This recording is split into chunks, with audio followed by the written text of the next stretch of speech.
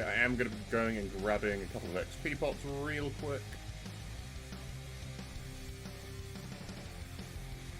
Pretty sure you have...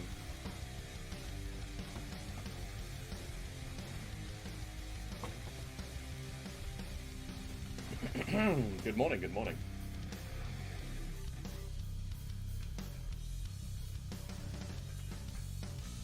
I've got a few that I can go and grab. Not many, but a few.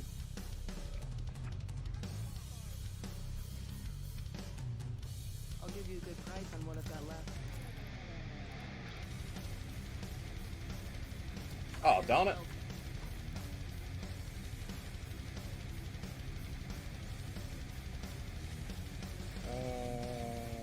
Who has Malbrook resistance? Who was I on?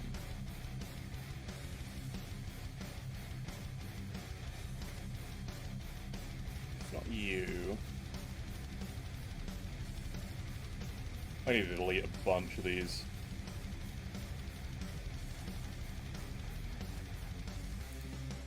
Alright, I'm just gonna get going.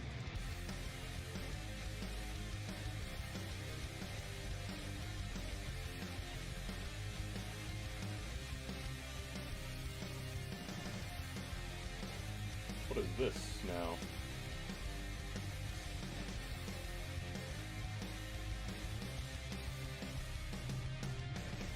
Interesting.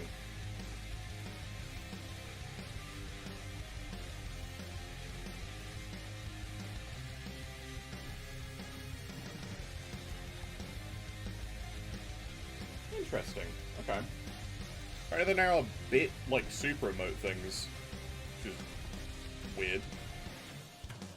Anyway, let me sell most of this.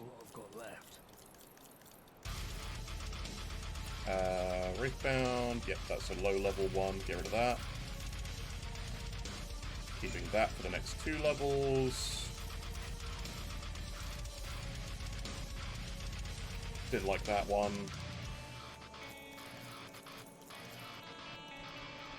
Don't really have anything else I need to get rid of.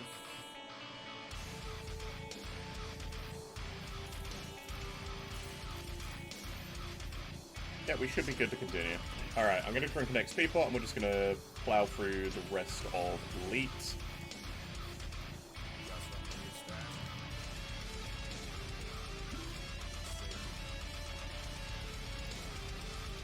Well, oh damn me, now they're...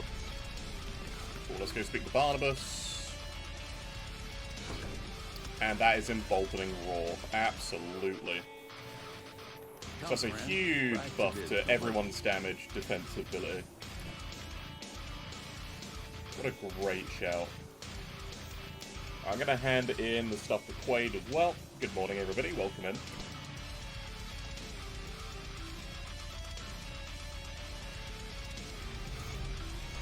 Already killed Martin. Okay, we're back up to Twin Falls. So I'm going to Pirate Spider. Welcome in. How you doing? Damn, they are so much more aggressive than they were previously. I love it. I still have no piercing res. And I can't get any until next level, so we're just going to have to get through here. I do have 13 Fizz res right now, though. So that's good.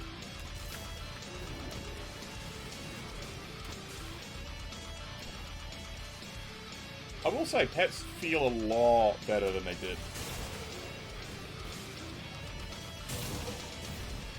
It feels like they're actually using their abilities, so it's worth investing instead of just total speed.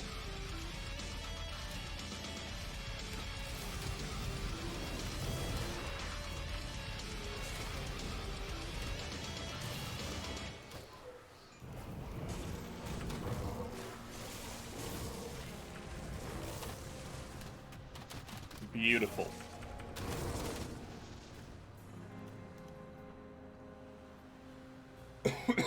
Good point. I should get the Wind Devils out. Absolutely. They're not like super high ranking at the moment. They're only 9% extra Ellie Shred, so it doesn't make a massive difference. But it's still better to have them out than not. Every little helps. Thank you. I forgot. about them in a pet build.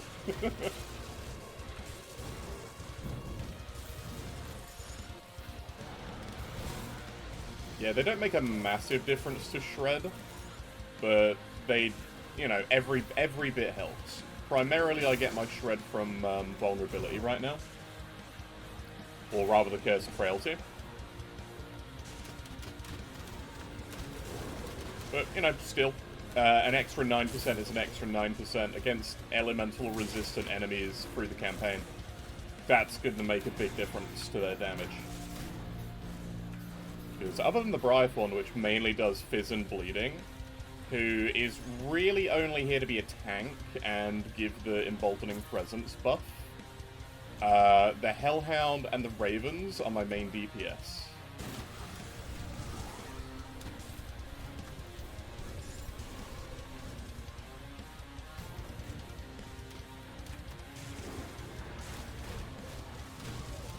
I mean, look at that.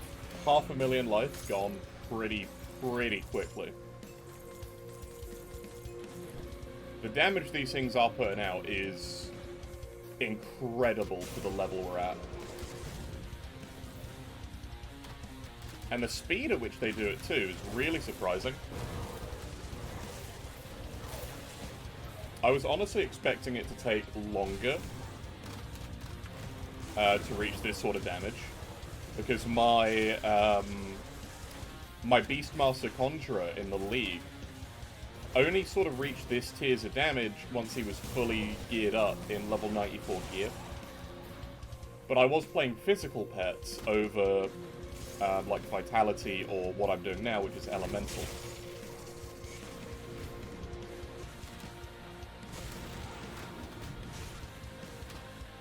So I think Elemental pets and Vitality pets are the way to go, because you just have the most Shred as, like, a Conjurer, a Cabalist, or a Ritualist. Like, there's no non-overlapping Shred with those.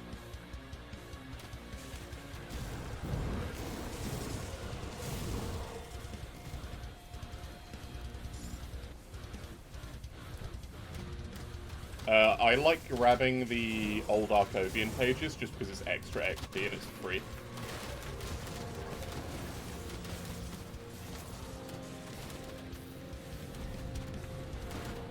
The leash range feels a lot bigger, which I'm loving, because the thing is, right, pets pre this patch did not go that far. They would constantly run backwards to you with, like, high speed. It feels like they're actually chaining to enemies better. And that's making a massive difference to how they feel to play.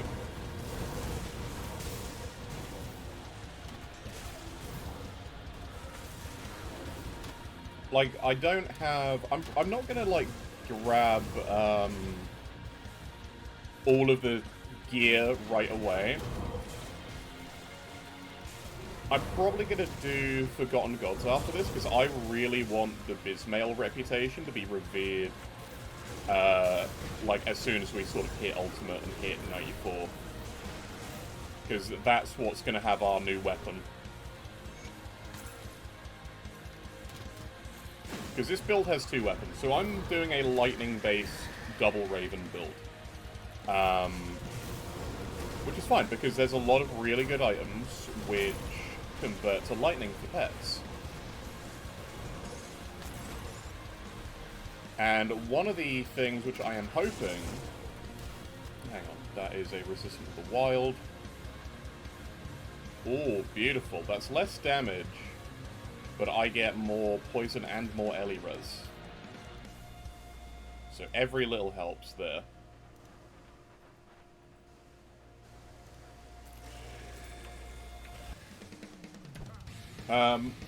Yeah. So there's like two weapons I could use. One is the Bismail's Mindweaver, which this patch has been buffed significantly. Or the Spark of Altos, which is a legendary found scepter. The Bismail's Mindweaver is a craftable from the Cult of Bismail. So of course I'm going to use that. It's literally free. Also, Eldritch Essence, really? Didn't think I can get those in the normal campaign. Interesting.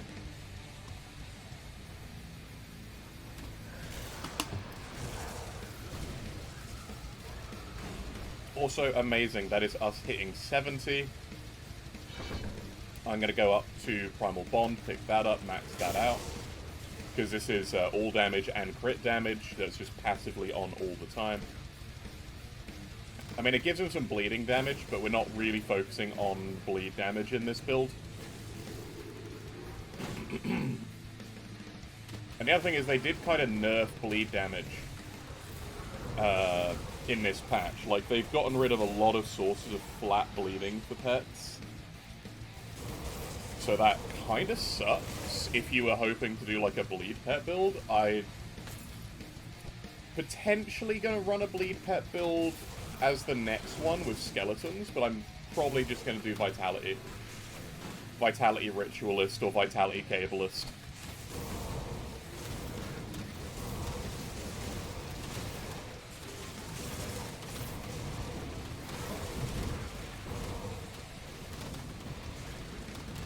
I feel like their clear is definitely better than it was. Like, they're a little bit slower, but they're not... they're not, like, insanely slow. Raxo, welcome in. How you doing?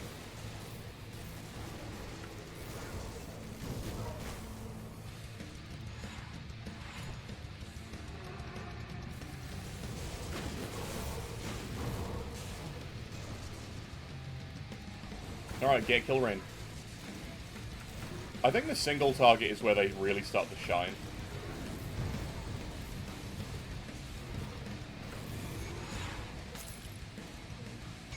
As soon as they really get on target, that's kind of it.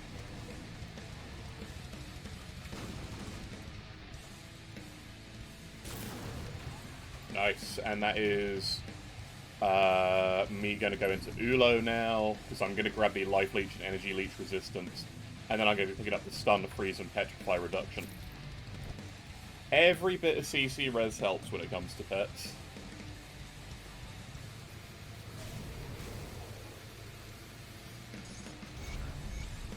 Top 8, nice one.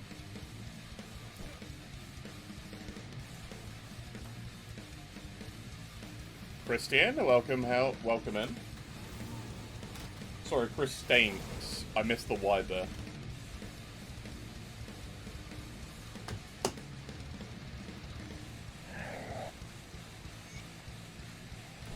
See, I kind of, like, not gave up on the league, but I felt like there's only so many days left. I don't have the time or effort to put into a character that's only going to be alive for, like, the last 3-4 days.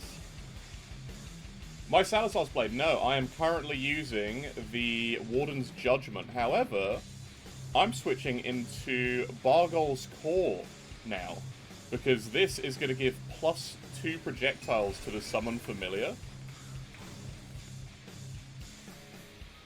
So I should see...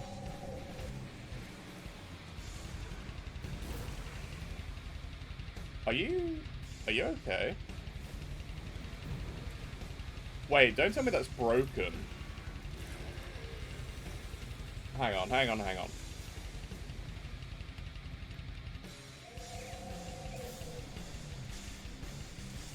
Oh no, there they are.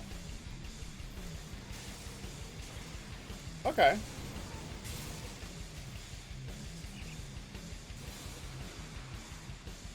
Well, I didn't give up so much on the league. It's more like...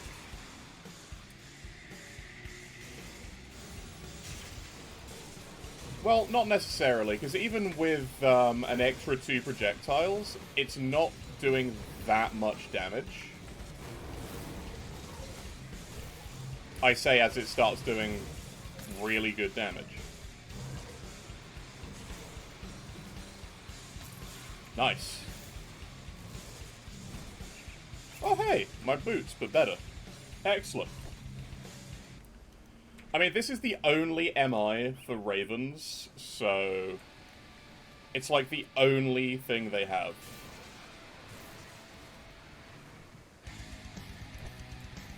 And this one doesn't have pet rolls, so I don't know, I might switch back to the Warden's Judgment. Just because that has so many pet rolls on it. And to be fair, the Raven's damage doesn't really come from its auto attacks for me. It comes from Lightning Strike.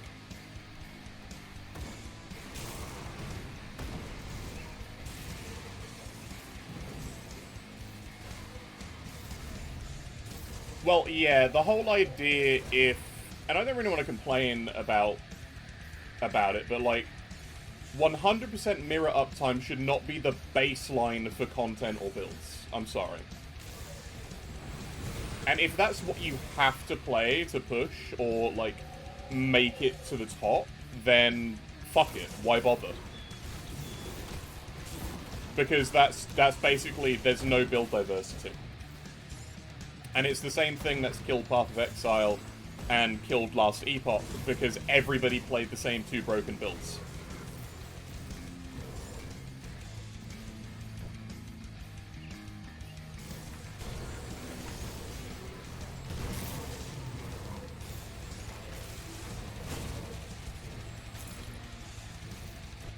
And I don't want that to happen for the League. I like the League. The League's content is great. The bossing is fun. But it feels really, really, really stupid that you are so limited in build viability if you're expecting to have to play broken combinations.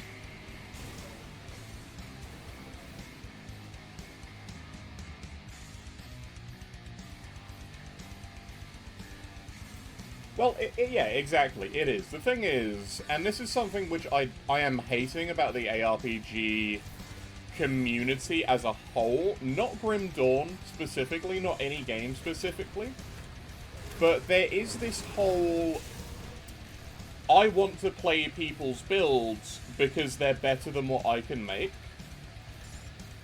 But the only way to get better at something is to suck at something and improve at it. You learn nothing when you copy somebody outright. And if you're just copying somebody outright and you're then wondering, wow, why isn't this build working like I'm watching somebody play it?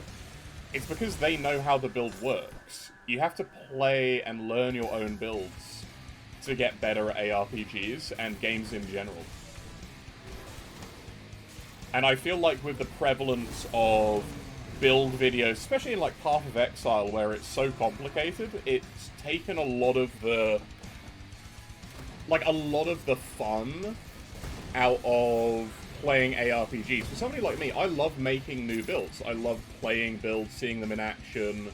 If they suck, they suck, and I go, this kind of sucks as a build concept. It might be better if somebody else does it a different way, but, you know, I probably wouldn't bother.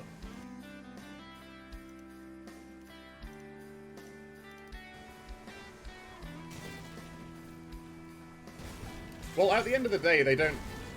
I'm not saying, like, all of the League devs are that way. There are a lot of really great people on the dev team.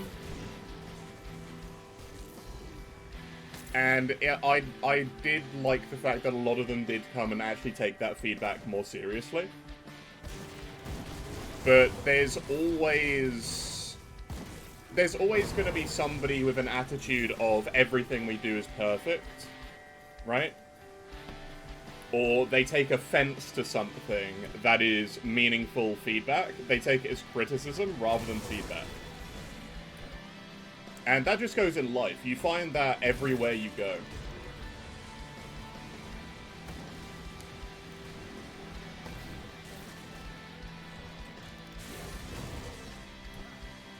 And the thing is, I don't think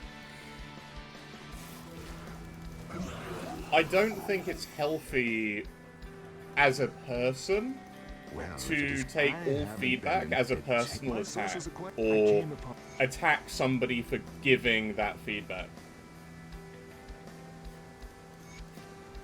Exactly. It started, like, when you couldn't respec and you're afraid, like, oh, if I do this, am I gonna be, like, unable to play it past a certain point? Like, in Path of Exile, that's a real risk, because you sink hours into a build, and if it sucks, you don't have the currency to fix the build.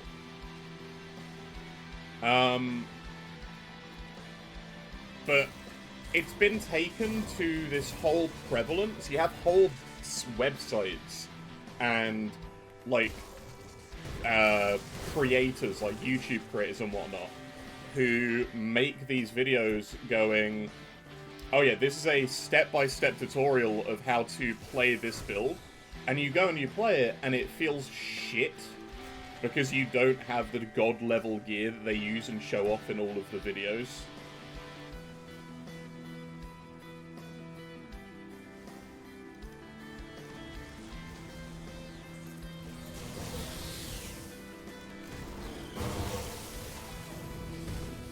I mean, I love build diversity. To me, build diversity and, like, build diversity that can actually handle endgame, to me, is what ARPGs are about. It's about playing fun builds, and it's about finding good loot. And we get, like, 2 of those things in Grim Dawn. We have a massive amount of build variety, and we have great loot. And we have a good endgame for it.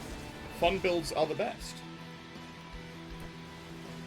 But I feel like that isn't felt when you bring in competition. Like, I have a problem with ladders, and I've always had a problem with, like, ladders, racing, that sort of stuff. Because to me, you're taking away the element of fun and sportsmanship and turning it into, like, what can I exploit to be the best?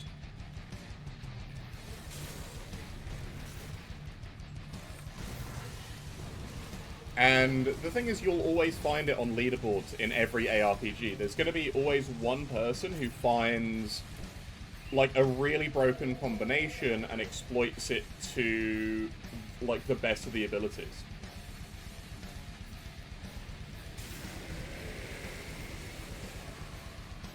Well, that's the thing. Like, Last Epoch's ladder, when you look at the overall ladder, the only things that are still currently at the top of it are Falconer, Paladin, and Warlock, and, like, Necro.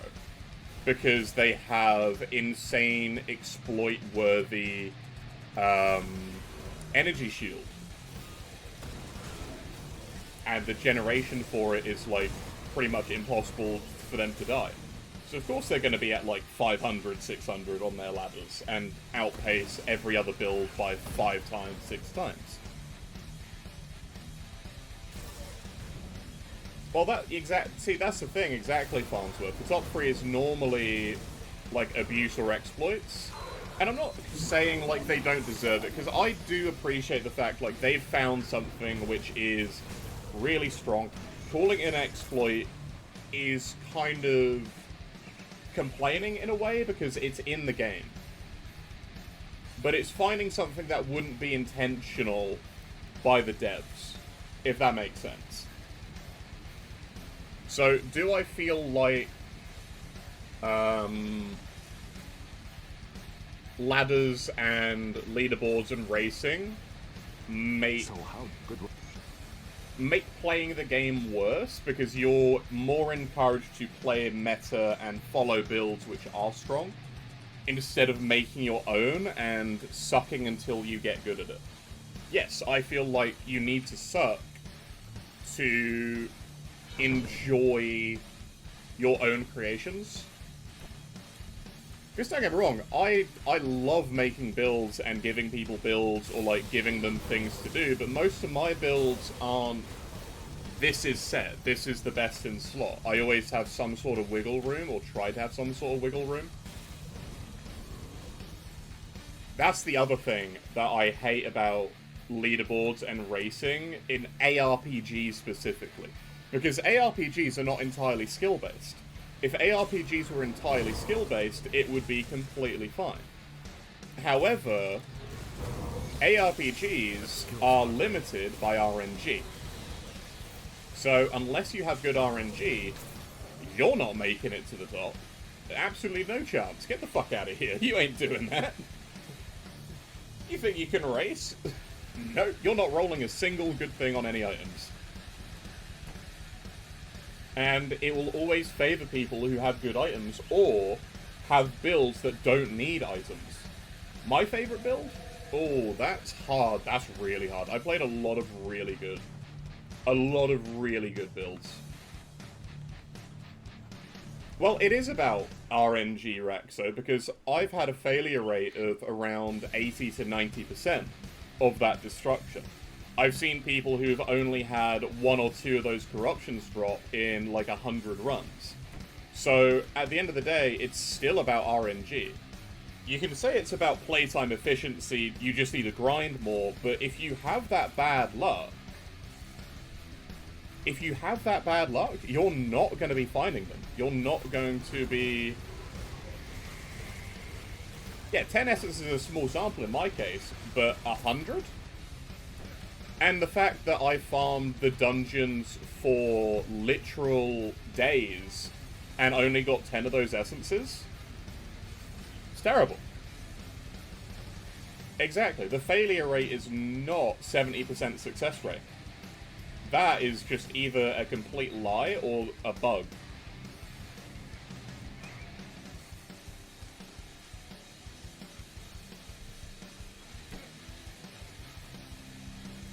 Also, finally, I can get some piercing resistance. Iron well spent.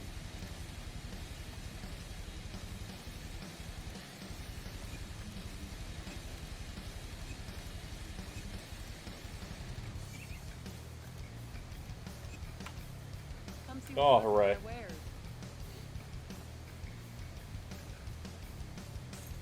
Iron well. Let me stick a Black Legion mandate in here. Safe storage. No questions asked. I have 9 Black Legion. Why do I have 9 Black Legion mandates?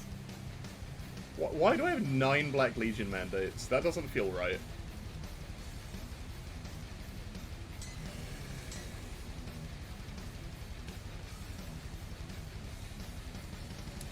Actually, I want to double check. How many Bismeal pieces have I got? I got the Will. I got Ruby Dominion. I got the Mythical Will, so I could probably use that in my amulet slot until I don't have... Oh my god, that's +4 to projectiles if you have Bargol's Root now. That's crazy. Hello Johnny, how you doing? Welcome in. Okay, I have 1 piece. So actually no, because how many do they have? I think you get 5 projectiles at 26 out of 16. So you can have +6. So you can have 11 projectiles. You can have 11 projectiles with Summon Familiars if you dual wield the flippin' Garbagole's Cause. That's crazy. I'll keep your space. Oh, that's hilarious. I'm just gonna check for pet stuff quick. Necrolord's absolutely great. Fiend Flesh. There's no point me doing Fiend Flesh right now. Not doing Swarm Mind. I am going to be using a Void Mancers.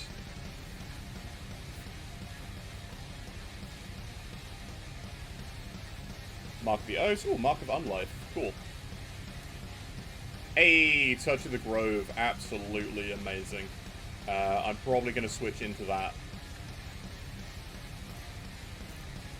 I'll keep an eye Let me grab another Kingsguard powder. on you, right? See you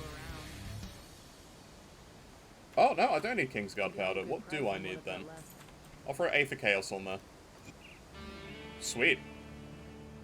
And then I'll throw... Where's my scraps? Where's my papers? There they are. Hooray! Need to play Grim Dawn multiplayer at some point? Grim Dawn multiplayer is great. Like, when you play Grim Dawn with a friend, it's very fun. The actual multiplayer itself, not great because of how the quests work.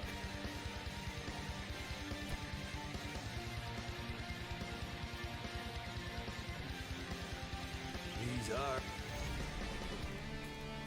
We'll clear out the infestation. in the Mountain Deeps. I'm going to speak to Ulgrim, I'm going to go back to Minova, and I'll go back to the Rover bounty table. I wish I'm going to. I'll skip. The Legion is split on two.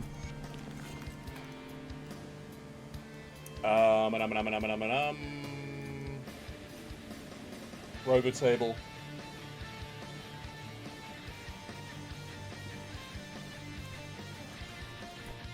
I mean, okay, so I've mentioned before that I used to help develop and, like, balance a server, right?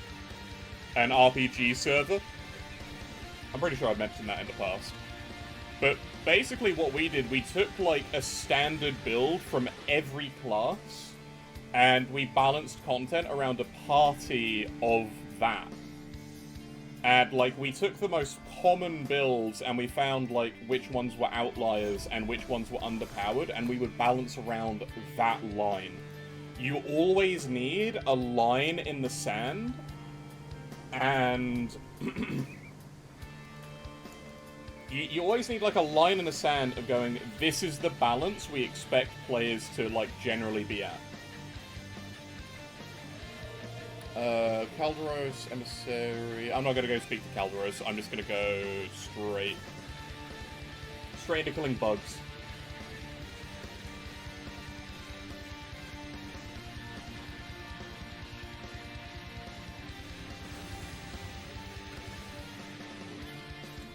I don't think the Rovers are going to like me very much. Yeah, they're still not even honoured.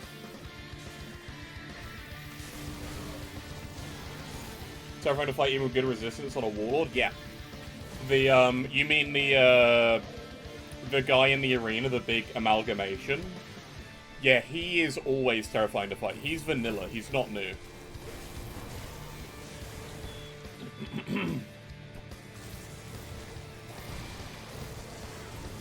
But I feel like that's kind of what you need to do, is...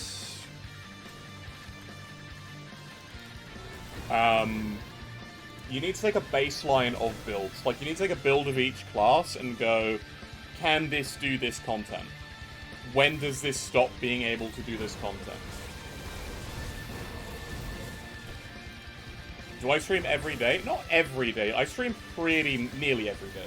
I do 5 to 6 days a week, or try to. I'm trying to make it big as a streamer, which is going well, but, you know, it could always be going better. Especially as I feel like I've been a little bit ill over the past couple of days.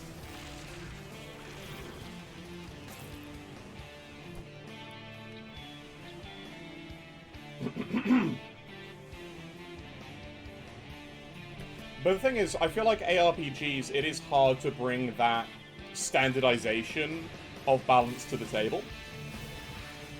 But I do feel like you can go and look at 2 builds from each class, or, like, base it around skills and build around them. Because generally, like, Forceway builds will all play pretty much the same.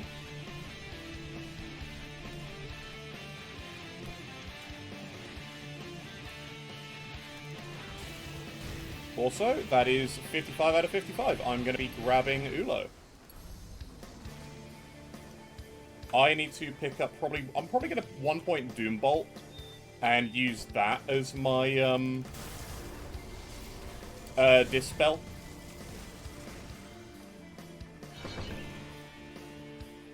So Ulo is incredibly good value in general. Like, it's hard to get for a lot of builds.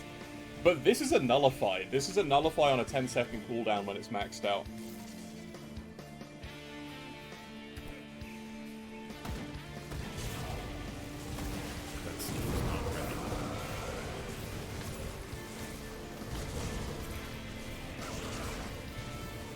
I know I done the point I could use on Doombolt. I don't need it right now.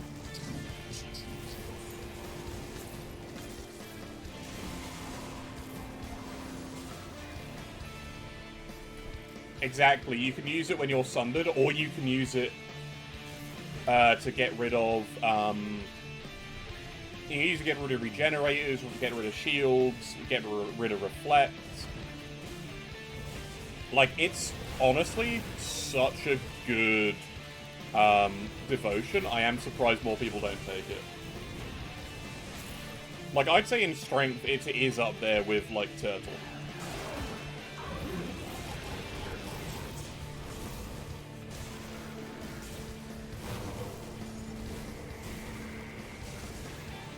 A pet build that has to press buttons? I know, right? Imagine playing a pet build that isn't, like, 100% lazy all the time. But that's the thing. I like pet builds because you don't... You have to deal with supporting the pets.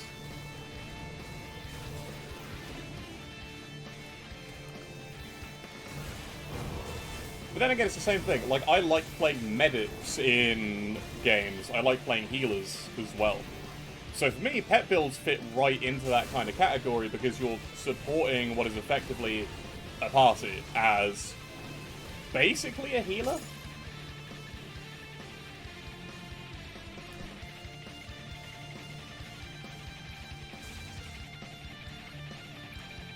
See, that's the thing I really liked about the League Pike, is making builds around the MIs and around some of the sets that they had.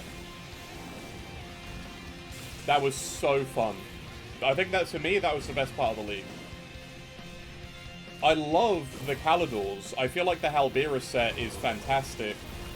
And I will probably say that it's probably the strongest Kalidors build that you can make, and it's League only. I do feel like a lot of the League sets are a little bit overtuned compared to vanilla sets, which is what's making me question some of the balance.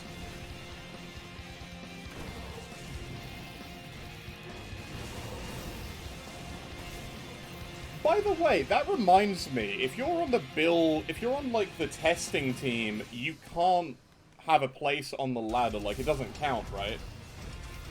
So technically, that means I'm higher than Max.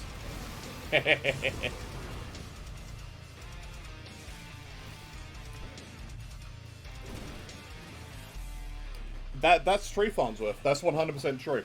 Shield builds felt great in the League, and I got mocked for making builds with, like, block.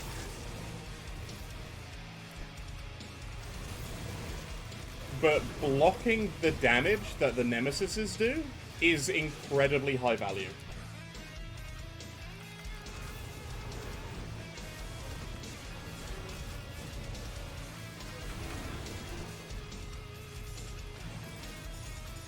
Maniacal of Mending. Oh, finally, a Goddess Ring of Mending. Jeez.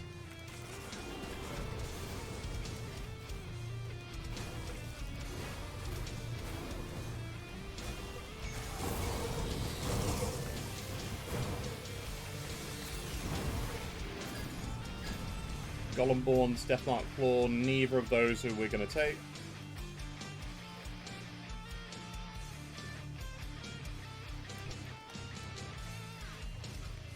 That skill's not ready.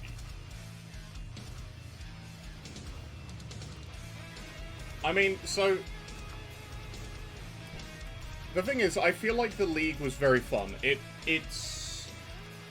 I don't feel like the League is to race and compete, because I don't think Grim Dawn is really a game designed for, like, ladders in general.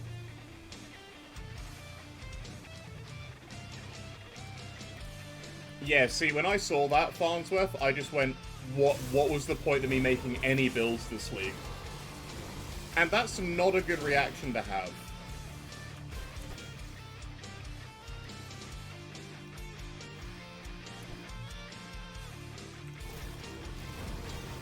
Like, high mirror uptime is already incredibly strong, and this is after they nerfed mirror.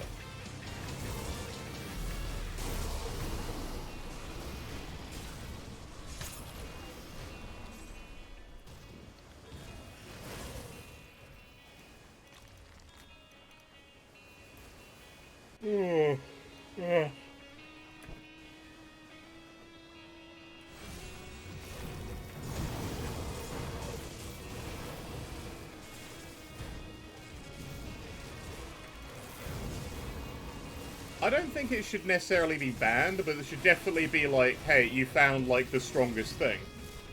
But it is unfair to the rest, right?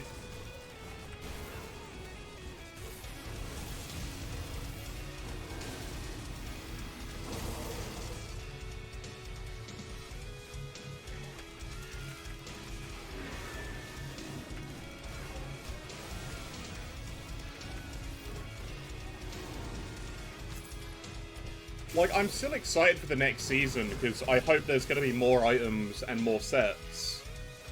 But at the same time, I don't know if I'll bother trying to compete for the top when... Like, I know I can. I know I can make some disgusting builds, but I also like having fun. I mean, I made the suggestion that like, as some of the tiebreakers, I think it would be more impressive if you could take multiple characters, multiple different builds, to the top and do content on those as well.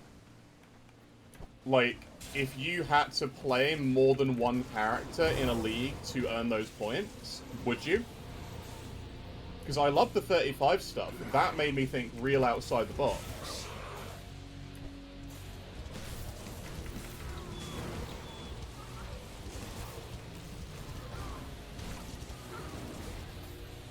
Yeah, tiebreak has to consider maximum 2 characters, but if you have to go and play...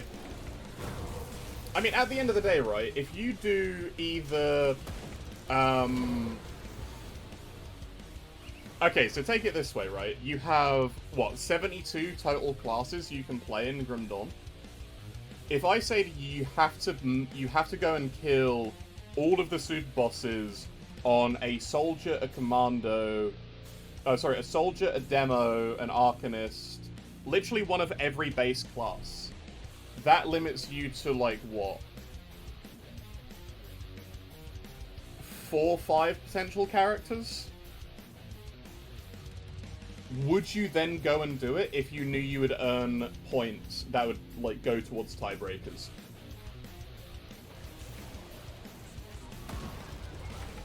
Because I bet your ass you wouldn't see anybody play a Defiler and try and go and kill, like, Caligara or Crate, or Arania, or Moira.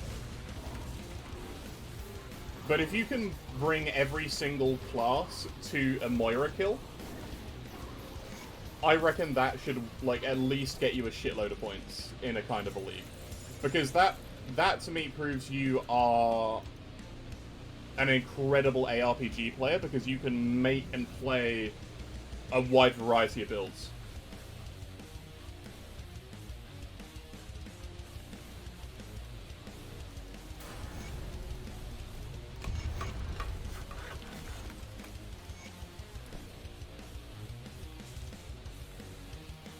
See, I'm not saying about, like, go and grind them hundreds of times on each one, but playing... I'm not saying a separate character for each Uber, I'm saying you need to kill every Uber with a separate character. I think that would be, like, very impressive.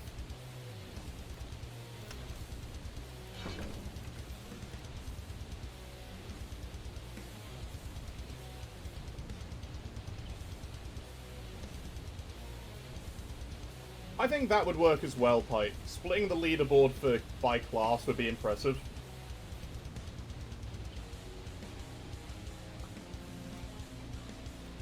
Barnabas. I'm gonna go report to Barnabas. Morning, Skyhawk. I mean, when I was saying, like, build diversity in the league feels down, it felt like I was, like they took offense to that, right?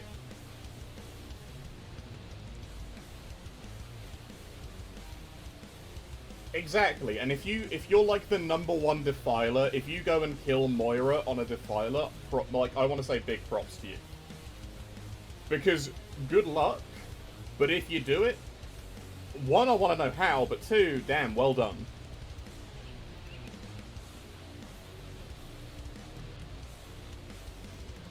Ooh.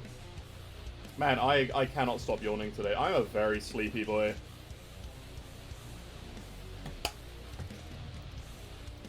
Just the Hi, person. Ulgrim. There are two other. Just the person. There are two other. The one. But I think that's something like... Maybe it's more just players like me. I like making new builds a lot of the time.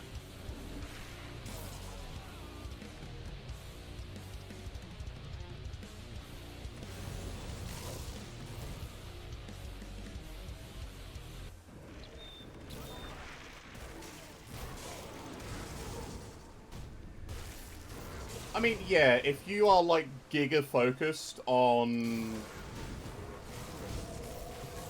playing a pet build and focusing on yawning, no, it's because I didn't really sleep well last night. Skill's not ready.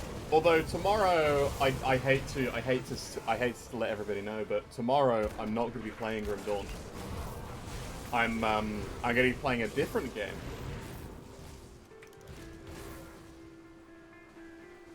Yeah, you could definitely min-max for specific bosses, and I feel like that shouldn't be the case. But you know it's gonna be, right? You know it's gonna be.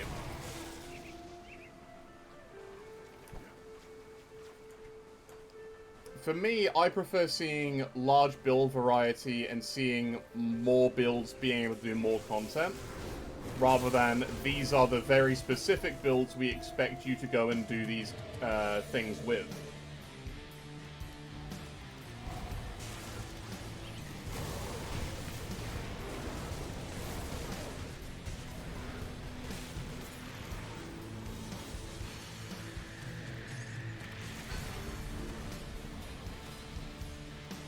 We'll throw that on Doombolt.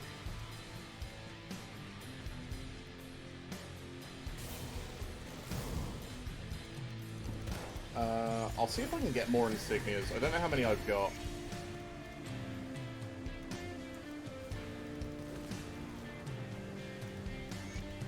We'll get them to Homestead. Oh yay, we get more rings now and a new amulet. Hopefully she drops me a pet amulet, because she has not been dropping me any pet rolls on amulets whenever I've, like, fought her recently. It's been real bad, actually.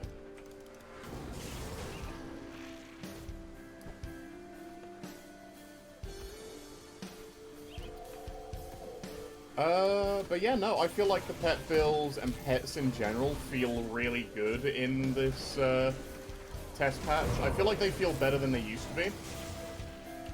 And that's quite surprising.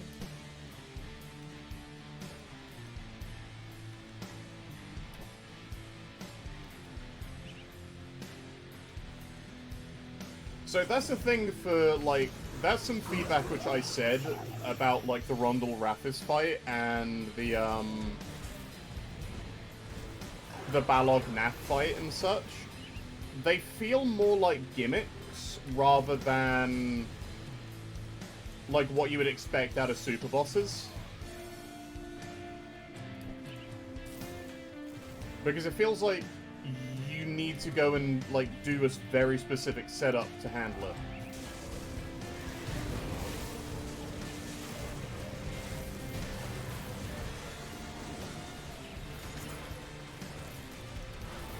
Well, the thing is, you just build regen and cold resistance and freeze resistance. And then you're basically safe from Rondel Raphis. I mean, I like doing that fight. I had no idea what I was going into. I didn't know what I needed to have to do it. And yet my Templar did it the first time. Went in blind. Have they changed something special for pets? They've changed everything for pets. So, they've changed a lot of the defensives for pets. You can't get overcapped max res for them. They're squishier. They're slower. But they hit harder.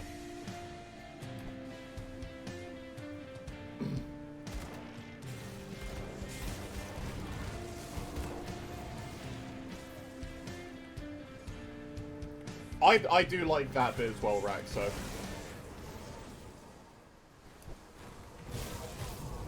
Yeah, it's a good fight. Did Maya approve? I have no idea. I don't really look at what other people's feedback is.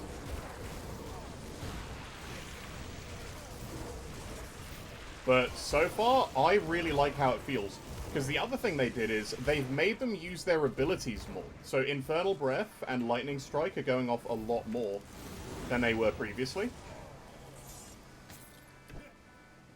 And I think that's great.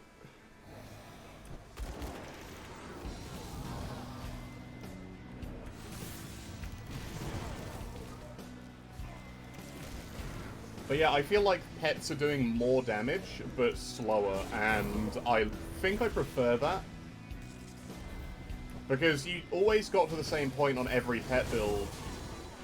Skellies are even more squishy. I don't know. They mostly said they nerfed the Briarthorn and the Hellhound's tankiness. I don't think they did anything to Skellies, but Skeletons should be more aggressive now.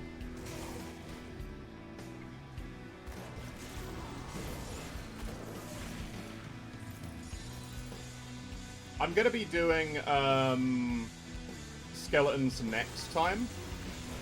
So the build I do after this one is going to be Skeletons. It's going to be probably a Vitality Cabalist or a Vitality... oh, hell yeah, Wraithbound.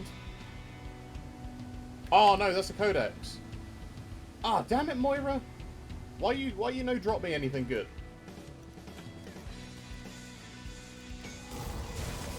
Moira? Zarya. I keep reading Moira everywhere. But yeah, also bleed pet builds have been like giga nerfed because there's so much less flat around for them.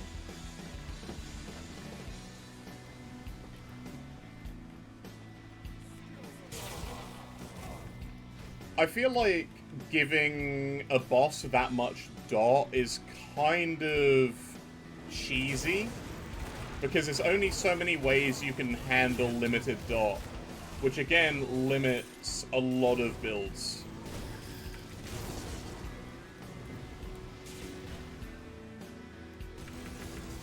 Well, there's the thing, Gully. I'm kind of scared to go fight Celestials again, because they upped the Sunder by 30% on all Celestials. So, if you were expecting to be able to go handle Celestials on the same builds, and you get Sundered and you're like, oh, I can take a hit, you probably can't anymore.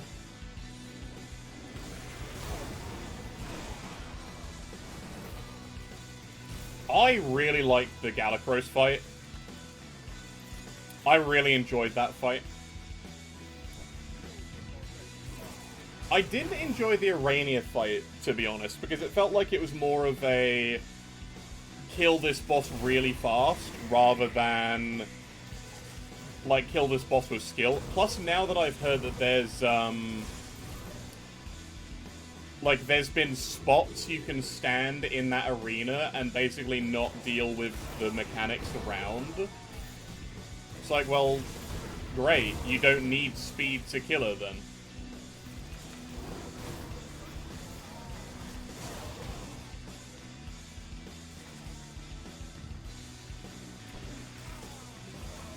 I think next League I'll probably play a pet build. So here's the thing, right? I know everybody on, like, everybody in Grim Dawn and everybody in, like, the development team just kind of hate pets, right? Like, you have 2 pet items that got added, and they're both hats. And they're both for Hellhound. Like, you have the... Okay, that's a bit unfair. You have the General set and the Lich Crusader set. But there's still only 1 MI for Ravens and 1 MI for, like, Primal Spirit. Blight Fiends also have only 1 MI. There are so many interesting things you can do to open up pet builds. And there's just no support for any of it. And everybody kind of hates pet builds, and I'm like, I know it's not everybody's playstyle, but a lot of people really freaking love playing pets. And it's not even because they're strong, but it's because that's the kind of playstyle they like. Exactly, Scatterbrain. That's the exact reaction I'm talking about. If you say, oh, we've added like 4 new MIs and they all support pets, you're gonna have like an uproar. You're gonna be like, ew, down with pets, remove pets from the season, replace the skills with something else. But it's just kind of shit, right? It's like if you say, hey, we don't, like, if this hate was directed to, like, say, Force Wave, and every time somebody added or made a Force Wave build, you went, ew, Force Wave, every single time. It is kind of a meme, but it's also just feels shit if you're a pet player to see everybody shit on pets all the time. That skill's not ready.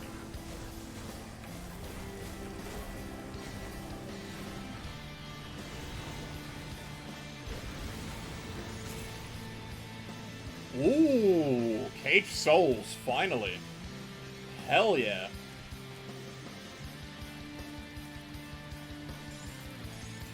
Oh, I love that.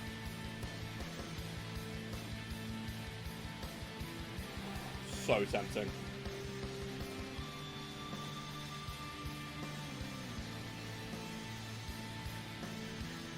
Well, that's the thing. Pet builds are really limited in what you can do with them.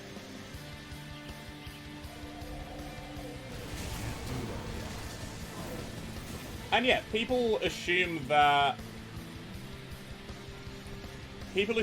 playing pets is having pets play for you. But to play pets, you constantly have to be applying buffs, like getting rid of debuffs, moving and using the pets. I mean, all scrub tier content, like normal campaign, you can go through with nothing. You can play it classless. It's not a challenge. But against, like, actual bosses, dungeons, SR, you have to be active. That skill's not ready. And arguably, it takes more to think about it, because you aren't just building to be giga insane.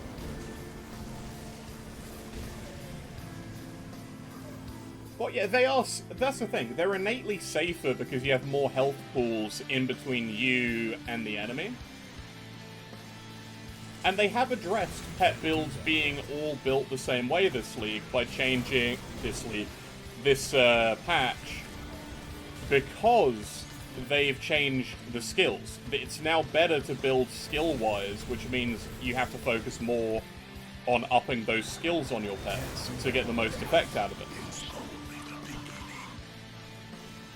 Well, that's the thing. For me, I am just as engaged when I play pets as when I play, say, Cadence, or, you know, a casting build, or a ranged build. That skill's not ready. In fact, I feel more active when I play pets than when I play, like, Cadence, or when I play an RF build.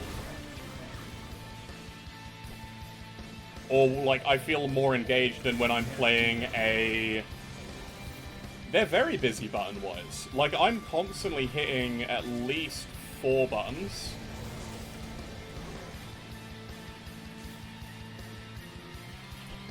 And that's versus hitting 1 button and watching everything die based on that.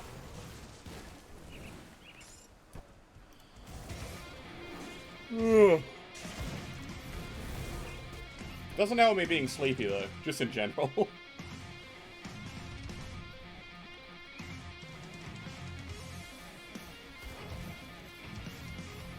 Well, exactly. Well, yeah, that's the thing as well, though, right? It's like, hey, I've got some cool ideas for pet items, but it's like pets, everyone then comes out of the woodwork and goes, you want more pet items? Pets are OP, that you don't need anything to play pets. But it's like, it's not the point. Give, like, fun items for pets. You know, there are, like, no items which generally there are, like, 3 items which generally converts pets.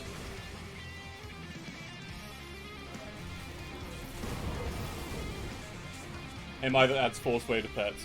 Well, I mean, here's the thing. You have Ground Slam, Lightning Strike, and Infernal Breath. You could add MIs which affect those. And that could be interesting.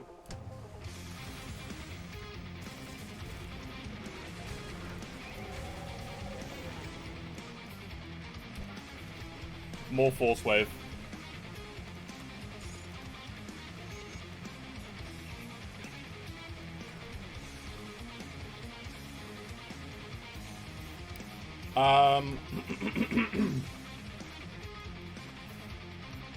But yeah, I feel like you can do a lot with pets. Like, there is technically pet retaliation, but nobody plays retaliation pets because there's no, like, real support for it.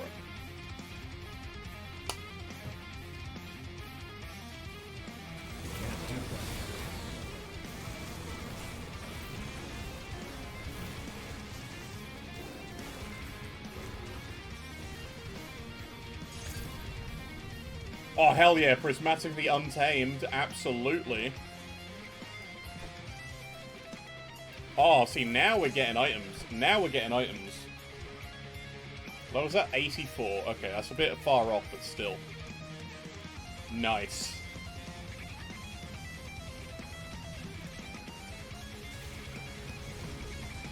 Well, you say that, Farnsworth, but we don't know because there's no support for it to even be a thing. You've really only got Emboldening Presence and the fact the Briarthorn reflects some damage. I think you have a pair of pants and the Briarthorn, and then that's basically it.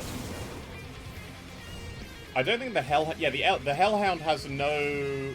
So you have Hellfire, so you have a little bit of fire retaliation.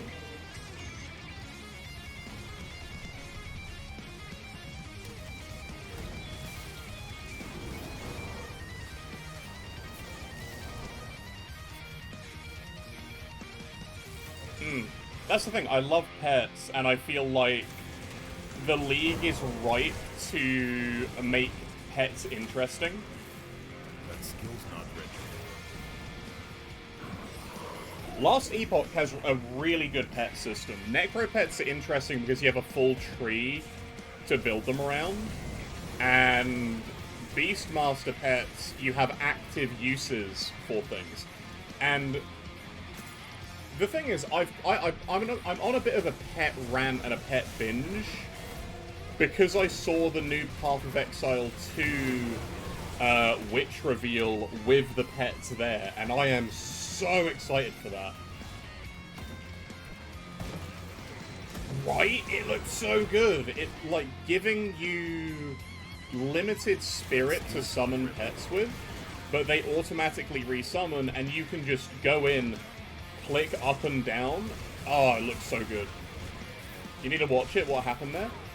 They showed off how the summoning system's gonna work for, like, Necro pets. And I am I'm so happy. When pets die, they automatically come back after a set amount of time, if no other pets have died within a time frame, including spirits, including, like, the raised spirits. The mob spirits. Spectres, thank you. My brain is not with it today. And they cost differently of this pool that you have to raise them. So long as you have a pool, you can have more minions. But say you want to raise like a hero or like a really tough mob, it's going to cost more than having mooks.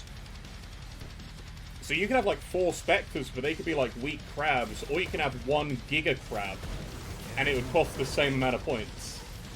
And I feel like that's a great way to handle like pet builds, because then you have people who want really strong single entities, and you have people who want, I want a big army. Last Epoch play Wolf Beastmaster.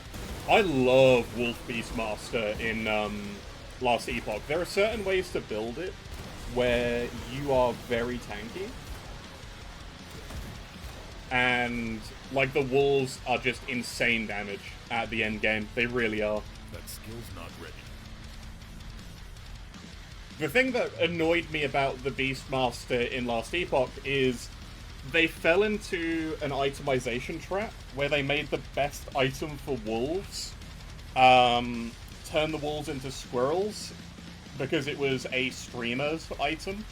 And I just feel like that's such a meme. It's such a meme, and I don't like it. Yeah. I I am told I can. When the Legion was forced to abandon the capital, I've already.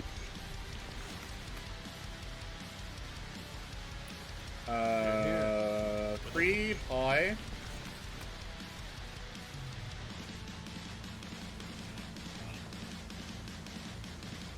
Overhead world game? I'm not sure, man.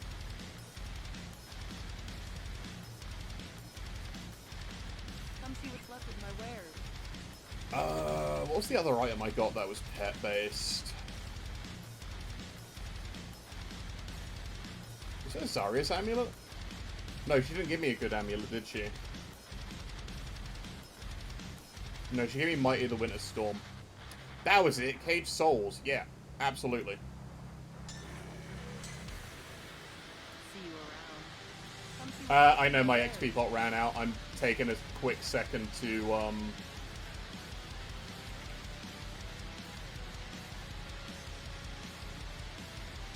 Oh, wait, attack speed. Yep, need that. Iron well spent.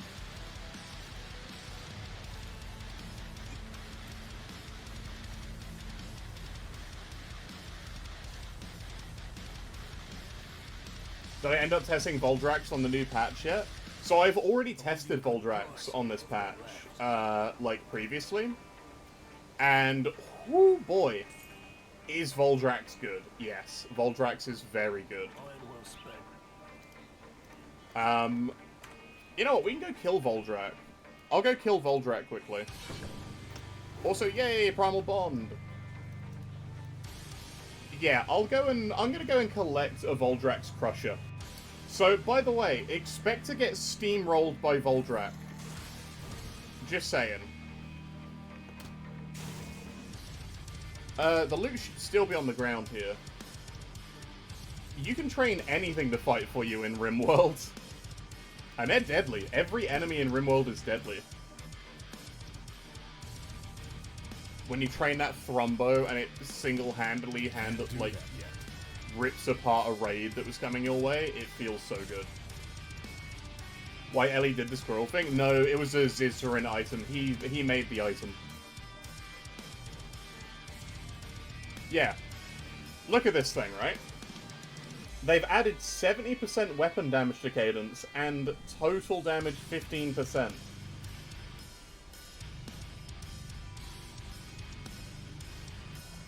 The buff this thing got is unnecessary.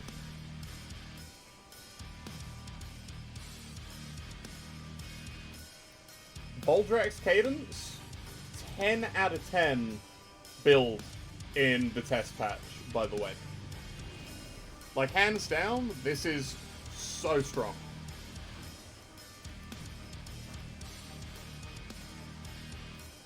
Oh, RimWorld is hilarious to watch. That is 100% true. What else did I need?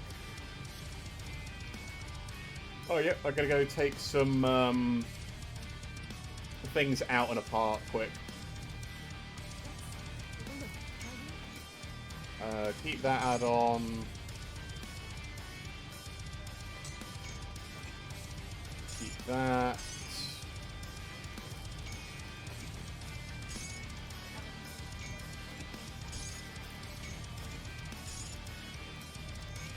Do this. Yep, do that.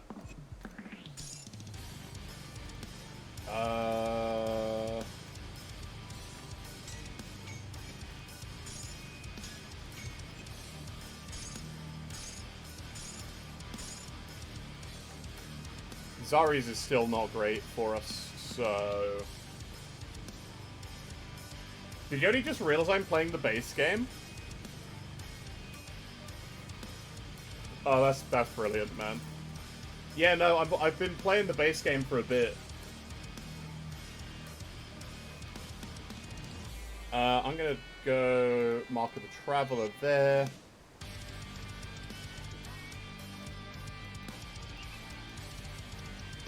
Yeah, man, I've been doing,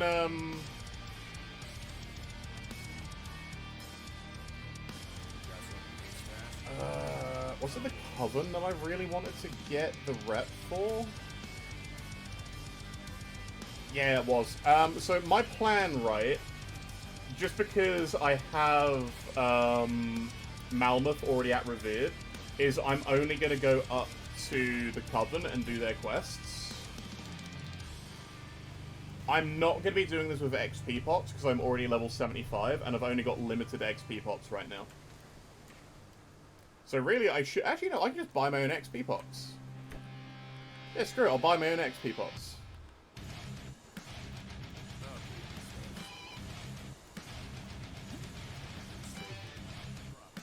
Good. You've precise.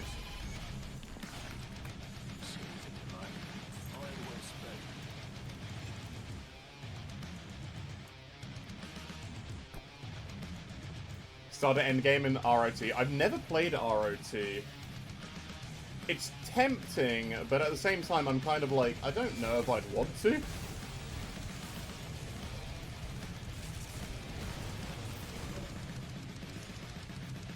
But yeah, pets in the new patch do so much more damage. It's so good.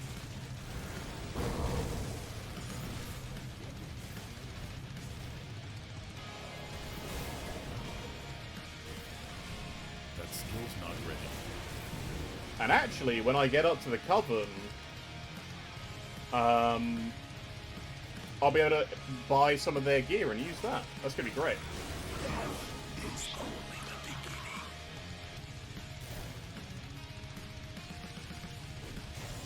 Can't do that.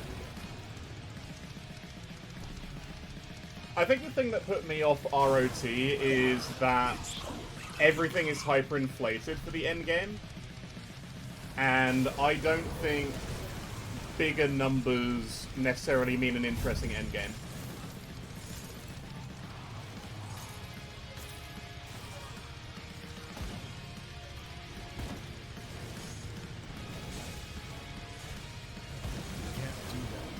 Number go up. Is that all you care about?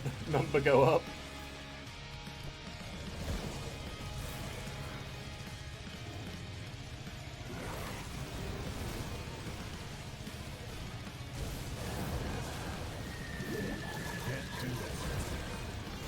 Oh hey, finally, getting these plate mails.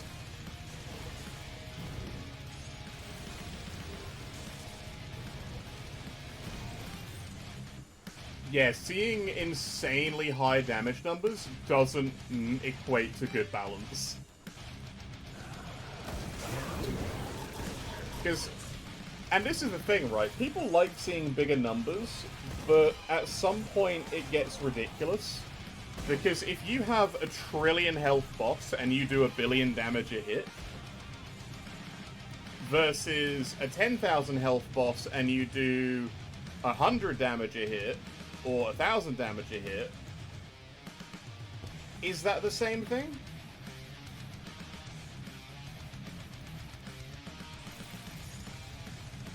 See, I kind of prefer lower numbers, but with more meaning, right?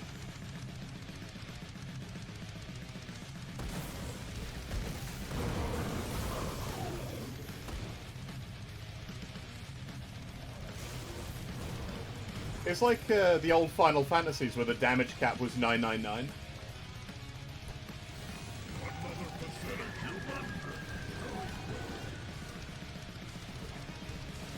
That skill's not ready. Hollow victory.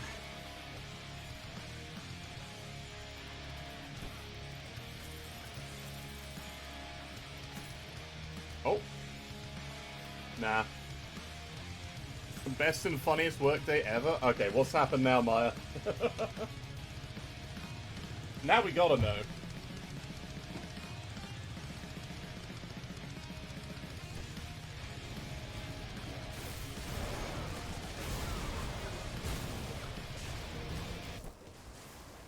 Oh, interesting, okay. Huh. Flying rock. Oh my god.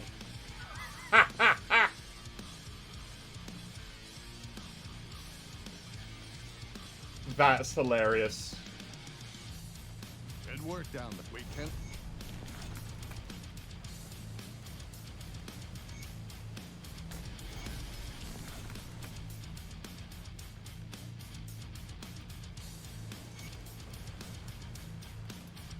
Man, that is funny.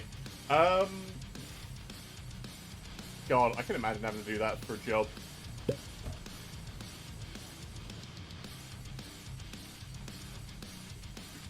Ah. What a...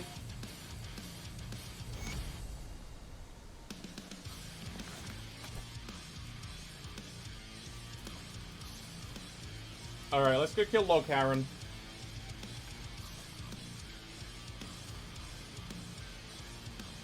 I just want to get and do the Coven's quests in Ultimate and do the Forgotten Gods quest. I'm not going to go all the way up to Malmoth because I'm already at max with Malmoth.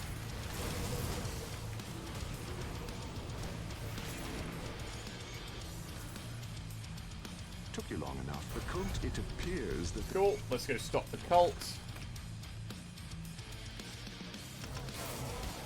That skill's not ready.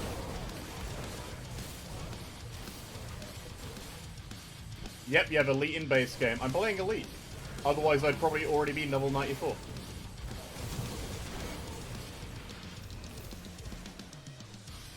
can't do that. It's because I've got standard faction game with some of them. I didn't have any mandates for the Ugdenbog.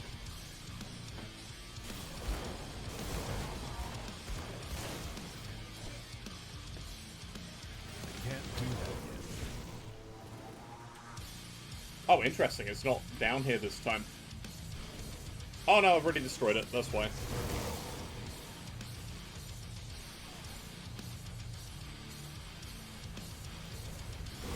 Oh, there is a totem.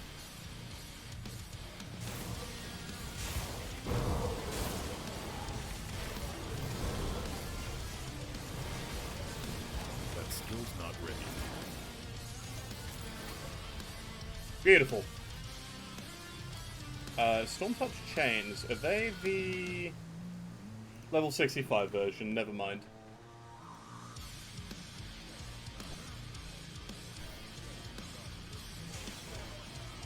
Okay, it's not down on this section, so it's going to be up.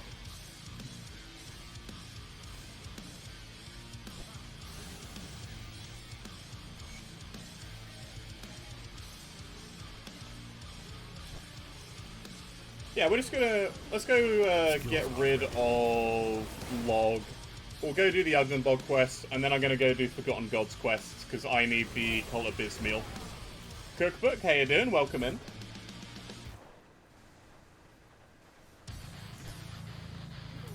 That skill's not ready. You hit your slam, hell yeah!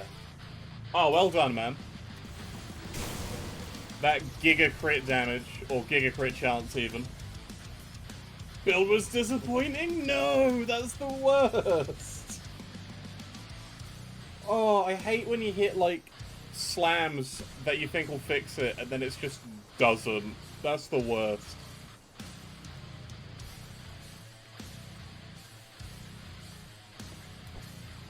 That skill's not ready.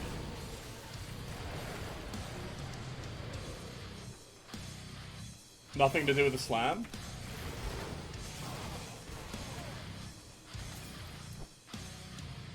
Doesn't do damage without EQ. Oh, that sucks. Can't do that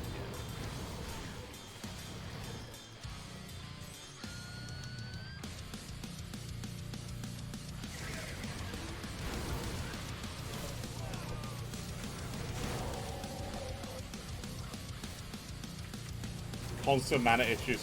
Well, to be fair, that's Last Epoch in general. It can kind of be summed up to constant mana issues for most builds.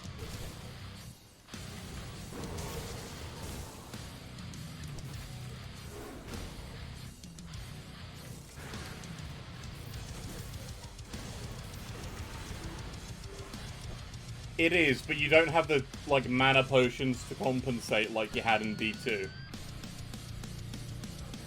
It's because they refuse to add flat mana regen.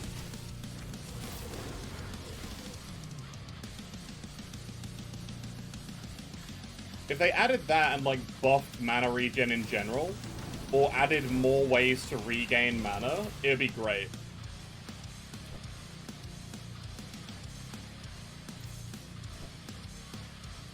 Like, it's not a good balance decision when you already have cooldowns on skills. if you have to place both like mana restrictions and cooldown restrictions on stuff, then you're not doing a great job unless they're incredibly strong. But they're not.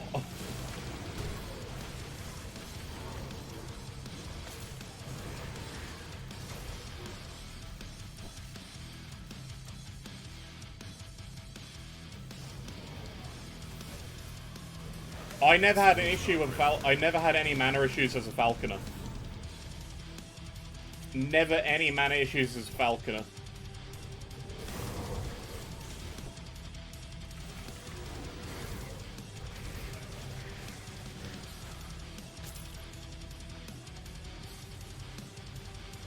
But yeah, by the way, everybody, I'm not playing Grim Dawn tomorrow. I'm going to be playing a game called Enshrouded, which is an RPG.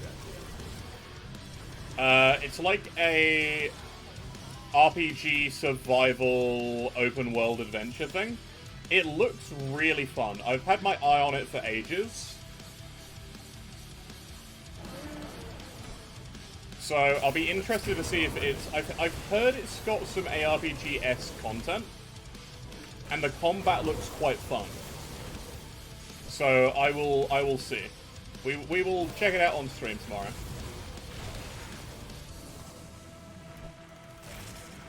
Exactly, you need tools to recover it, and that's the problem I think that D4 had as well, was they made it so you have to build your mana up to use one cool ability, and then build your mana up to use one cool ability.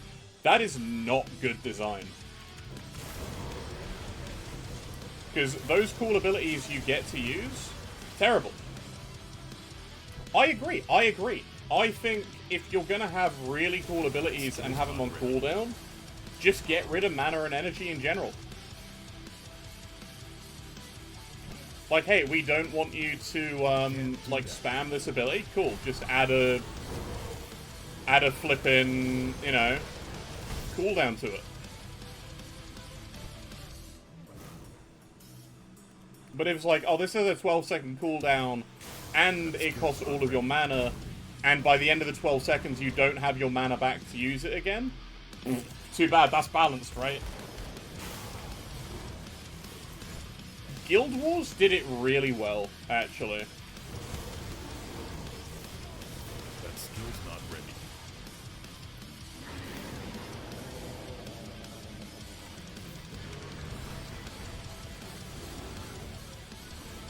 I really liked how Guild Wars did it.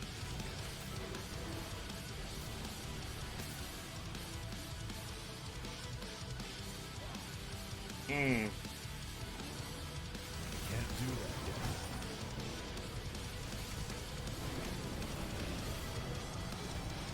That's locked.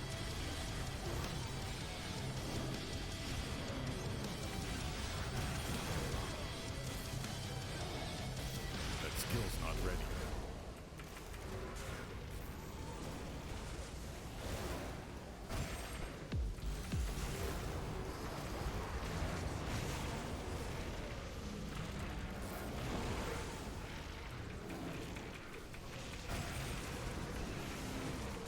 That skill's not ready. Logharan is such a pain in the ass as pet builds, even with like 80% mind protection. Because every time he roars, he confuses them. Can't do that yet.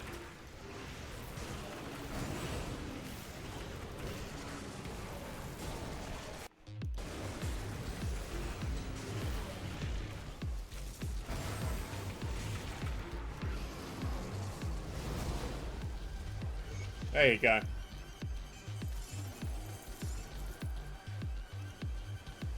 Nice. It's more annoying than dangerous as a pet build because of the confusion. I was always worried, like, they would come and attack you if they get mind controlled and basically, like, one-tap you.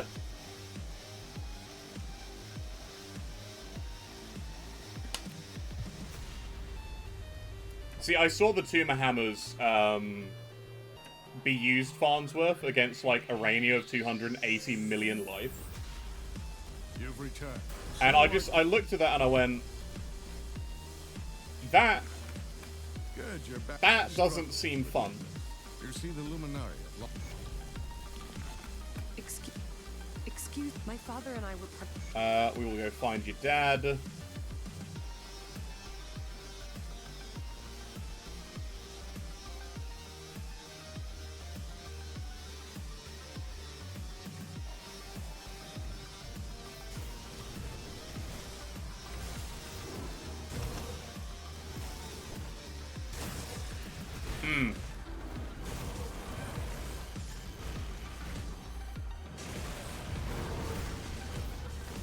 Well, they just kind of need to lower the retail on the Panettis. I feel like the Doom Bolt thing is okay, because... But I also think the belt needs to be switched into being a helmet. It goes alright, Mr. Brick. It goes okay.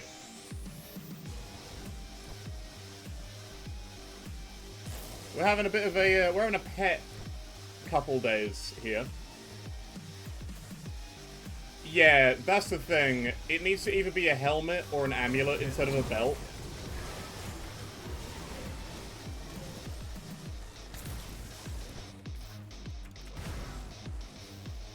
Because I've heard that when you have, like, spammable Doom Bolt with the retaliation, it's just incredibly dumb strong. Can't do that.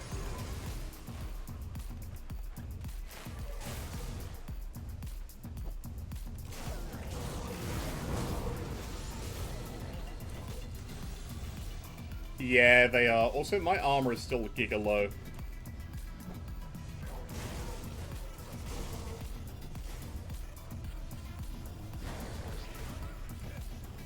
Yep. The other thing is, with Doom Bolt, you can get like 350% weapon damage using the Tuma set with that. Which is very silly.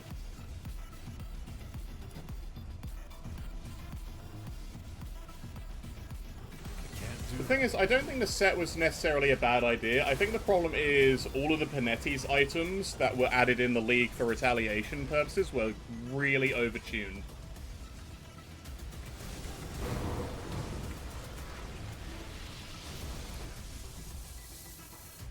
I can't do that.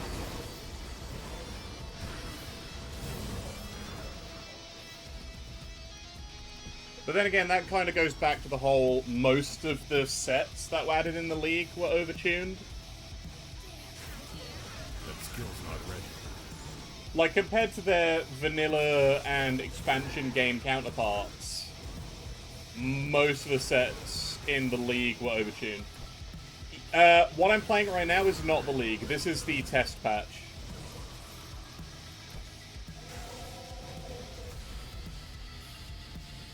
It is all relative, Farnsworth. That is true. Can't do that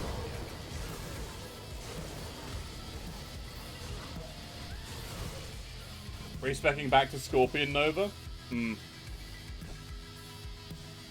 I feel like when the next Last Epoch patch launches, I'm probably going to play... I'm definitely playing a Beastmaster of some kind. I don't know what type I'll play, though.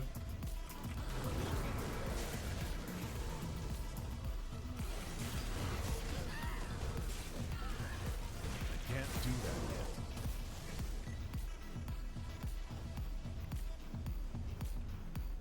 yet. Raptor Tempest Strike. I still hope the Raptor gets a bit of a rework.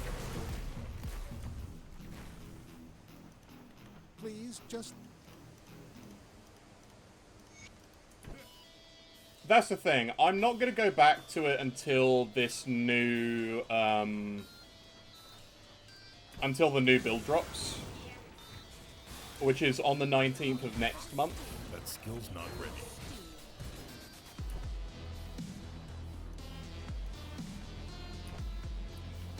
Melee can feel good in Last Epoch.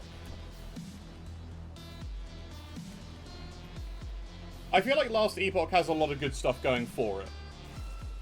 But it's just the execution and the balance they need to get. Like, they need to get that right.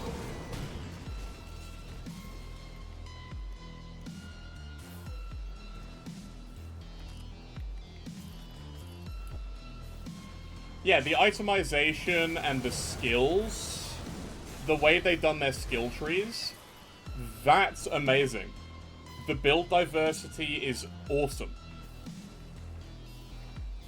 But it's so unbalanced. Skill's not ready.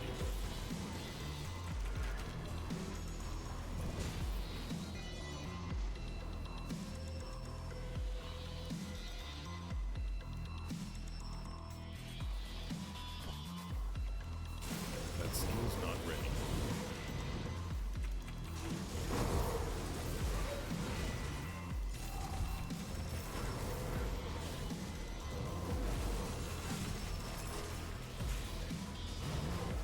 That skill's not ready.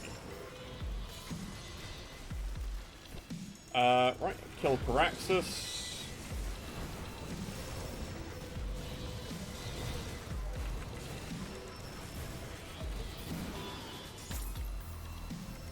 One free Caraxus belt. Shooting for Ellie for a long time, less than dust.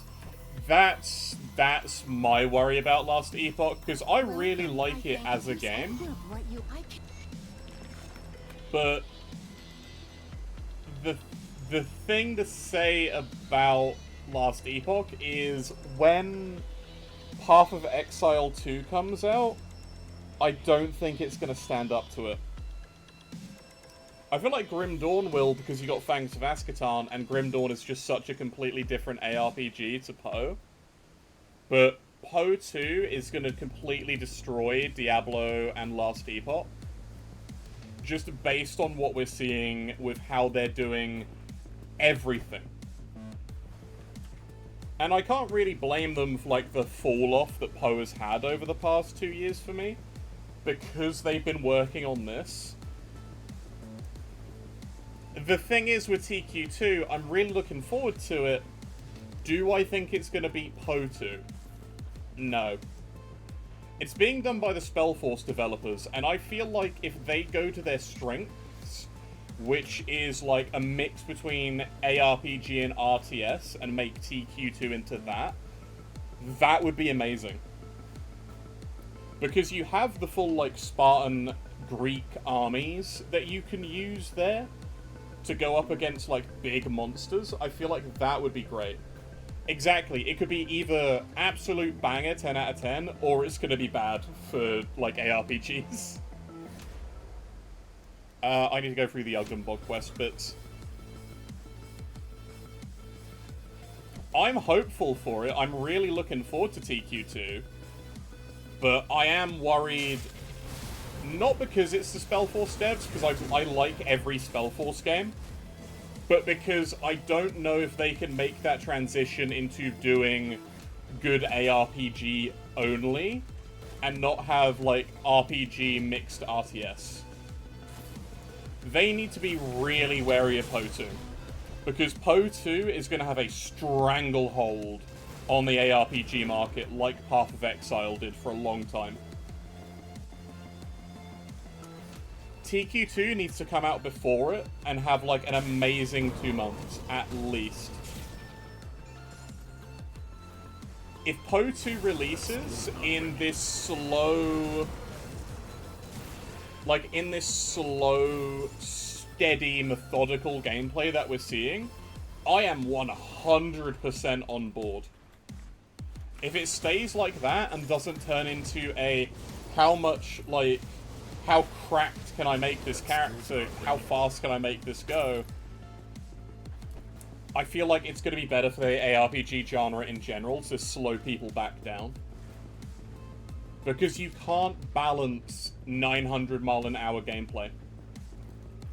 I think Crate is right waiting for as long as they are. The thing is, the slow days were good, but it was also a limitation of the system. With the removal of the limitations, speed was always going to come with that. The issue is, they then also made the gameplay not interesting at that speed. If Poe 2 stays slower, but has more, like, intricate combat, that's going to be a 10 out of 10 for me.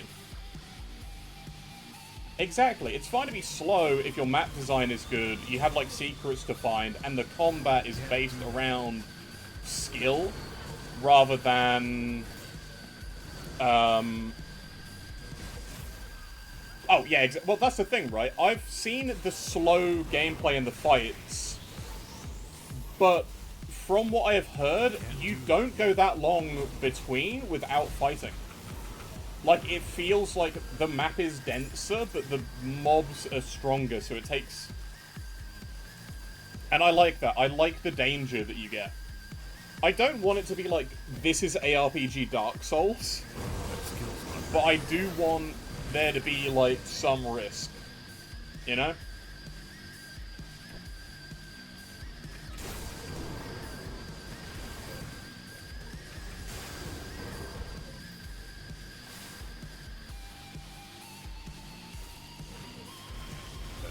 Oh, I loved how they're making the enemy types interesting. In the Witch reveal, I love the fact you're gonna be able to still have specters.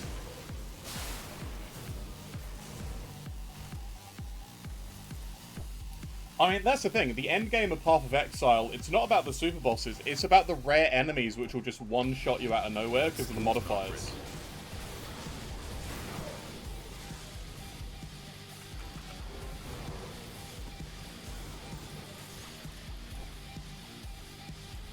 Yeah, that's the thing. Lost Ark does do it well. I'm not going to say, like, Lost Ark, bad game, but Skills not ready.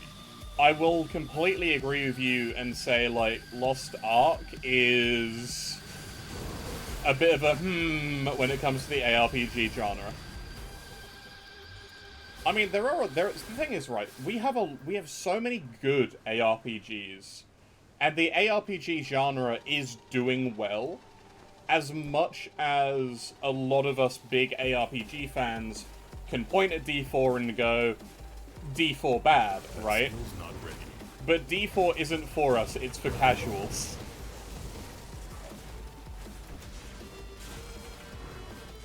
They went full casual, just casual mode brain.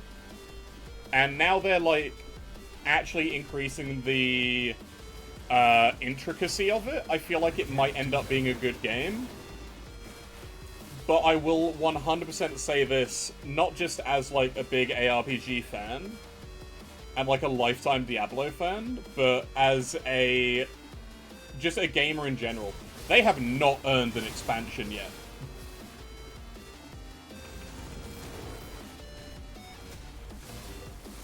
I can't do that. Right? They have not earned a $70 expansion with a 120 Ultimate Edition expansion version. Because that is scummy as fuck. I can't do that yet. Yeah, have you... Okay, here's the thing, right? Go and watch the trailer for it, because the trailer is amazing. The trailer for the expansion is one of their amazing top-tier CGI trailers.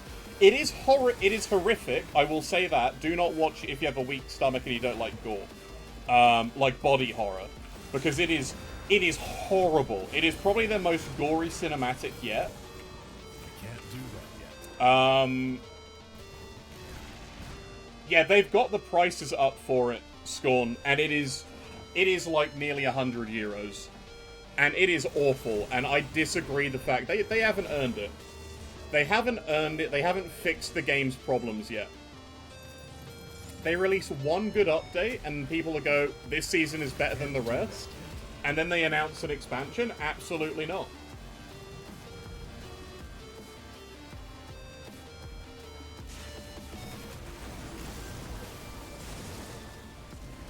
So, I don't mind the idea of raids just coming from, like, somebody who has played a lot of RPGs and ARPGs, but I would like it if you have raids which scale up with player count, rather than you have to have this many players for raids.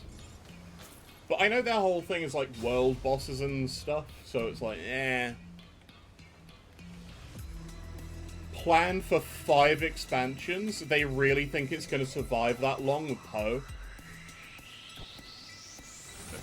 Because I'll be honest, as great as Fangs of Ascatan is gonna be, I still think Path of Exile 2 is gonna, like, kind of hurt playing Grim Dawn. They're different games, and you will enjoy them for different reasons, but let's face it, Poe 2 is a juggernaut that I don't think we're gonna see die out anytime after its launch. At least not until Poe 3. That skill's not ready. GGG are very good at ARPGs. And they've only gotten better. It doesn't worry me because I know that Fangs of Ascatan has the, like... It has the player base, because let's face it, we're all gonna buy and play Fangs of Ascatan.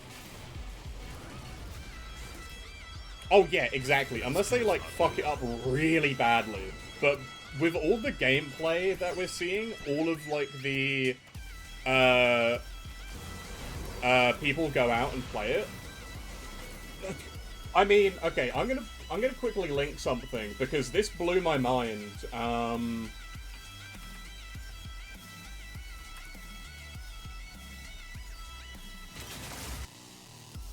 This is by a Path of Exile, sort of meme build video maker guy.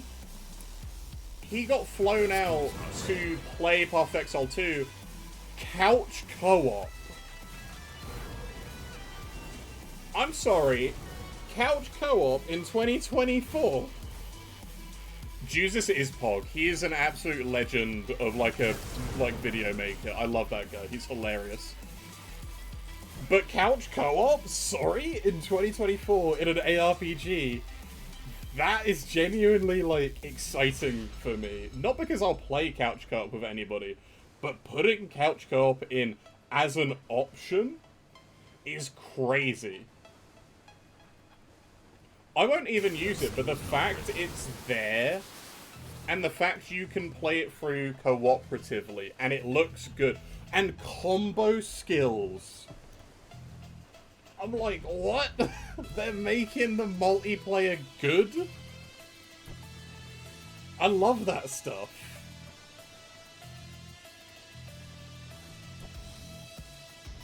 And it's, yeah, exactly, it's not half-baked. It's not going in just for the fact of, like, oh yeah, we want, like, people who would play couch co-op games to buy it too, right? Well, so we'll put in, like, a bare-bones couch co-op. No, they're making combination skills. They're adding in a revive feature. And that makes me excited for, like, co-op Path of Exile. And it's so weird looking and feeling excited over it when I have not looked and been excited about Poe 1 for 2 years. Like, Path of Exile itself, I have not gotten excited about for 2 full years now. And yet this... No, so here's the thing. Apparently you're going to be able to play through the entirety of Path of Exile 1 in Poe 2.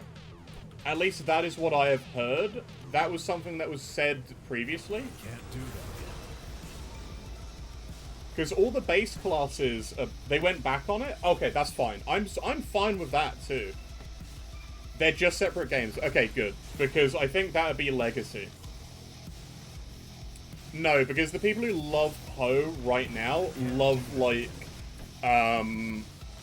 effectively turning their brains off and going 98 miles per hour every single second. yet. That skill's not ready. So I hope Poe 2 is both, like, a palate cleanse and a new experience. And I'm so excited for it. Poe was my main game 5 years ago as well, man. I played...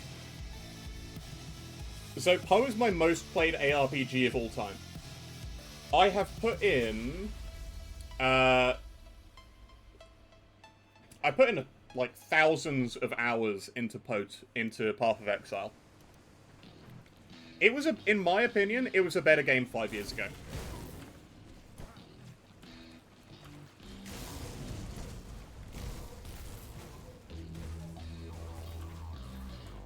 I agree. I think Poe 1 and Poe 2 are going to be really good games to have in parallel, and if they have Poe 2 as the slower, harder, more methodical game, that's going to be the best thing they can do.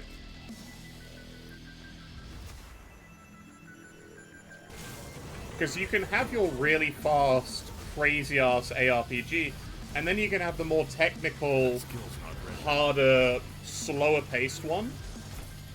And I love that. Because Poe kind of has always had an identity crisis of, we want it to be insanely fast and insanely fun with really massive build concepts and design. And then you go 98 miles an hour, turning your brain off, and it becomes an absolute VFX fest.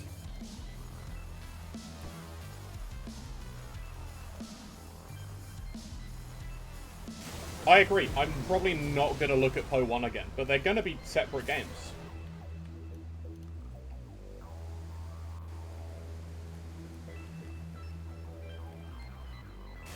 That skill's not ready. Exactly, and if they fix that in Poe 2, if they keep... I think this is a problem in general with VFX and MTX in ARPGs. Why do they never fit? The only MTX I like in ARPGs are Grim Dawn support packs. Because they're not incredibly flashy and shiny. They're cool, but they fit the aesthetic.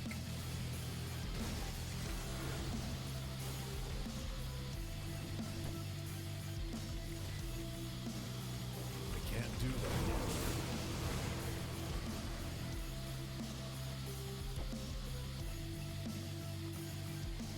Well, when I say fitting MTX, I don't mean glowing at basically being an RGB computer, right? Because to me, that's becoming a problem in most ARPGs. You lose visual clarity when you use MTX. I do think the one thing I hope they do, which I doubt they will, is have actually good armor sets in Poe 2 that appear on your character in lieu of selling people thingies. You're gonna go start your first Elden Ring game? Oh man, go enjoy Elden Ring. Oh, actually, one second. Have you heard... So, Shadow of the Erdtree is out really soon. The Final Fantasy XIV developer, at the games convention recently, pretty much outright said, we're launching it later than we wanted, because there's an Elden Ring DLC, and I'm giving you a week to play it. And I think that's just the best shit ever. That's hilarious. Oh. But I love that. I love the fact that Yoshi P is absolutely based. Like, as a game developer, he's probably in my top 5, if not top 3. He ain't wrong. Everybody is going to be playing Shadow of the Erdtree. Everybody is going to be playing Shadow of the Erdtree who liked the Elden Ring. I mean, I'm not, because I just don't... I don't have the time to go back and, like, stream Elden Ring constantly and go through it all. But also, like... For me, I prefer not streaming games like Elden Ring, because it's embarrassing for me to die so much. I mean, at the end of the day, you don't have to get into every single game that's a masterpiece. Not every game is made for everybody. And I think that's a good thing, because there are games which you're going to be able to get into that you think are a masterpiece, that other people who just won't be able to as well. There's always going to be somebody who's the audience isn't quite there for.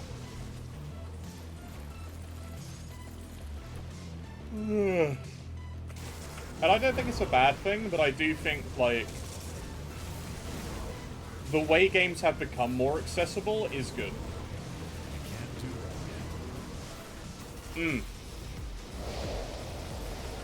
Yeah. I mean, like, Monster Hunter World is a great game, but if you can't get into it, you can't get into it. Same with, like, Skyrim nowadays. Like, Skyrim is still a masterpiece, but a lot of people aren't ever going to be able to get into it.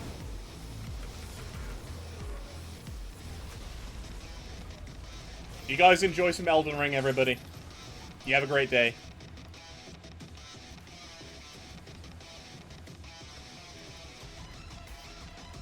Oh, my Brightthorn took some damage there. Oh, God, I am still yawning. What is going on?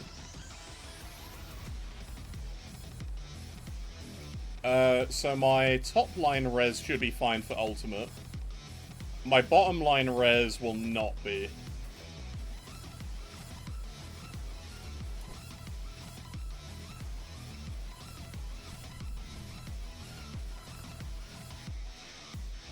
Yep.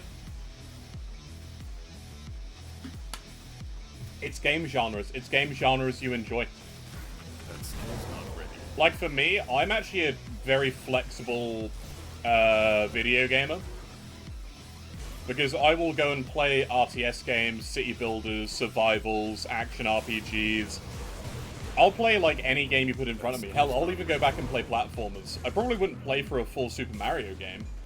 But I play through the entirety of the Crash Bandicoot remakes. And I loved them. Like, I'll even play racing games. I'm terrible at racing games, but I'll play them.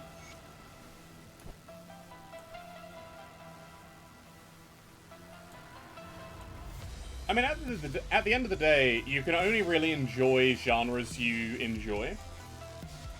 For me, you got like 200 hours out of Enshrouded. Funnily enough, I'm playing Enshrouded tomorrow. I have plans for Enshrouded tomorrow. I haven't played it yet, but I've been very much interested for ages. And I hear it's like it's RPG/ARPG adjacent, which is kind of what this channel and my streaming is about. It's, will you enjoy the ARPG/RPG elements of this game? Huge Fable vibes? Oh, I'm gonna love that. I'm gonna love it if it's got Fable vibes, not gonna lie. I'm a huge Fable fan. Or at least Fable 1 and 2. Fable 3 was a bit of a hit and miss. You've reached the altar of return. Now that you ever since the There you go. I dealt with the aberration. Don't get you going on Fable. I won't. I won't. I will, however, say Peter Molyneux is the devil.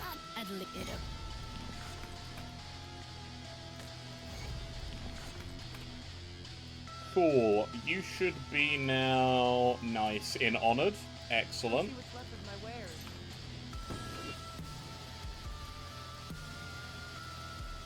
I'm not going to continue up to Malmoth. I'm going to go into Forgotten Gods now.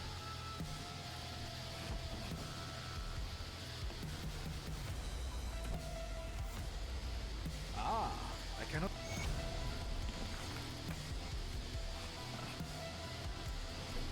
Fable 1 was an absolute banger of a game. I really enjoyed Fable 2, though, a little bit more than 1. Because it was more like freeform open world.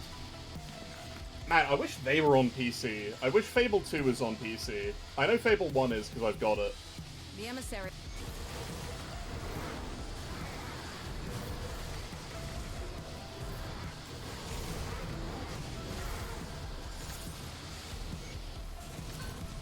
Malachor's Infusion. No, that's no good. Wait, what does that do on death? Elemental damage. Ew. Gross. I could hear... No, I agree. I am surprised we didn't see that many Fable likes.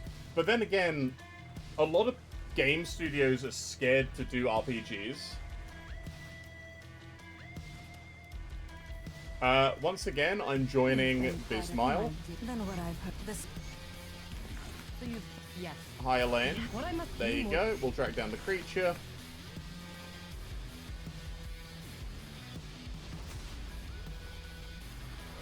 That skill's not ready. One more level and Primal Bond is maxed out. So what I'm going to do now is I'm going to be maxing out Raging Tempest for a bit more shred.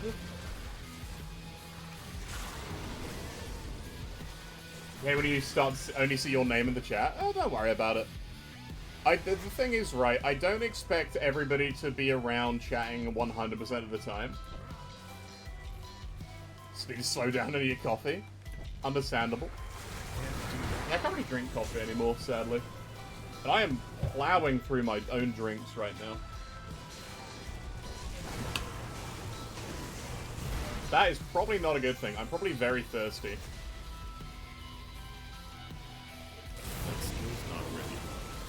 Got all sugars out. Oh, gone full bitter.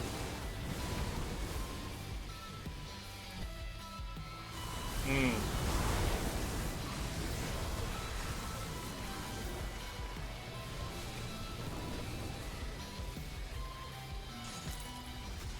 Nice.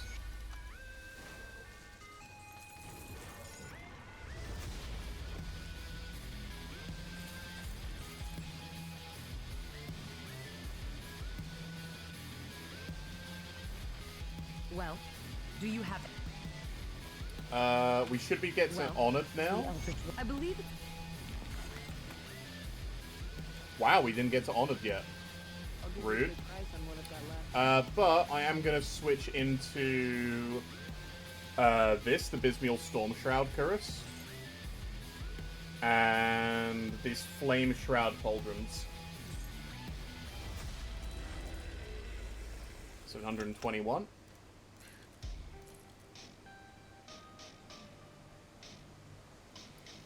We don't have a release date yet.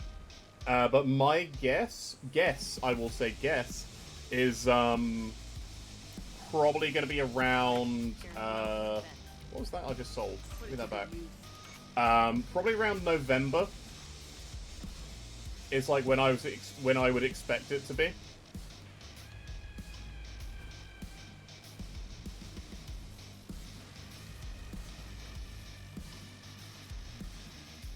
Elaine was with the material.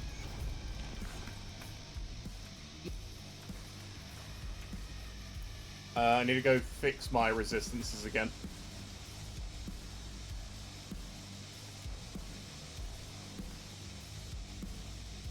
This summer? I mean, it might be. The thing is, I'm playing on the test patch, which is coming out on the 9th. If this doesn't include any, like, content like that.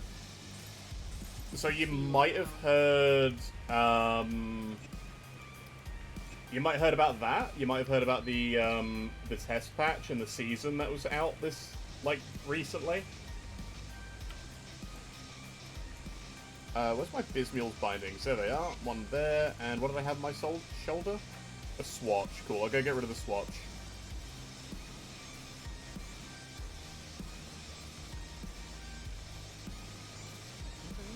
my specialty.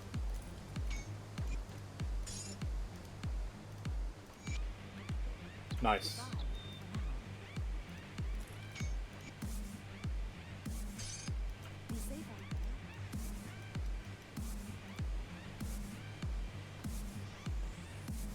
Yeah, so they're adding quality of life, they've changed pets, they're buffing a lot of stuff. No, that's coming live on the 9th. I'm currently playing it right now.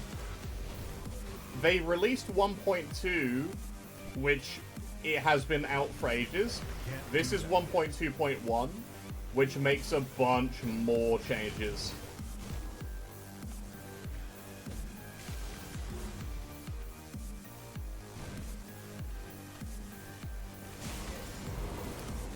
Yep.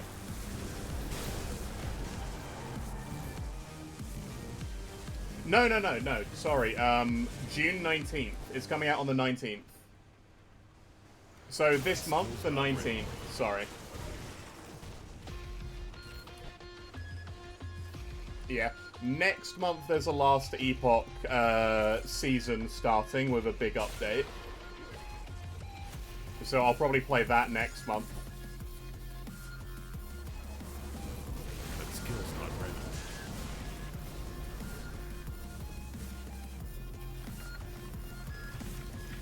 Yeah, the Path of Exile beta, PO2 beta starts next month, right? The early access one. I'm probably going to try and play that too.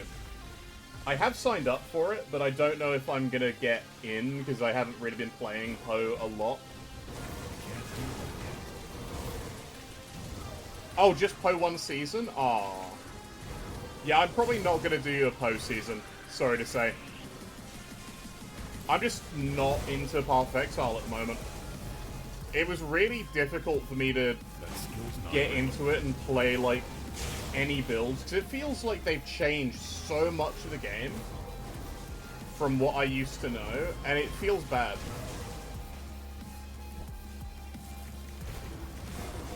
Advice on your Sentinel? Shoot, man. I'll give you some advice.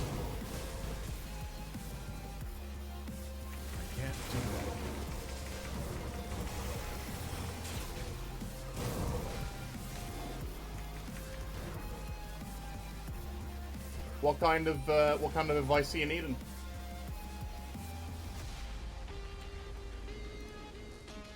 Oh, nice. We should get to That skill's not ready.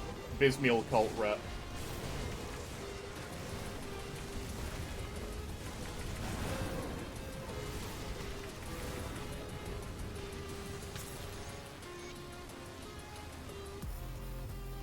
Oh, hell yeah, that is now honored. I'm gonna go and get one of their, I'm gonna go get one of their mandates.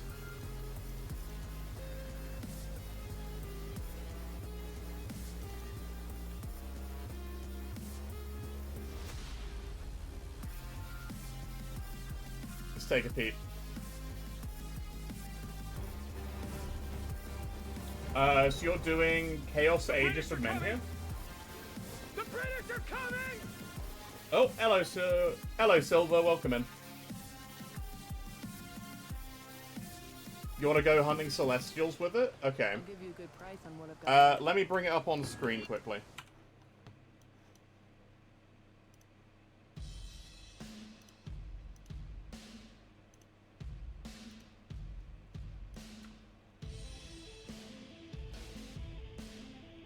This build sucks versus some big bosses. It will suck against some big bosses. The thing is about Aegis of Menhir. Aegis of Menhir innately has, like, good dot damage when you go into Reprisal, and primarily is used for big retaliation damage. Mostly what you're doing with the physical and fire damage, the innate damage and the crit helps, but you don't have much good in that. The thing is, it's also split Vitality Chaos. It's not pure Chaos damage. So you have a split damage typing, which really hurts against big Celestials. You kind of need one. You have a belt? So, here's the thing. The Vitality damage converted to Chaos here will not be converted from your shield, because with the Void Soul Mantle, where it converts fire specifically to Vitality, that will not convert that fire damage. Sorry, that Vitality damage that's already been converted. You can't convert twice in Grim Dawn. Like, Void Soul is not a bad build, it's just, for me, I'm not a huge fan of Aegis in general. You've got a decent amount of Chaos Shred there. You've got, like, what is that, 15, 25, like 33% Chaos Shred. Plus you've got, I'm assuming you had, yeah, you do. So you got 33, so about 69% Chaos Shred right now. The issue is, you need more Chaos Shred. And you got flat 15 there. I would preferably try and grab something like Raise the Dead, because 15 flat is really not a lot. I know that's really tight in builds like this, which have both A-Bomb and Dying God.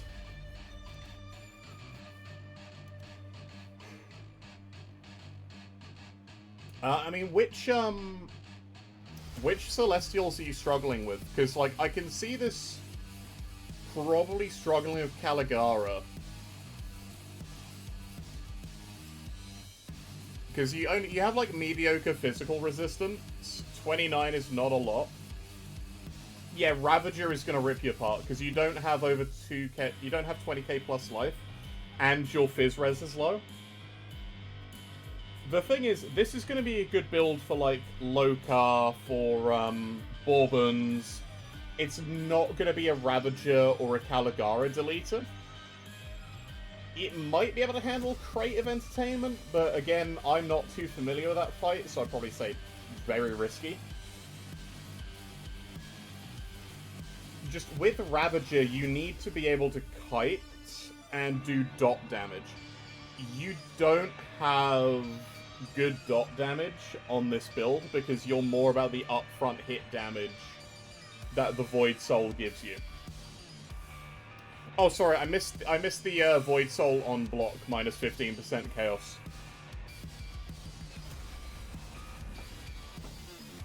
The other issue is, like, you're lacking half of your damage because you're not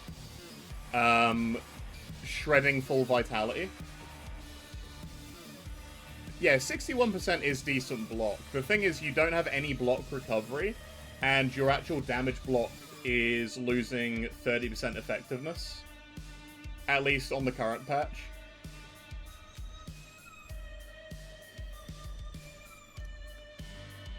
Like, I believe this is probably gonna be able to do it, but I am personally not a fan of Void Soul shield builds. I would recommend doing this, taking 1 point out of here and grabbing, like, Vias at a bare minimum for movement. Because this will get you out of tricky situations, and you need speed against Ravager. I'd recommend, if you can, maxing out Celestial Presence with a Vitality Shred. Because every bit of Vitality Shred you can get is going to help the fact all of your, like, half of your damage is Vitality. This burn damage is Vitality dot. I actually think Void Soul is better served as a pure Vitality build than it is Chaos. Doombolt is 100% Chaos, that is true, and Doombolt does do good damage, but it's still on a 3-second cooldown, and you're going between 2 big cooldowns, and you still don't have much dot. You kind of need a dot of some kind, in my opinion, to do Ravager and Caligara, because they're too dangerous to... And, like, the fight will go on for too long just doing main hits that you can't really spam. Because this build won't be able to face tank them, and while you're running, you're not doing damage. Again, not a bad build, it's a good build, it's just, like, it's not going to be well designed for some of those boss fights. At least in my opinion. If somebody else has played it and has, like, wrecked those bosses, absolutely. Take their advice over mine. I'm not a very big Aegis player. But just from, like, what I can see, Aegis being that split, and you not scaling the vitality damage, is a bit of a downside.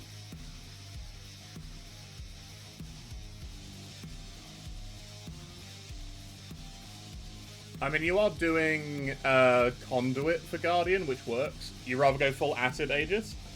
That's the thing. Full Acid Aegis is really strong, because you can get so much poison. This would be good, don't get me right. That's the thing, yeah, Split sucks, especially Chaos Vit. Vit split with anything sucks, because every boss is incredibly Vit resistant. So you need, like, Will of Ratosh, you need double Vit Shred, which you do have, right? You have Vulnerability, which can shred Vit, and you have Guardians, which can shred Vit. But, like you're saying, at that point, it's also very easy to just go Acid Menhir and have all the damage be Acid. Like, there are a couple of sets with this problem. You have the Void Soul Visage, And you also have the, what's the Reap Spirit set? The one which I played, that is like split Aether Vitality. Diviners and Clairvoyance. Because these are split. These are split damages, and that sucks. Like, splitting damage types, especially on endgame sets, is terrible, because you don't have enough shred to make a dual conversion work properly. Because it's better and easier to focus purely on one, but when you're doing something like Aegis and focusing on the Chaos element, you're lacking dot. And there's a huge amount of dot you can get out of Aegis and Menhir. Yeah, Black Flame set is pretty bad. There's a lot of sets which... Like, the thing is, you can... Like, if I was gonna do Void Soul, I wouldn't focus the Chaos damage. I would focus the Vitality damage. But I would probably ignore Doombolt as well, which is probably a bad thing for me. I would focus... Because the thing is, right, the fire damage is converted to Vitality. And you get a lot of burn damage here. So when this is maxed out, you have 1,000 burn damage. Anything which adds burn is going to add more dot. That is going to be doing primarily dot damage. And the crit applies to that as well. There is more Vitality damage that you can get for Aegis as well in a few places. But, yeah, just Vitality Aegis doesn't stack up to pure Acid Aegis. The thing is, you've done nothing wrong. You've done nothing wrong in this build. The build is good.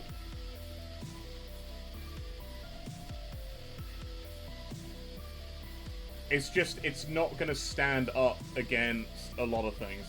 A different medal?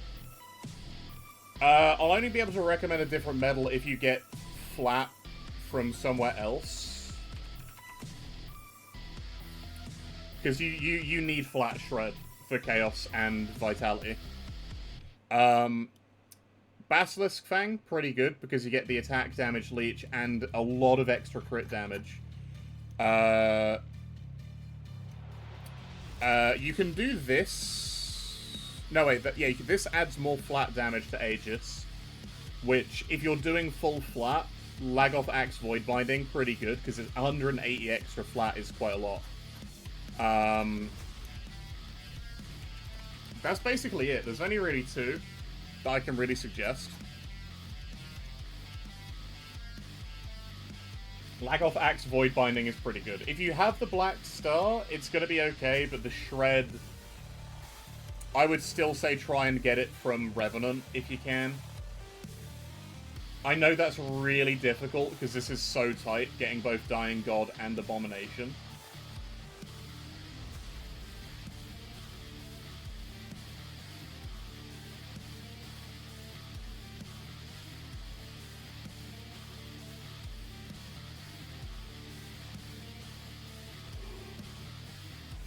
But yeah, generally for like Aegis builds, I would recommend doing Burn or Acid. I wouldn't recommend Void Soul. For me, Void Soul is way more interesting for Flames of Ignifar than it is Aegis and Doombolt. Flames of Ignifar is kind of silly with the Void Soul build.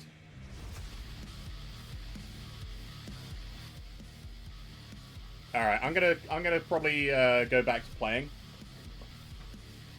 But, yeah, so I can't really help too much. This is a fully set up endgame build. It's just that split damage typing always sucks. I would say you can probably get away with a few less points in Blood of Dreeg and Second Right. And bump them into Celestial Presence for more Vitality Shred, and that would help a lot. Getting more Celestial Presence, at least up to that 25 Vit shred, trying to fit some vulnerability in, will help you a lot in the long run. I'd probably just completely drop the Consecration RF line, because you should not be face tanking. You've also got Eldritch Fire on here. You probably want Eldritch Fire on... I would put that, personally, on Guardians or on Vire's Might, if you can take out one more out of here and pick up the Volcanic Stride. Because if you Volcanic Stride away, every tick that does of fire damage will have a chance of triggering Eldritch Fire. Which is going to be better than doing the RF for triggering purposes. So I would drop that, and I would definitely go and at least like 1 point vulnerability. The other thing about vulnerability is, apart from the extra Vit Shred you're going to have, is it does lower DA. It's like just dropping this down a little bit, picking this up a little bit, you have a 20... That's put you at like 44 extra Vitality Shred. Adding in the 15 you get here, the 15 you get here, you have like 80% Vit Shred. If not good for big bosses, you won't go further. I mean, I'll say try it, because you get around like 80 to 90 Chaos and Vitality Shred with your current setup. So I think the main thing which I will say is, don't ignore Vitality as half of your damage. Because this was very much fully focused on, like, Chaos. Like, at least get them to soft cap, right?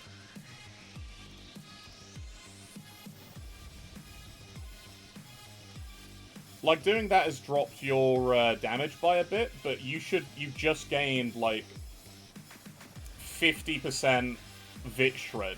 You've got now, 65, 80...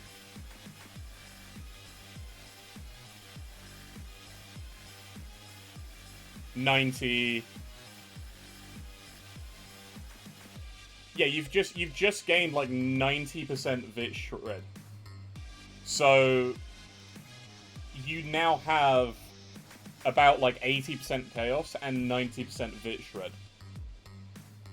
So you're gonna now gain half of your damage back. On this set, better to go Deceiver. Deceiver or Paladin. At least in my opinion. Flames of Ignifar is weird as a skill in general. Like, I can never outright recommend it. Sadly. But yeah, here's the other thing. You have like 1,900 Vit damage and 2,700 Chaos damage. The thing is, you're still doing Vit flat. Right? The reason that's showing so much is because it's not taking into account half of the fire damage for Aegis isn't being converted. Sorry, half of the Vit damage of Aegis won't be converted because it's the fire damage being converted. Because specific conversions go first in the order of conversion. But yeah, that's what I would say is just pick up the Vit Shred and then give it another try. Caligara and Ravager are generally real pains in the butt for builds which aren't heavily mobile. But by dropping RF, moving the Shred over to, like, Vires, and being able to move, definitely recommend it. The other thing I will say is you can drop Rift Stones. I would go and pick up, where's Seals of Might? At least for the current patch, go with Seals of Might, especially if you're fighting Kala and Ravager. I mean, it depends on which Ravager you're fighting, but I would assume Ravager of Flesh. I know everybody hates Right. Everybody hates Might, but you need the Fizz Res for those fights. They have nerfed it to the ground, because they've taken away the Fizz Res. So, for this patch, it's still the best option. For the current patch, which I'm testing on, I'm probably never going to use Seals of Might again. So, those are the things which I would change. Give it a try. If it doesn't work, I do apologize, but I don't really like the Void Soul set, and I'm not a huge Aegis fan in general. because I don't think split sets are the way to go. Let me just post this back to you. Thing is, you have a good build here. It's not bad. It'll do, like, the majority of content. You'll absolutely steamroll through, like, SR and dungeons and pretty much everything. It's just, like, Ravager, Caligara, they are just rough for the majority of builds. Especially if you pick the wrong Ravager.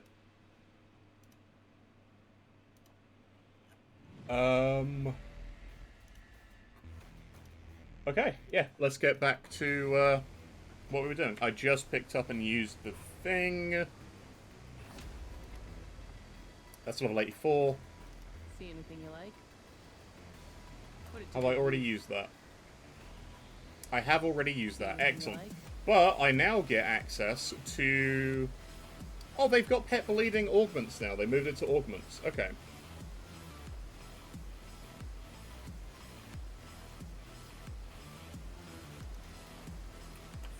Yeah, no, we're good. We're good on gearing. Any graphics polish with this update? Not really. There's no real graphics polishing in Grim Dawn, sadly. It's an old game on an old engine. There's only so much they can do. Yes, traveler? What a the witch gods are united.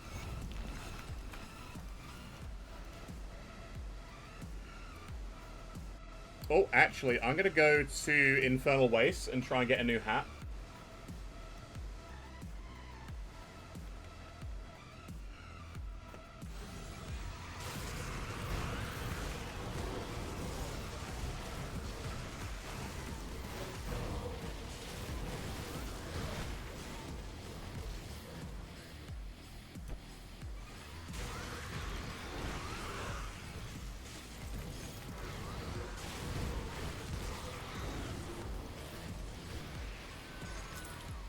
There we go.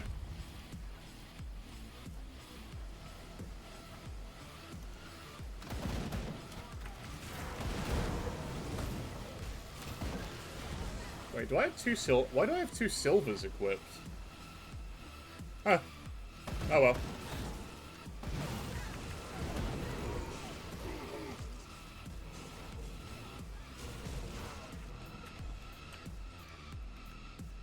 Things that add like there's zero gravity now when they die.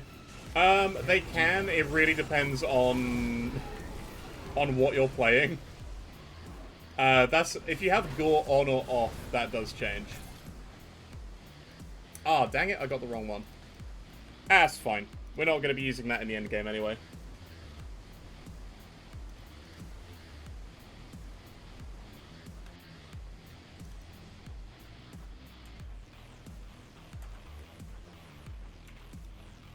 I should make some more money.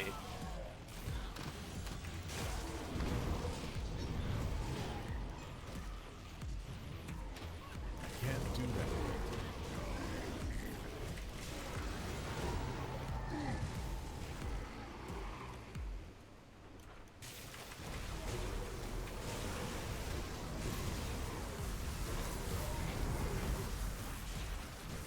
Lovely.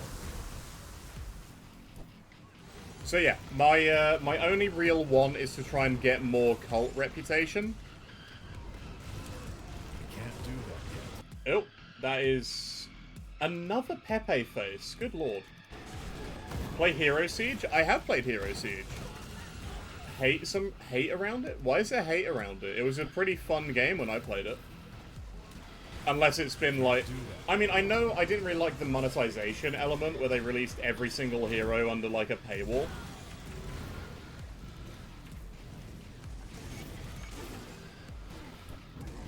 Fired it up a couple days ago. What did you think? Because I haven't played it in ages. The itemization seemed fun. Yeah. That skill's not ready.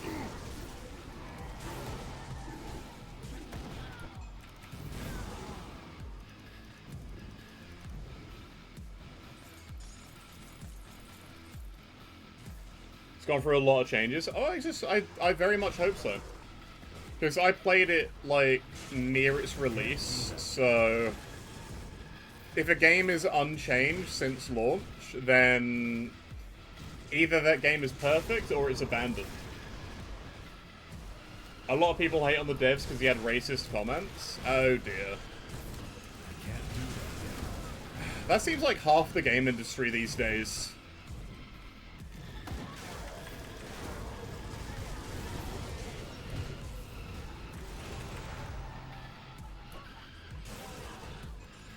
It does feel like half the games industry is like eating its own tail.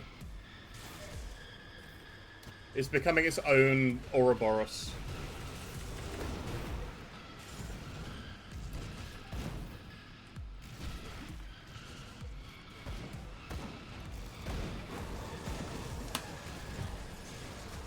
Where is my Briarthorn? There he is. Can't do that yet.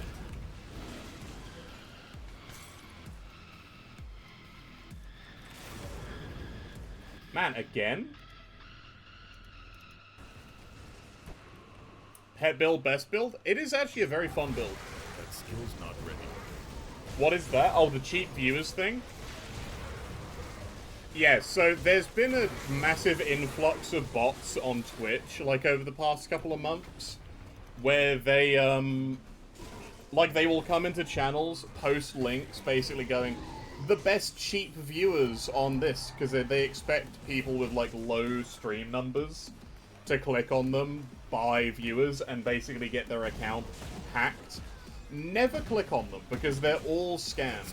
They're all identity theft scams. Literally 90% of the accounts which come in are hacked accounts. Because they'll have clicked on them. Yeah, never click on any links that aren't, like, on this channel, like Grim Tools or YouTube.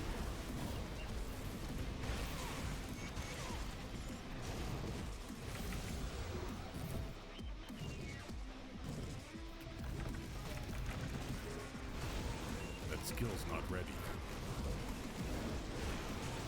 Yep. Well, that's the thing, right? The whole idea behind the cheap viewers is that they'll get people desperate to be big on Twitch to click on it, and they lose their accounts, and then they ransom the accounts back. Bask in my power. And so he was. Andrevis can. Yep. Sad, isn't it?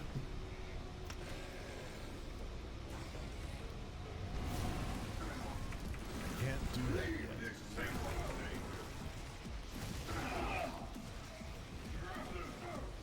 It is only going to get better. The problem is, it's like... So here's the thing. Twitch doesn't allow you to prevent links or have a, like, link, whitelist, right?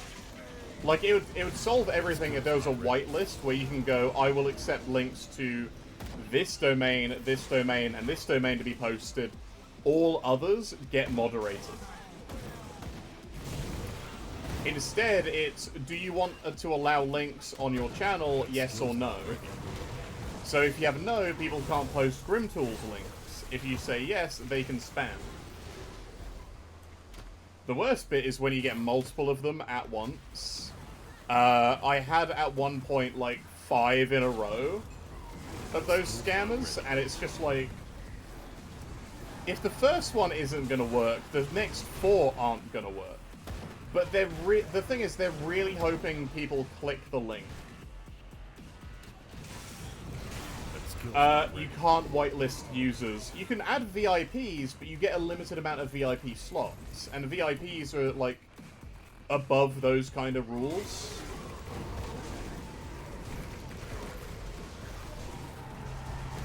Actually, I need to know, Johnny, are you here? Because what Johnny did, he used as a bot which, like, bans people who post links leading to that. I love you, random citizen. Hillcut, thank you very much for the follow, man. Appreciate that.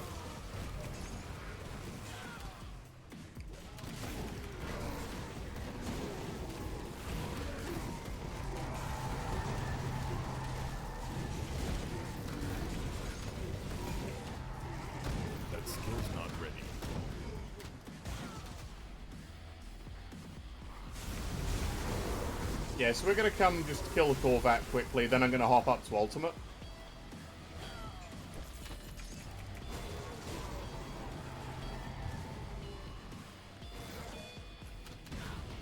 That skill's not ready. Oh, there we go, Preserving of the Wolf. Is that better than what I currently have? Yes, it has Vit Res as well. Excellent. I will upgrade to that in a bit. That skill's not ready. This build looks cracked. Pet builds are great. Pet builds are, like, fantastic, man. And the thing is, pet builds feel more fun in this in this test patch, That skill's because of the changes they made to them. They have nerfed pet build defenses by a fair bit, though, so expect to be a little bit squishier than you were otherwise.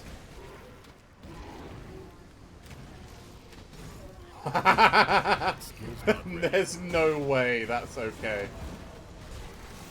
I don't know if you saw that on the bridge there. I exploded my dog, it died, and dealt 240k damage.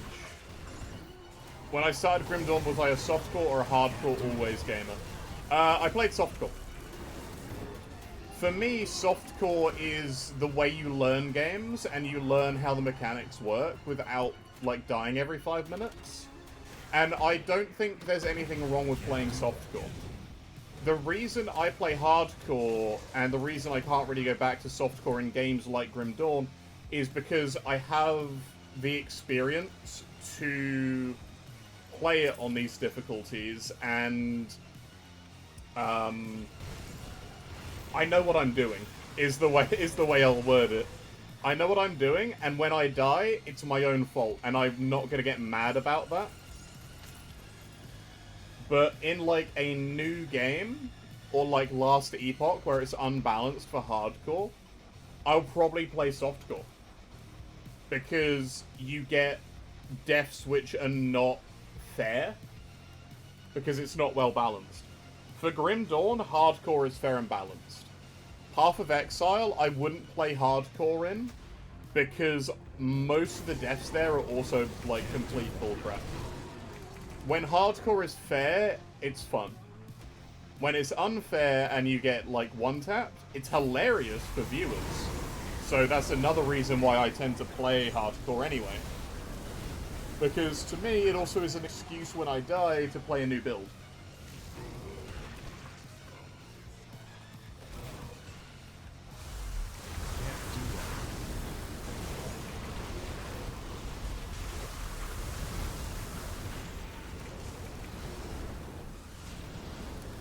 There's nothing weak about playing in softcore.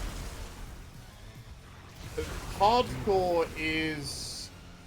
if you enjoy it, and you enjoy the risk of dying once and losing everything, good for you. If you don't, there's no point in playing hardcore. It's not like hardcore in these games is any different from softcore, except you have one life.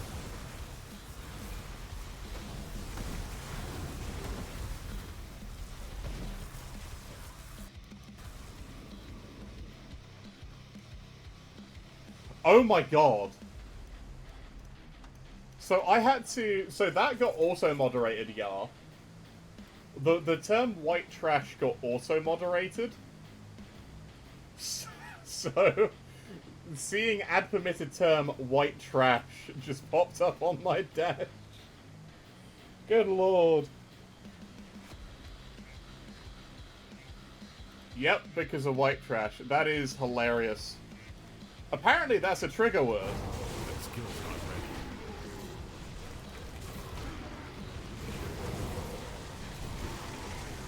The thing is, we play ARPGs. It means something specific in ARPG games. Oh, man. That's funny. Can't do that.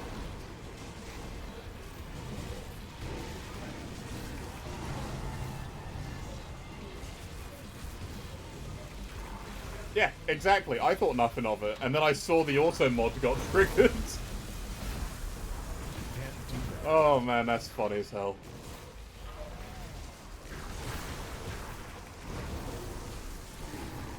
But yeah, if you've got like limited time, don't play hardcore, because if you die, you lose so much progress. Hardcore's fine for me because I stream 5-6 days of the week, and it's entertaining when I die. But like, I'm not gonna go and say, if you're not playing hardcore, you're not playing the game. Because that's just toxic, and I feel like that kind of energy needs to be taken out of gaming. There is no right one way to play.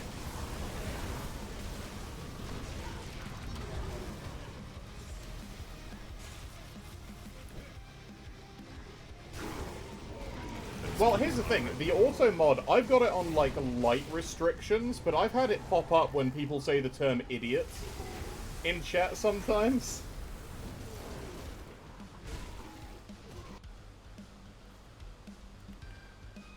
Well, that's the thing. When you die in hardcore and you've been playing a character for a while, it feels like a genuine loss, and that can drive you on to play again and more. It is too late. That skill's not ready.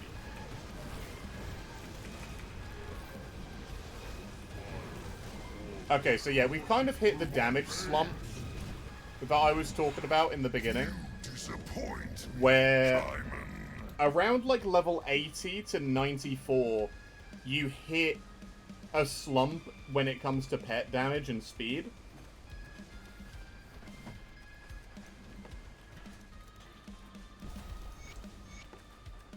Exactly. Exactly. The longevity is expanded. After all these centuries, the usurpers dare not even show their faces. I'm not spending an XP pot just for killing Korvac and handing that in. Not in Ultimate anyway. Not in Elite anyway.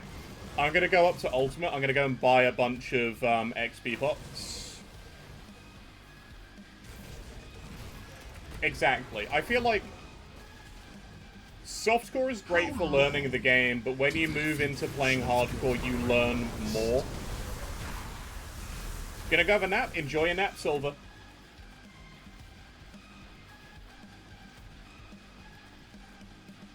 Well, the thing is, right, there are some softcore builds and builds for softcore which are incredibly fun to play. Because you can go all out on damage, and if you die, it's not the end of the world. Whereas you're never going to get to experience that in hardcore.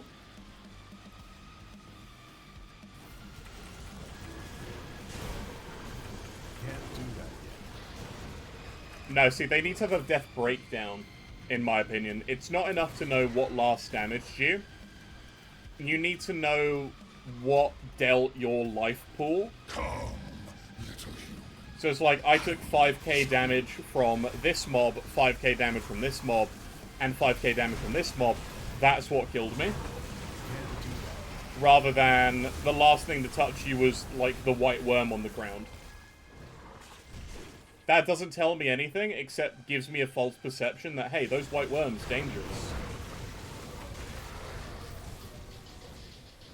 It should be, like, damage typing, enemy typings, and like how fast it happened. Because like if you die and if it's something like you died over 10 seconds because of dot damage from this enemy, it's like, okay, I need to mitigate dot next time. If it's you died in half a second to one hit from this enemy, it's like, that's some bullshit. And also, those kind of statistics will actually help with game balance and design.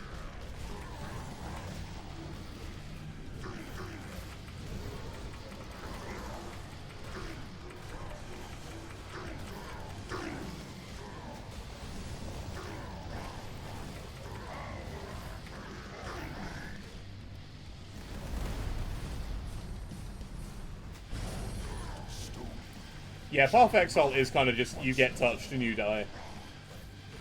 That skill's not ready.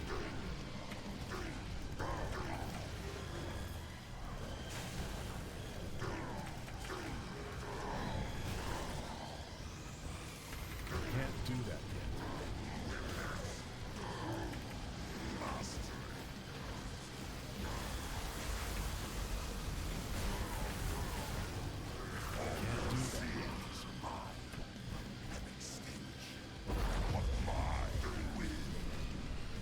No, I agree. I think the Poe 2 gameplay is going to be really good.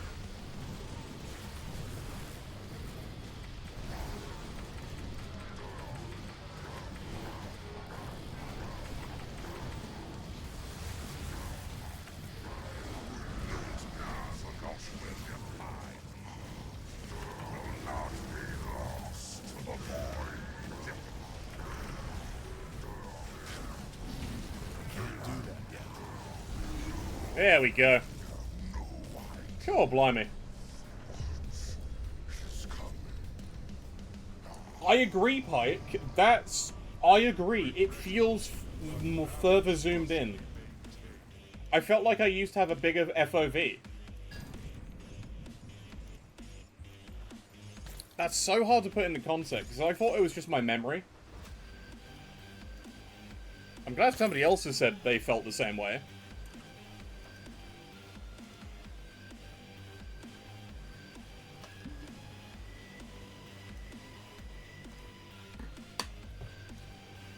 I think my honest opinion with Poe 2 is it's gonna be the new line. It's gonna become the new standard for ARPGs. We must ensure that none of Korvac's followers survive what happened here.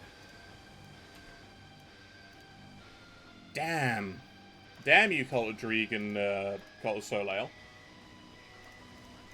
Doesn't matter anyway, Bismeal is the only one I care about. And they're halfway there, so that should be done in the next one. Spotted a small group of...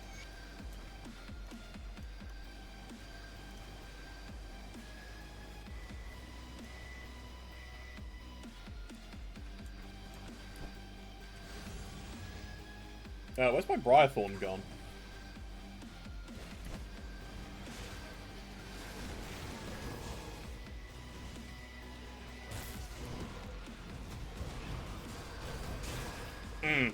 We don't want any trouble.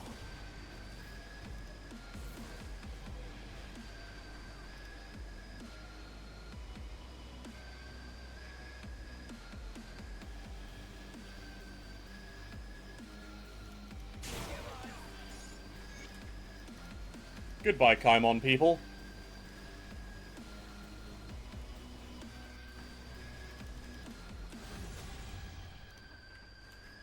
Okay, that is Elite done as much as I want to get done in Elite. I'm going to go up to Ultimate now. I'm going to go and buy a bunch of potions before we go up, though. Yay, more reputation.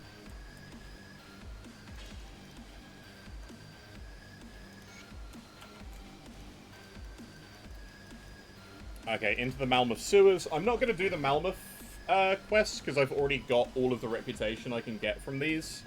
Because these guys are already revered. Come see what's left. But I do want to come over to here. I'll buy 2 of these to go in my stash. I'm going to make an Overseer, because look at the crit damage to the Hellhound and Briarthorn. It's huge.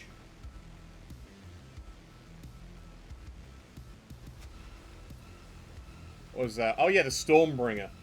That's the other thing I'm going to be using, because you get the Chaos and Vitality damage converted to lightning damage. Huge lightning damage, huge crit damage. It's going to be so good. Where's the pet thing? Health and Chaos Resistance. Yep, I'll probably need one of them. Nope, just attack speed? No, thank you. I'll give you a good price on what I've got left. And XP parts for Ultimate. I got 11. Great. Scave, welcome in. We're just hopping up to Ultimate. We just finished everything I wanted to do in Elite.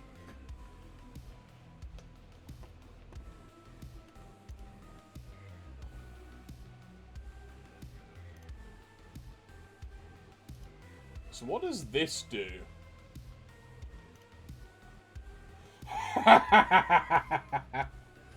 Oh no. Okay, so that's what that does. That's hilarious. So Twitch had an announcement this morning that I read through as I was starting my stream. They've added message effects, Gigantify emotes, and on-screen celebrations. So what does this do? Oh my god! Okay. That's hilarious. That's a gigantified emote. What does this one do? Message effects. Oh, choose an effect. Select effect. Hang on, change effect.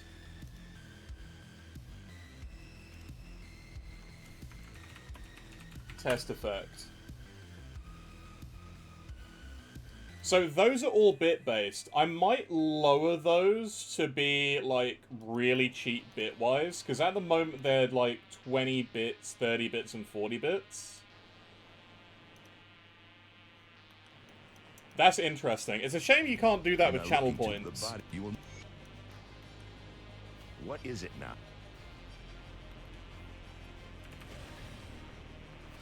That is funny, though. I like that. Gigantified emotes are very funny. I'll go and make those cheaper anyway, because I want to see more gigantic emotes in the chat. Also, as far as the emote, Nocta, that is a Samoyed licking the screen, or licking the camera.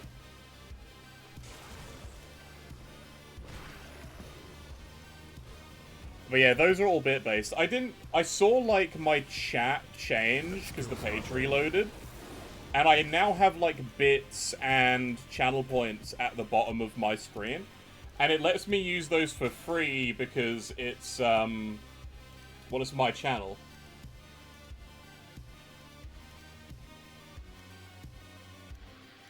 Okay, so I can only add one emote. I can only do it one emote at a time. At least so it seems.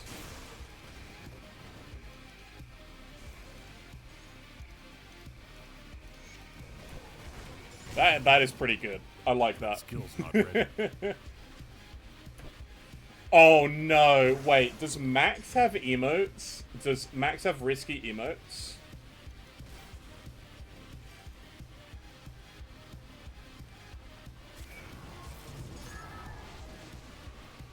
Yeah, I mean, the thing is, right, I had to move to OBS because they shut down their Twitch streaming service, their Twitch streaming program. I can't imagine what Max is going to do with these gigantic emotes. So I actually used Twitch Studio, which Twitch made themselves. It was actually really good. It was very easy to set up and easy to, like, alter. Can't do that yet. Oh, that's true. You're not going to be able to gigantify 7TV.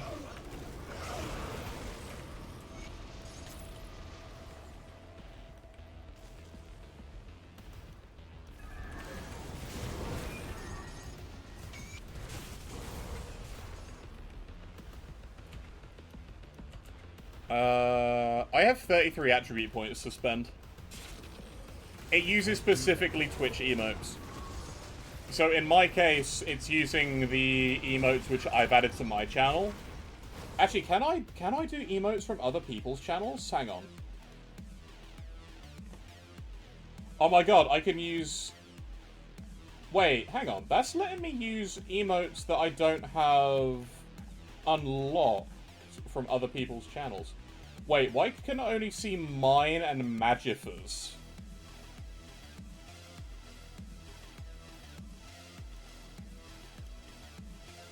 Apparently I can only use mine and Magifa's.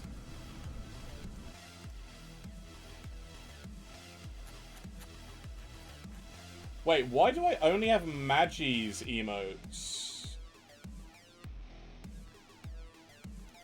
Oh, because you can't use somebody else's emotes if you're not subbed to them in different places, right? That makes sense.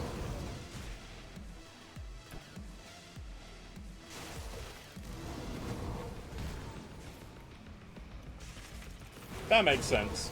Although that rip lol emote, people are going to need to start using the gigantified version every time he dies. He needs to make that 1 bit. I can't do that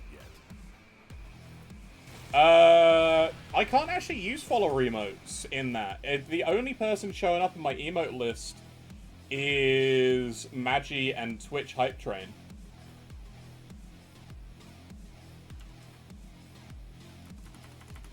It is weird. I'm wondering if it's like, with this update, they've changed things.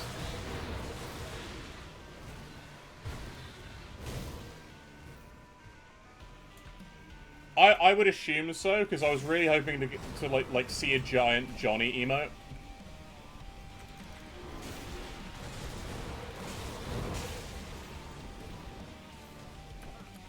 Anyway, I'm glad I fiddled around with that. I know what those do now. I think the best thing is the gigantified emotes.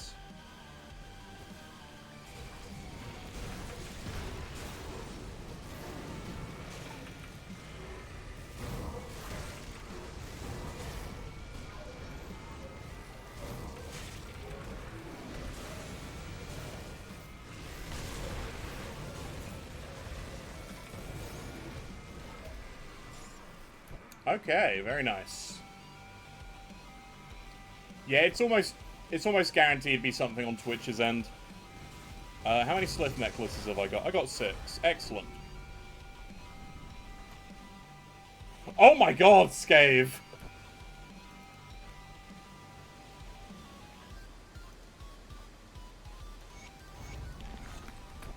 That... For goodness sake, Max. He's gonna probably use that a lot in his own channel. I need to counteract this. I need to counteract this.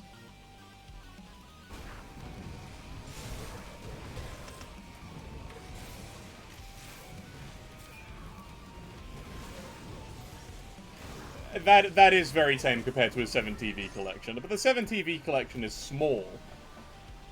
Hello. That skill's not ready.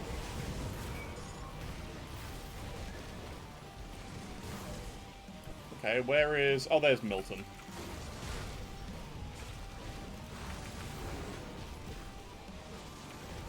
I can't do that yet. Twitch flagged him, they review all his emote uploads. Oh, that's hilarious. Also, welcome Yodo. Wait, Yodo, can you... I'm not saying do it, but can you see your own emotes when you go to gigantify them in other people's streams?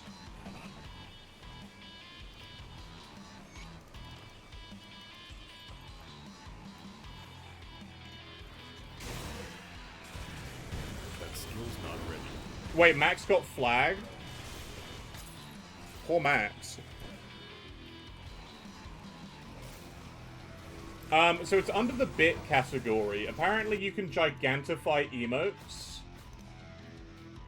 Gigantifying emotes does this.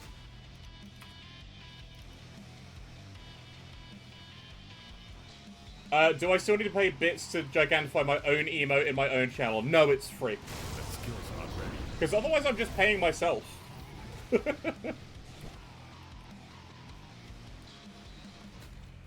You're on mobile and it looks the same? Well, that's a scam.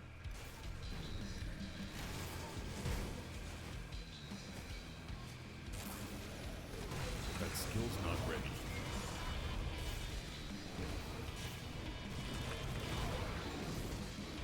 Have you updated your mobile Twitch app?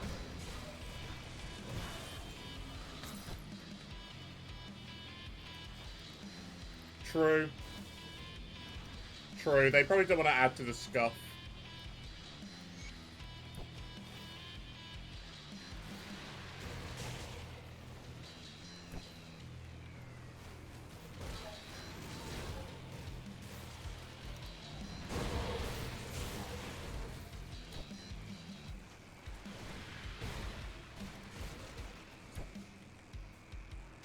I can't do that.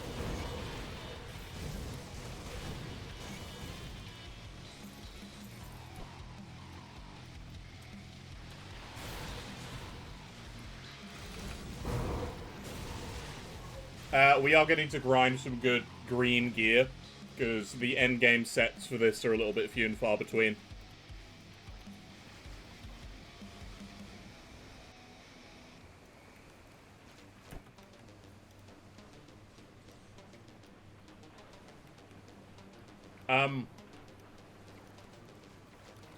I'm gonna do Act 1, go up to about Act 3, do the Dark Veil bit, so I get access to all of, like, the rings and the amulets that we need. Can't do that. But I will be going through and doing the Cult of Bismiel as soon as I can.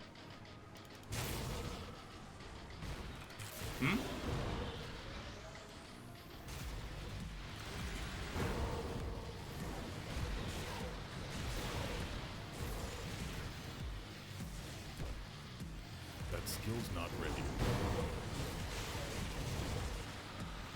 Have Twitch comment pop up on screen? No. What is Twitch comment popping up on screen?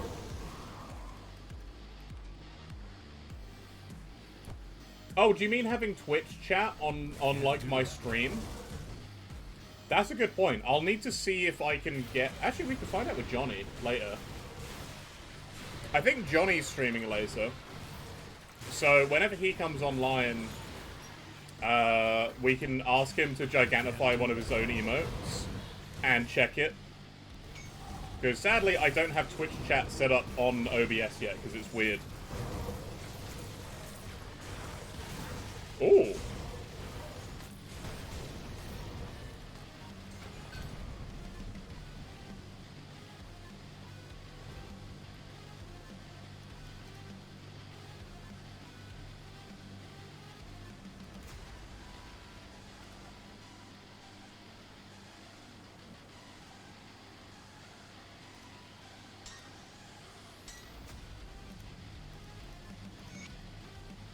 Hang on.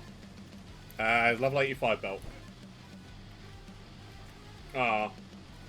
That skill's not ready.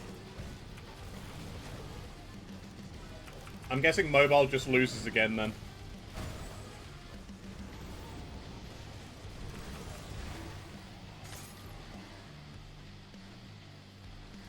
Maybe. It only came out, like, this morning.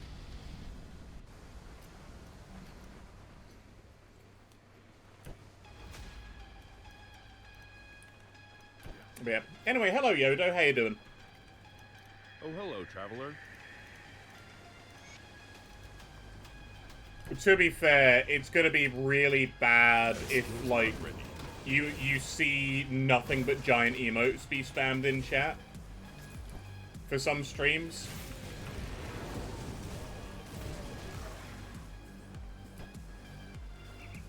People are gonna need to raise those prices on big streams. That skill's not ready.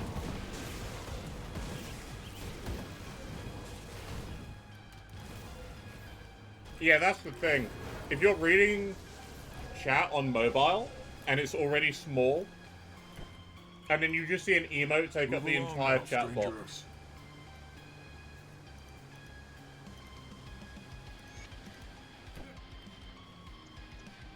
If this is normal pet damage, because I never want to hear pet complain again.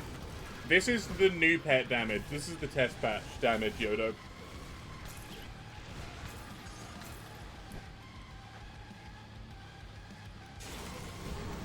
And for the most part, it is, because I'm in all greens. Actually, I have a new pair of boots. Oh no, I've already equipped them. Yay, boots. Can't do that.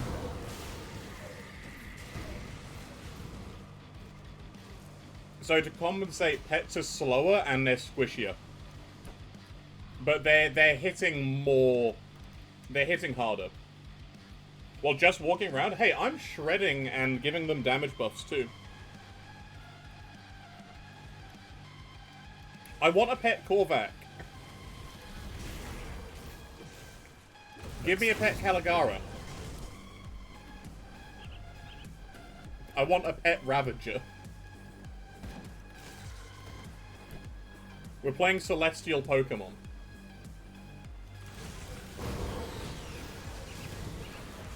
That skill's not ready. A pet cubes, yeah. Actually, pet Chupacabra, you can have a pet Chupacabra. You can use the, Heart of the Mountain necklace and get a pet Chupacabra. That skill's not ready.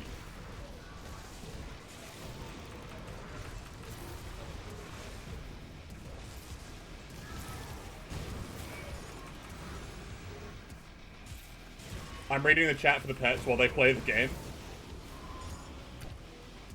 See, we had a conversation on this earlier, but this is actually more active gameplay than most builds. You're just not doing the damage yourself. Can't do that. But this is more active than totems and more active than one-button auto-attacking builds.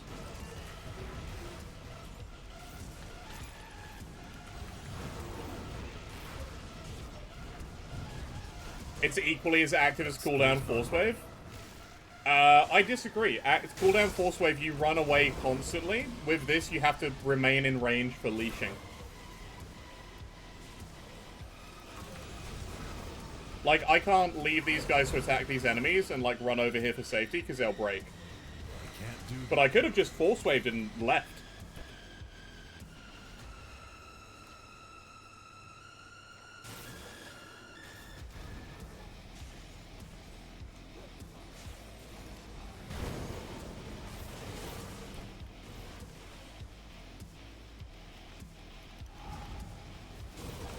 Can't do that yet.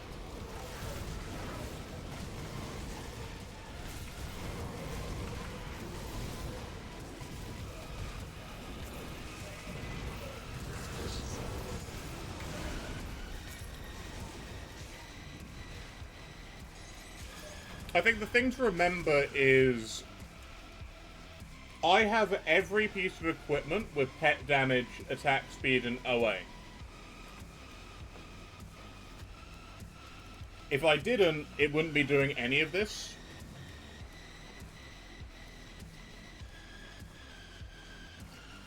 That skill's not ready. See, you're constantly having to do things as a pet build.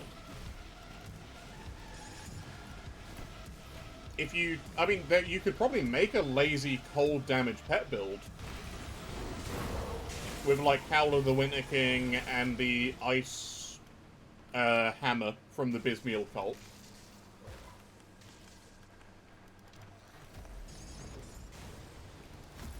Would it be good? Probably not.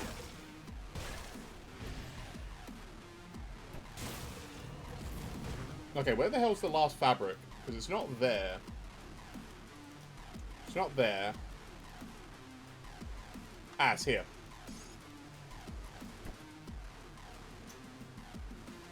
So you did Lich Crusader, Yodo?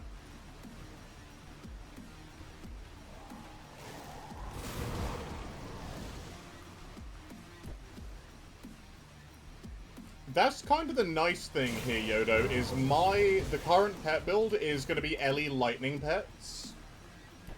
And I wouldn't mind trying Gate of Many Worlds offhand to see what those pets are like.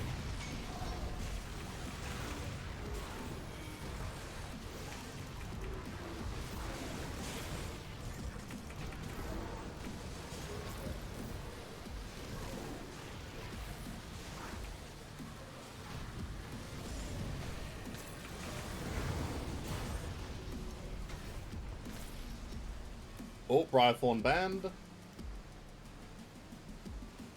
That's interesting. Like, I'm gonna be testing skeletons after I get this build to, like, endgame stuff. Because leveling with pets has always been quite smooth. It's actually smoother than it has ever been. Because pets are limited in speed, so they're not, like, Mach 10 fast, but they hit harder to compensate. So you don't see a pet run up, auto-attack a mob 3 times, watch it die, bounce around like for 5 seconds, then go to a second mob. They just hit and move on to the next mob right away. So for me, it feels a lot better.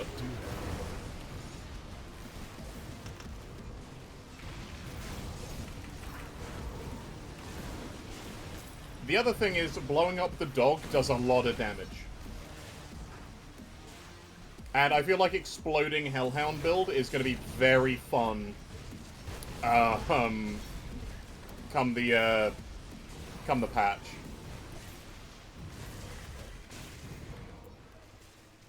The other thing is they got rid of a lot of attack speed, so building this has been quite different. Because normally when you build for pet builds, you go like all attack speed. You don't have room to do crit and skills. Like, they're better because they're using their skills constantly. And I love that.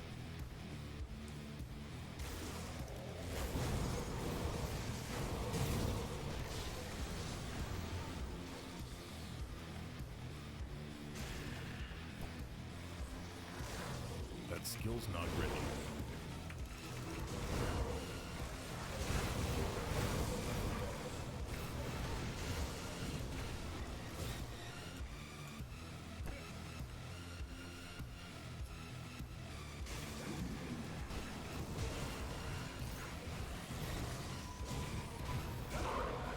That skill's not ready.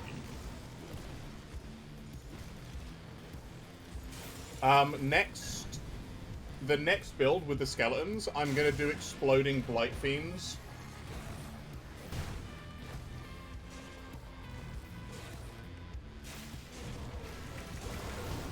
I'm gonna do all exploding Blight Fiends, and I feel like that's gonna be brilliant.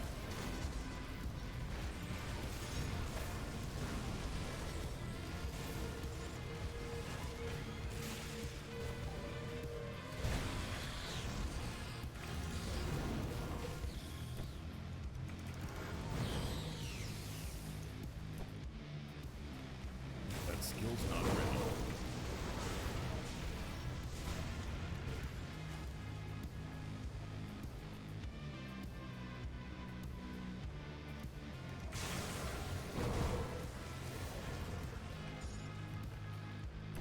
I will need to go and check, oh,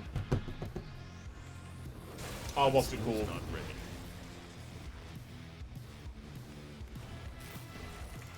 Like, I'm going to take this into doing SR, I'm going to do high-end stuff. I do feel like this isn't necessarily a buff to pets. I feel like they're still going to do the same content they could previously. It's just they've changed how they feel. They feel better.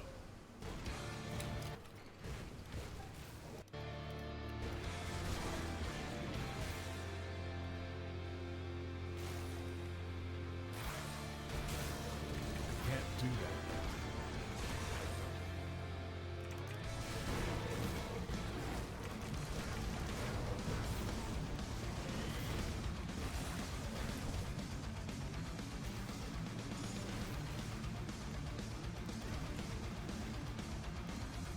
I'm going to buff up Emboldening Presence next. Can't do that.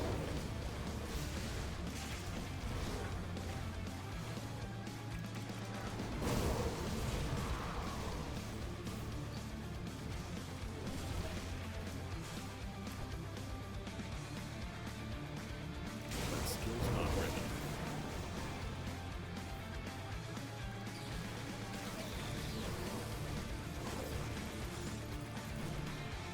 Oh boy.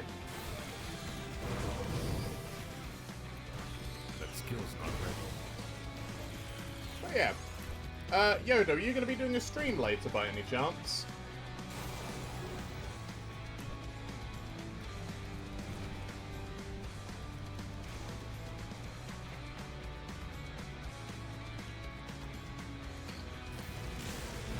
Maybe tonight? Oh, yeah, I might get to catch a Yodo stream again.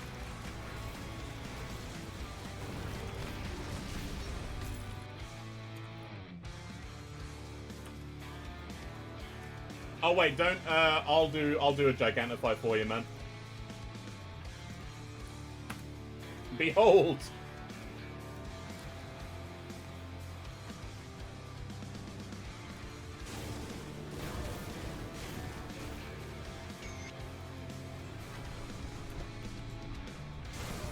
Can't do that yet.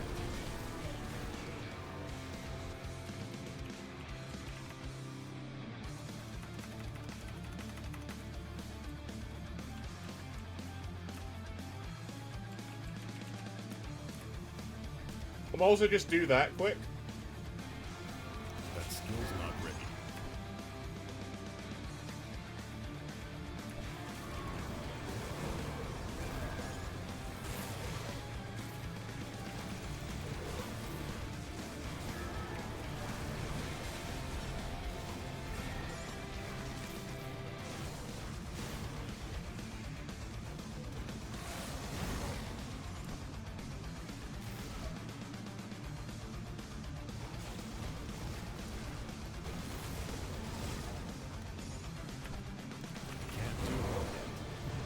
I think Gigantify emotes is something hilarious.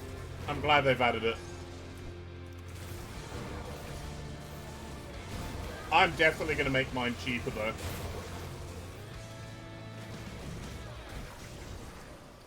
You have mixed feelings about it? Why do you have mixed feelings about it, Johnny?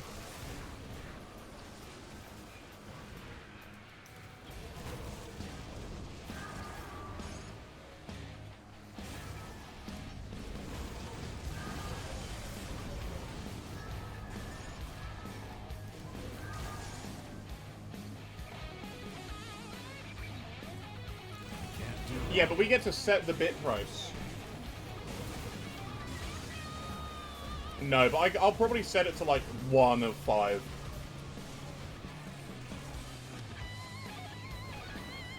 It's like, what, 100 bits is $1?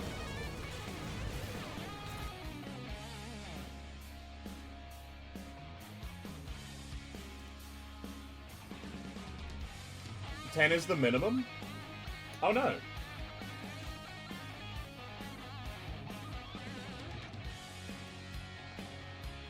Yeah, so like 100 bits is £1.35 for me.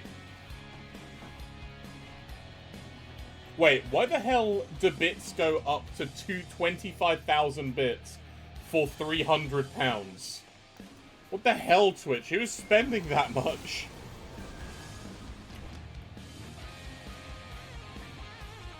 Who's dropping £300 or $300 on bits? Can you not disable them? I don't know if you can disable them.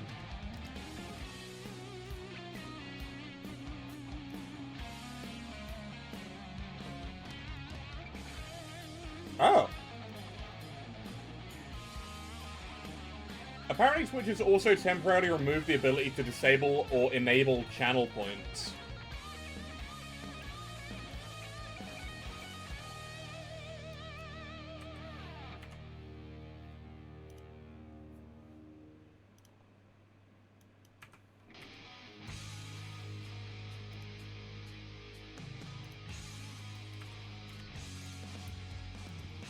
Okay, I have set it to 10. But no, it doesn't look like you can disable them.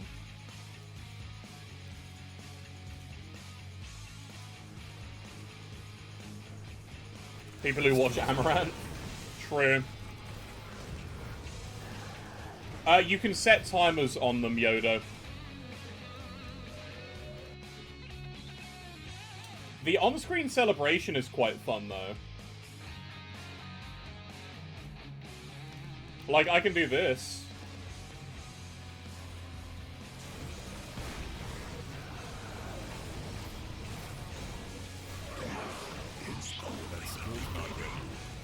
I think that's quite fun.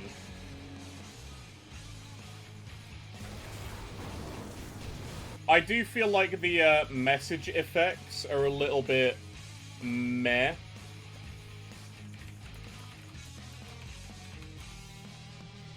Like, it's kind of meh, the effects. I was expecting more than 2 options there. Exactly, it's highlight plus.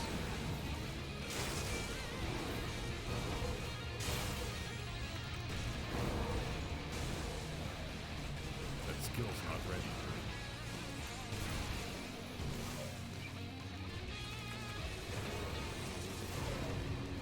I think the on-screen celebration and the Gigantify emotes are pretty cool, though.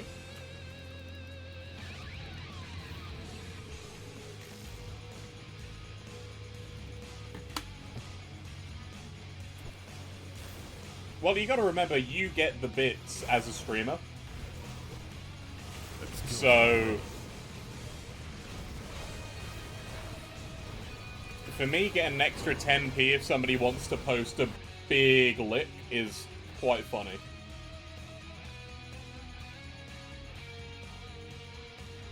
Actually, what the hell does this look like when it's big? Can't do that yet. Plus, you get to use them all for free for yourself, so...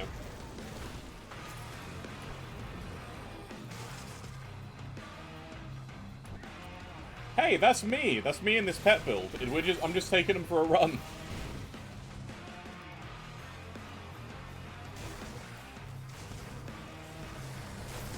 That skill's not ready. Although, I suspect it's gonna be a bit different with some people's emotes.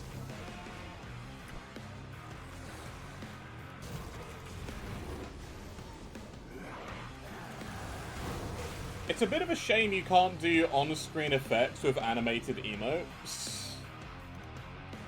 But at least I can do this to show my disappointment at chat sometimes.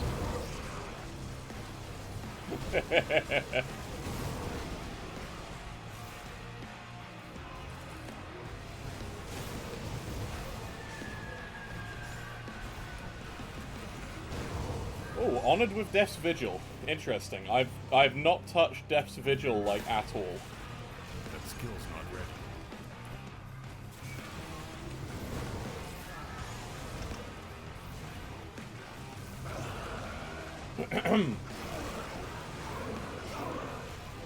Well, I'm glad it's free, so the thing is, you're gonna have to test emotes with the Gigantify and the Celebration to see if they're, like, still good or not.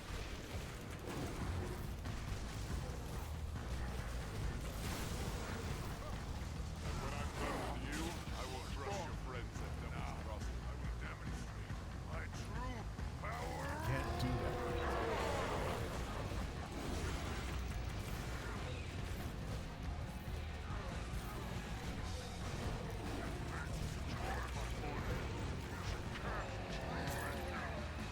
yet. Ooh, Overlords of Ruin and Rhymefrost of Ruin. Wow, that's a lot of Ruin. Celebration can only be tested on live. Well, when you stream later, Johnny, you're gonna have to test it. You're gonna have to test it all. I'm kinda glad mine all seem okay. Yeah, you have to be live to use them on your own channel, I think. You can do the emote ones, but the on screen, because otherwise you're not doing anything. Welcome to my rift. You don't remember any extra.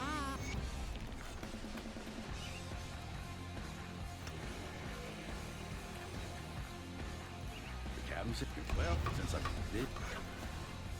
So I'm gonna go do the Slith, and then I'll probably do Forgotten Gods after we go to, like, Act 3.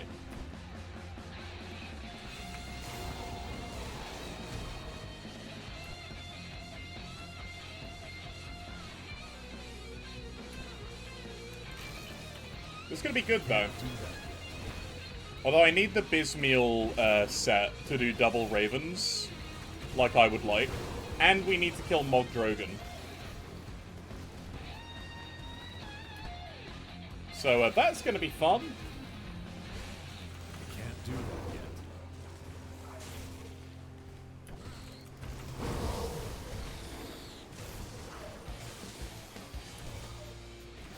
Who else wants to kill Mog?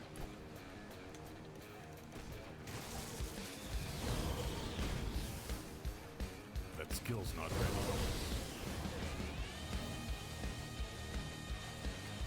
Oh, my neck.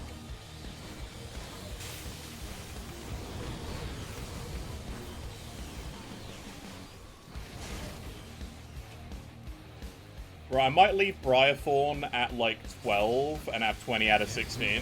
And just go all in on Emboldening Presence for the next couple levels. I want that and Raging Tempest to be, like, more.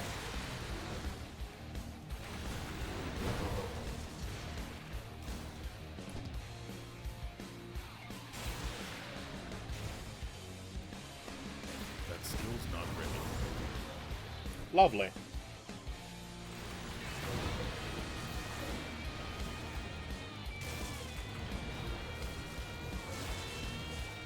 I may upgrade to the Bismeal's Dominion relic quickly when we go back up.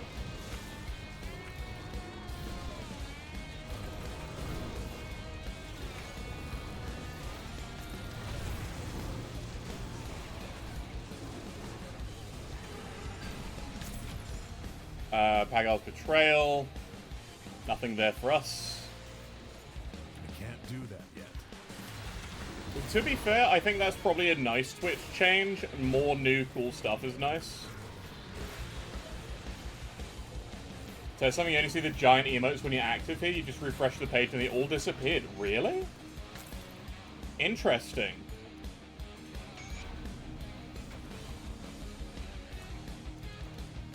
Huh. So they're... Weird. Okay, so Gigantify is only when you're live? That, like, in a channel, I mean. That's weird.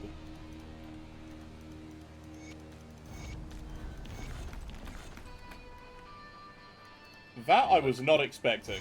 I would have thought they'd be, like, separate, but I guess it makes... They've done it in a lazy integration, then.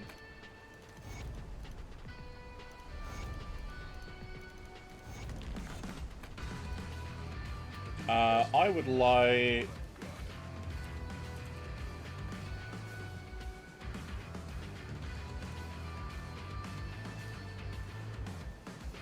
Oh yeah, I get to use these, the Glyphs of Kelta Zoths.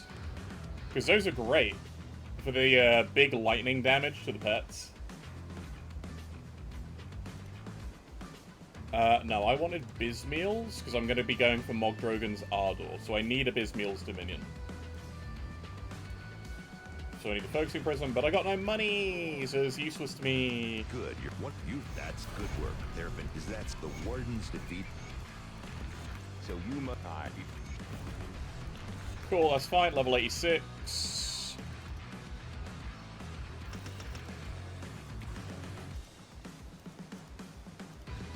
I'm just gonna get this to the soft cap. Oh, it's actually at the soft cap now. That's fine, because it doesn't really go up in physical resistance much beyond it. My knowledge of spirit.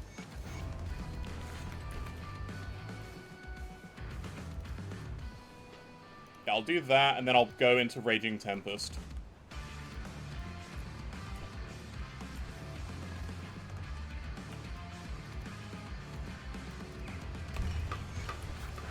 I'm gonna need to make some more money in the, on this character.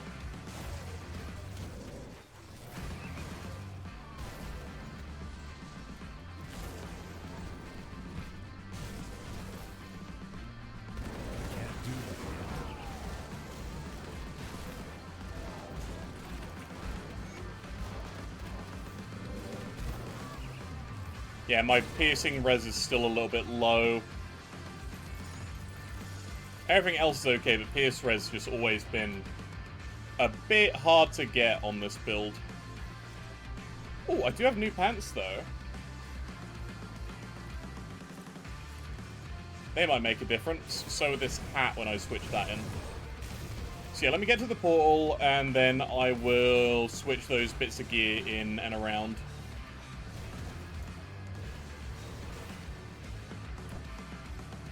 I'm looking forward to playing double Ravens.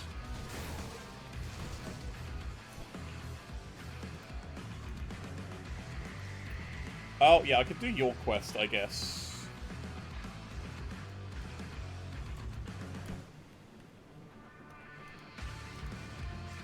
Hi.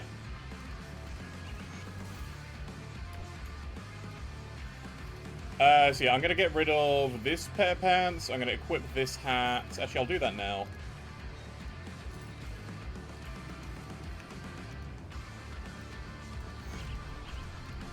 Cool. Free money.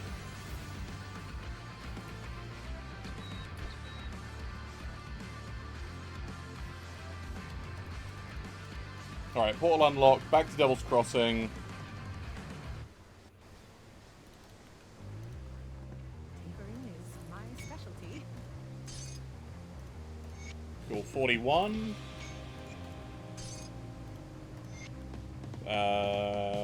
Yep, that keeps me higher. Oh yeah, they changed runestones to have acid res on now too, by the way. So that's quite nice. Nothing else, I don't think.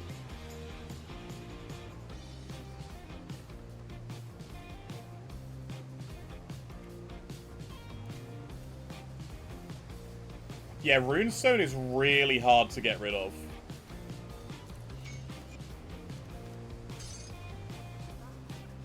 Like, it's a GG item at this point. You have piercing res, don't you? Yeah, you do. Cool, so pierce res there, pierce res on the hat.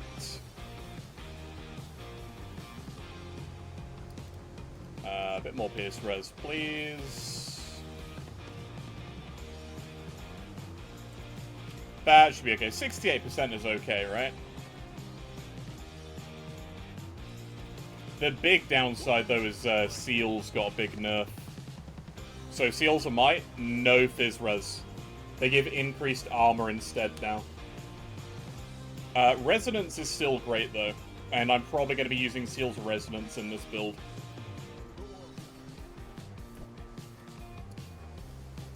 Morny, hello. Well, you work fast, dear. We have to hit them hard and fast.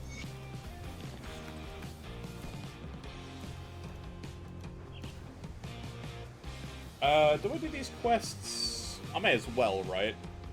Quests are quests, XP is XP.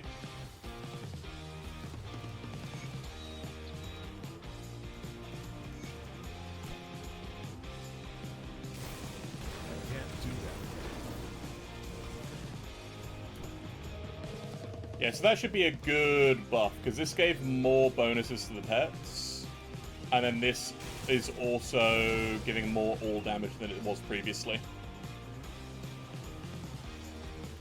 Though my setup is going to be, like, pure lightning based.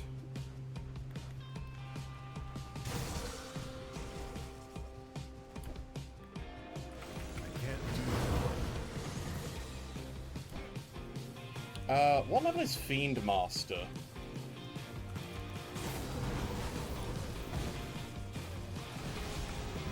Oh yeah, Nicholas is gonna be, like, insane to fight.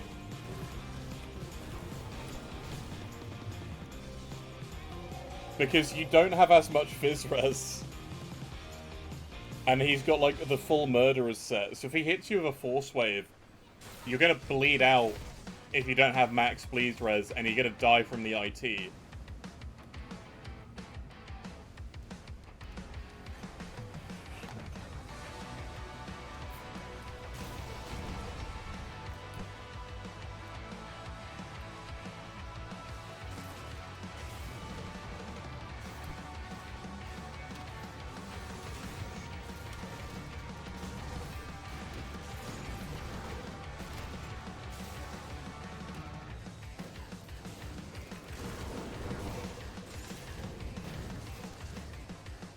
Nice. The thing is, the Hellhound is still the strongest pet, I think, because you get the most total damage modifier to it.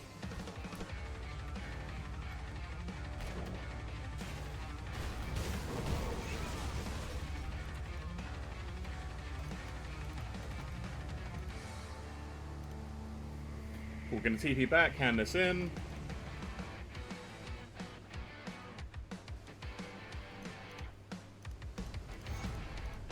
Honored with the Rovers. Nice, finally.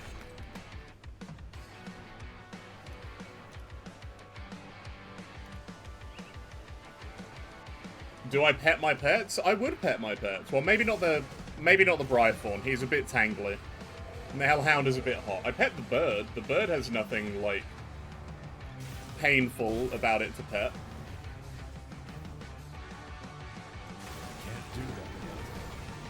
I mean, the Brythorn has retaliation, so I think if I pet him, I would die.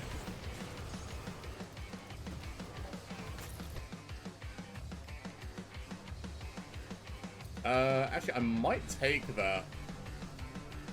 Because the Covenant set, I think this has been buffed and changed. Yeah, it's got, like, extra damage. So blue Covenant set for full Chaos Pets is a possibility.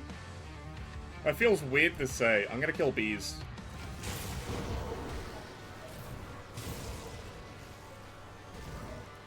Full Chaos Pets sound really weird.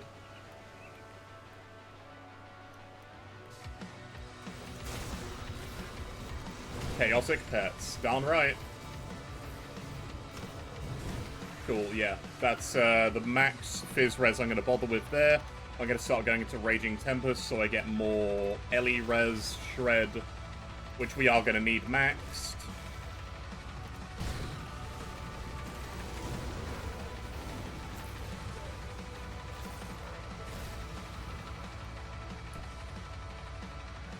That skill's not ready.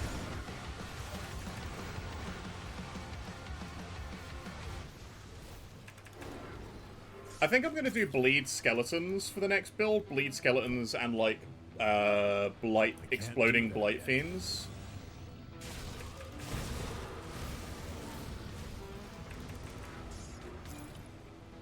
How much jelly have I gotten now?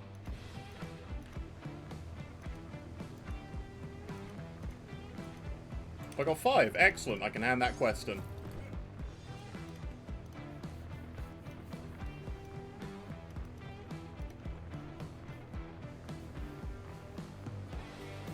Yeah, I'm really enjoying this pet build. It feels like a nice palate cleanser.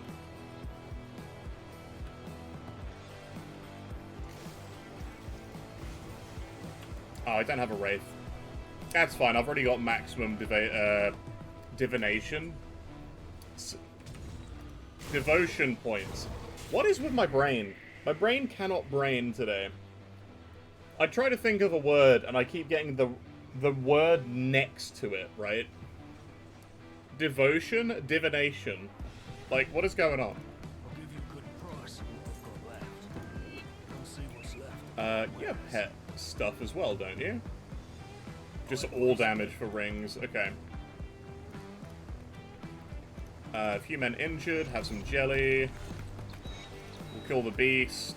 Yeah, give me the Mogdrogan Shrine quest, and I will do that on the way. Zarthulan, Rixna Plague Feather, you know, we'll do that. We have to go through there anyway.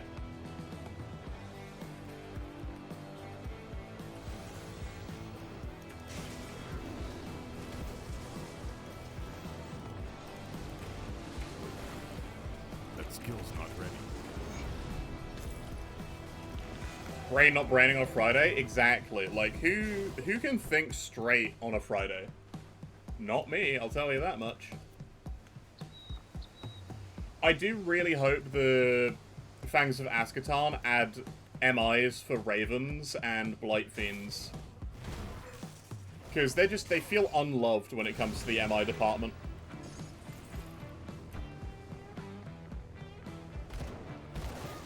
That skill's not ready.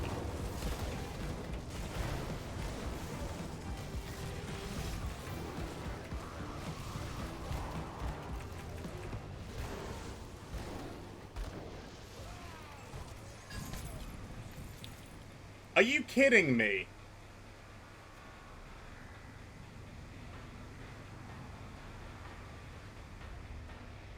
This is the weapon I needed for my commando. My Aether max block commando in the league.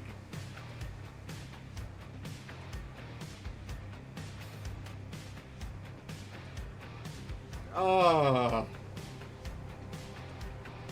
Oh, I hate that so much. I hate that so much. It's way too late. It's way too late. I mean, the thing is, right, look at the insanity prop. The 20% Aether Shred on that thing. Oh, and a Caged Soul. Oh, Shrewd instead of stanching Caged Souls, though. Nice. More health.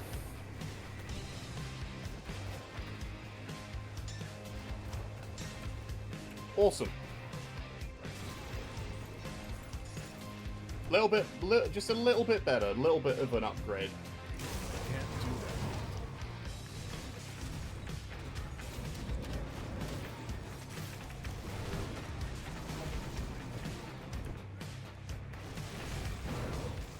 Bank it for next time? I can't bank it for the next league. Because the next league will be fresh start. That's rage-inducing, that is. That's fine, don't worry about it. Not your fault. That's just Grim Dawn's RNG. That skill's not ready. I bet you anything, if I have to go kill Terranox at any point, he will drop me Krieg boots the first time we kill him outside of the league. Because again, that is just the way the cookie will crumble.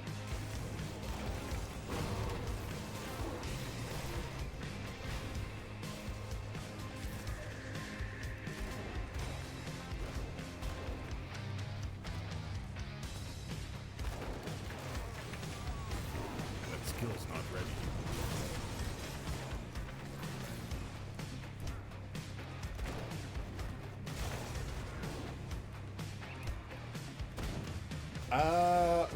We might need to go to Forgotten Gods sooner rather than later, just so I can buy the blueprint ASAP. Because I need Cult of Ismail to be revered, like, yesterday for it. That skill's not ready. Actually, I might have a max revered character. I'll check after this pot goes out.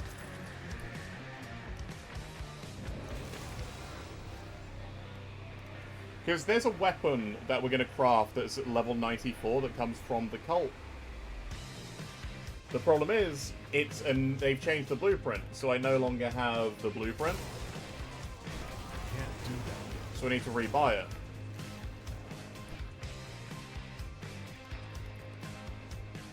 So it's going to be interesting.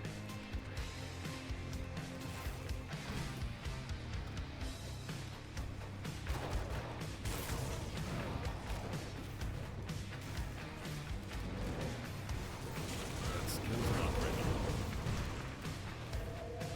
Don't need to go down there. Actually, for the Annals, yeah, I'll go down for the Annals, because that's free XP. Can't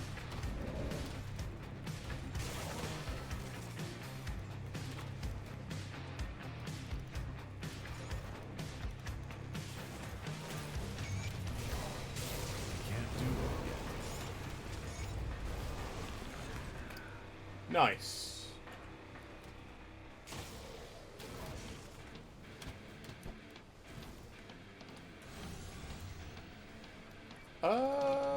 Yeah, there's not really much else to say. Like, full green Pet Conjurer, really good.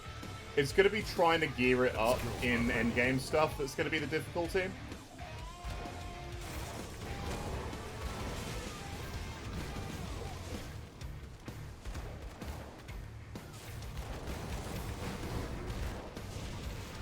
That skill's not ready.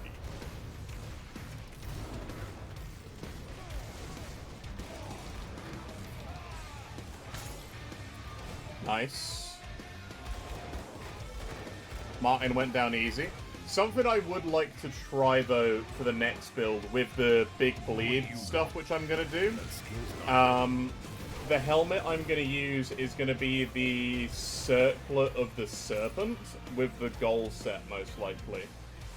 Because I will be playing a Ritualist. Because I'm going to have a lot of skeletons to stack up bleeding. I want exploding Blight Fiends, so I can basically pump them out for free. Because with Blight Fiends... bear with me.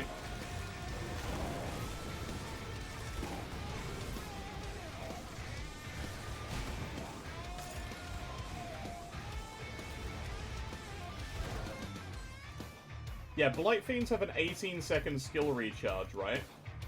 The Unstable Anomaly node lowers that to 8 seconds, but they then live for 12. So you can only really have 2 come out. It's instead been lowered to 13 now, the node itself. And then you have... arrived on the scene. Oh, who was that? Wretch did, thank you for the resub. 5 months. Wow, it's really been that long. Thank you, I appreciate that. The Circlet of the Great Serpent lowers that by another 2 seconds. And I think there's another item which also does it for Blight Fiends. Hang on.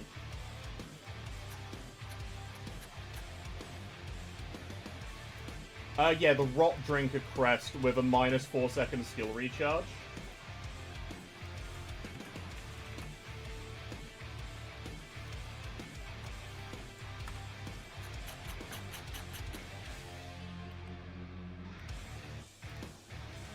So between those, you can get a...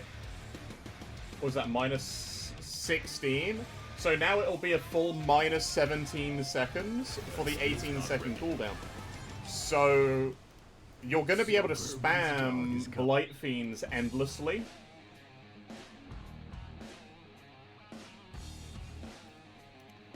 So yeah, actually, yeah, we're trying that. We're going to do proper Blight Fiend exploding spam. That's going to be fun.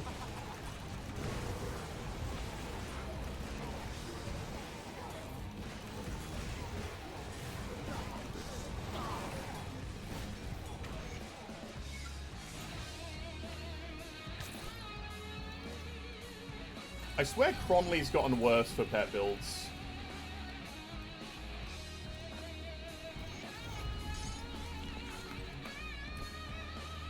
But yeah, I'm 100% doing, like, Acid Goals exploding set. I feel like that's going to be very funny.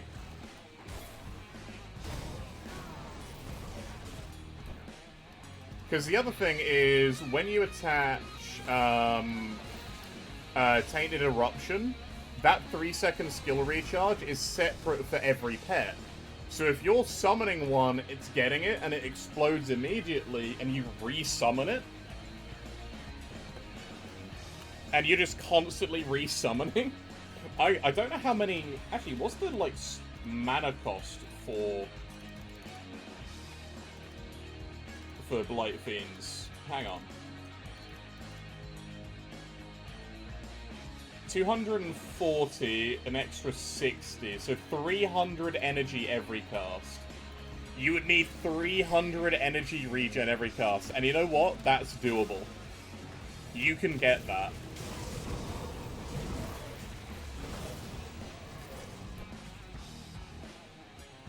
You can 100% get up, like, that way down. And over 300 energy regen. So permanent, just constant spamming Blight Fiends. That's our aim. That's what we're gonna do. We're gonna do, like, Vitality Skellies and endless spam Blight Fiends.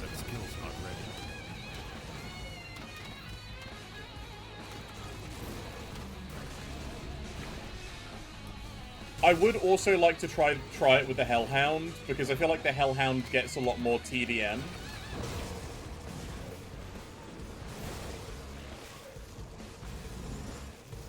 Actually, don't Blight Fiends leave a puddle of acid when they die?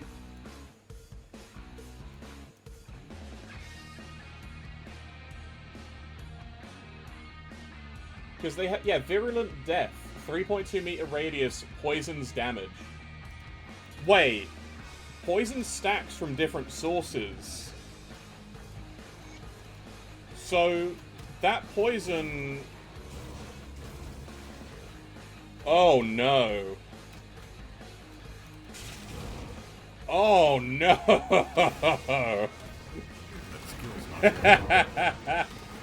Oh, that's gonna be interesting. So poison stacks from different sources, okay? We all know that. Now, if you have constantly exploding sources, they all count differently. So we're going to be exploding a Blight Fiend every single cast we can do.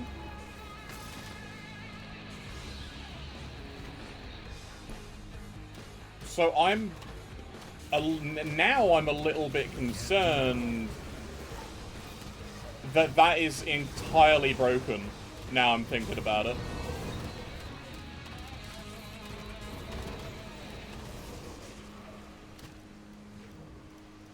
Oh, I'm absolutely building full explosive Blight Fiends next. That's going to be so fun.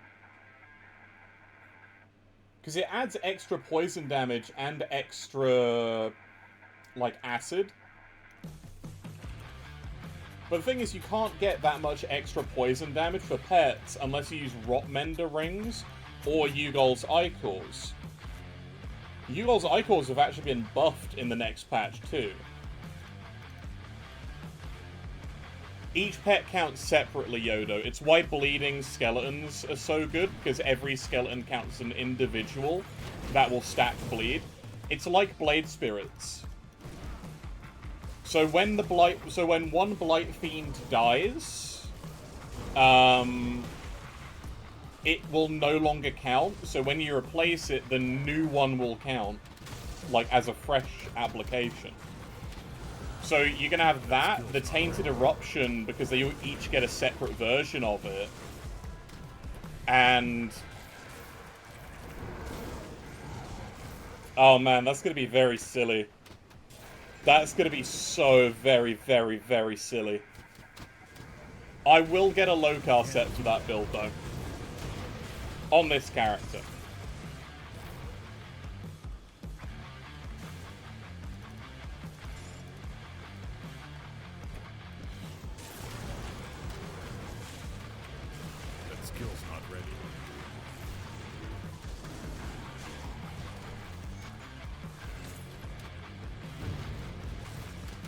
So, in theory...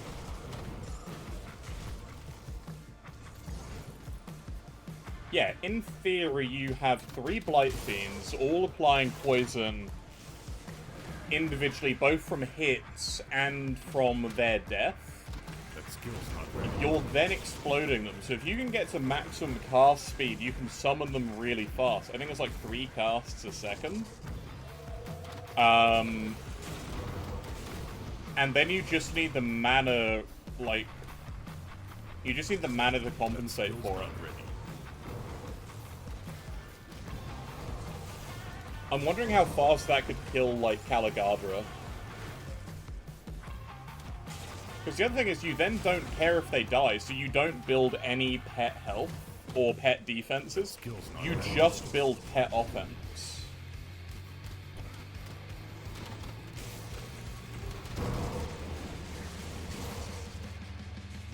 Yeah, you just don't care. You just build offense. Oh no, that's...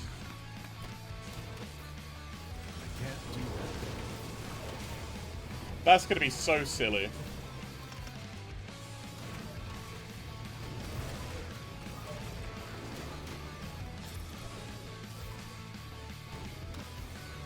That skill's not ready. Okay, my XP pot's almost running out. So I'll drink a new one.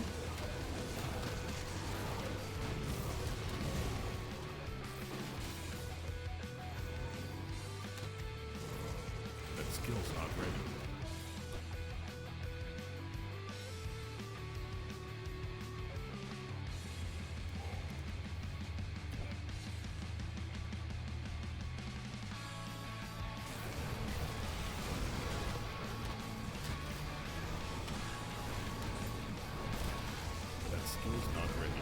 Oh, wait, you can target Doombolt? Oh, that's sick. That's so good. I thought Doombolt was enemy target only. I guess I'm wrong. I say that as I play Doombolt builds. Man, I wish I had tried that before.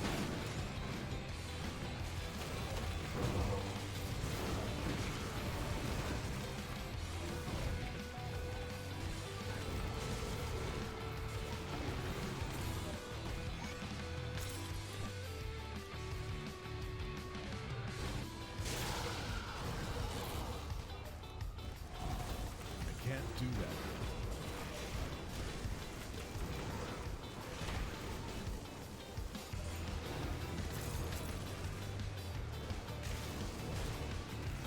But yeah, I need to find some Rotmender Rings or Ugol's Icors. I think the best way for me to do that is going to be hop into,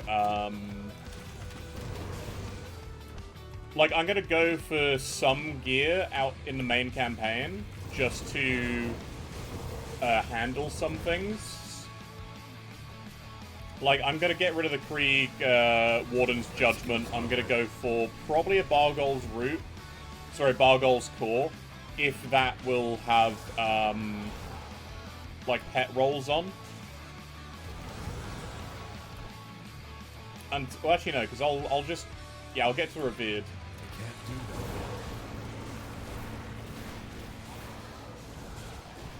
I'm going to go unlock the ability to get more Bloodsworn Signets and Zarya Amulets and whatnot. And the thing is, I'll also need to go up for Fleshbound Archives, but... Actually, no, I won't. I'm already maxed out of Malmuth, so I'll just make a Stormbringer of Malmuth as soon as I hit 94.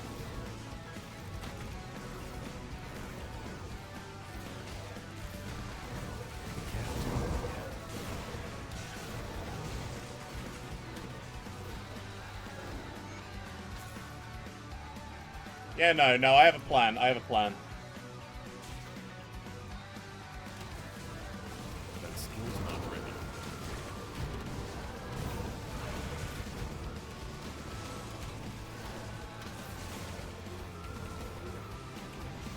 I'm also going to put, like, 2 more points in Word of Frailty. Curse Frailty, even, just so I have a bigger AoE. Because, man, it sucks having only a 3-meter range on this. 5 meter at, like, minimum. That skill's not ready.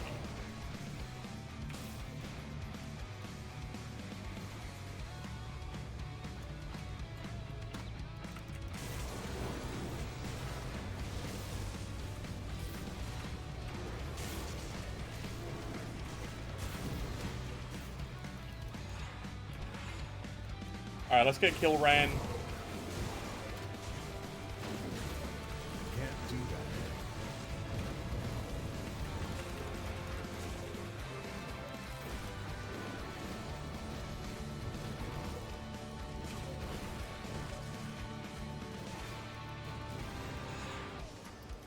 Nice.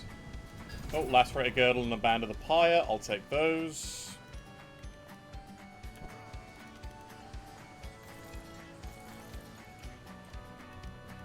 Alright.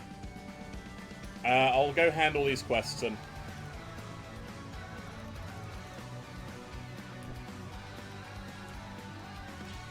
Can't read that. Can't read that.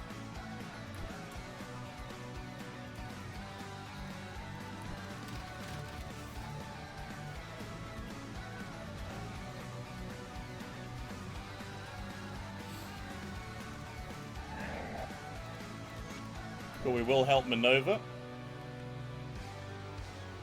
Because, hey, stat points are always nice. Not that I've been spending any.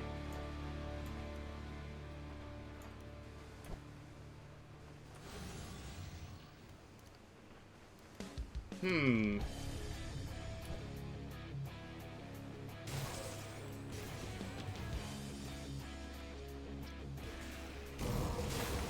do that. Yeah, I like how this build is handling.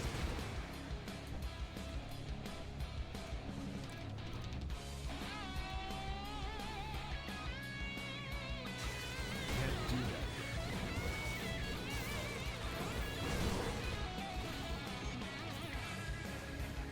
Vigorous Redeemer's Cage Souls. Okay, that's skeletons. There's no use to me.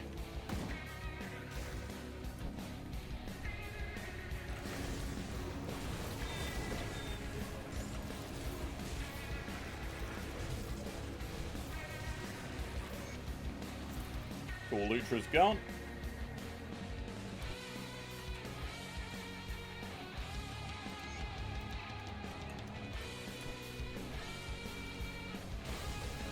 We can't do anything there. Not ready.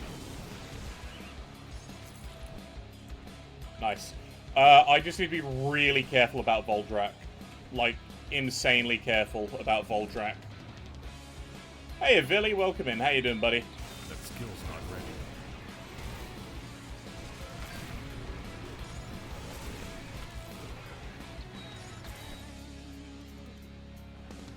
Just don't get hit? Yeah, exactly. Just don't get hit by Voldrak. Like, he is so much more deadly in the test patch, it's unreal.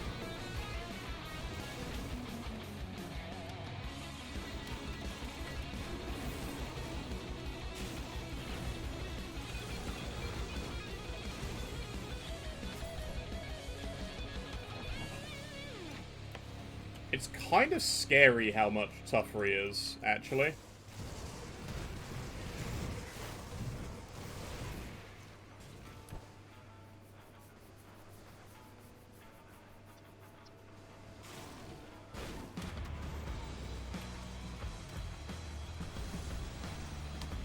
Okay, so let's go hand stuff in quickly.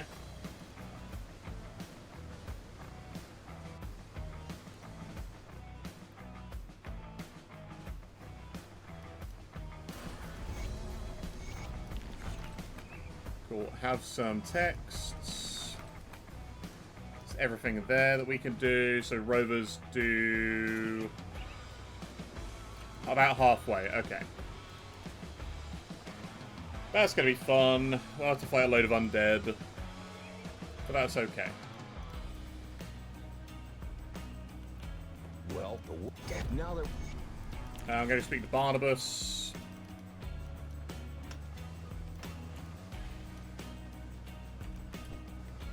Come, friend. Right to... Actually, I'm going to go back there quickly and hand the bounty in that I took. That I forgot I took.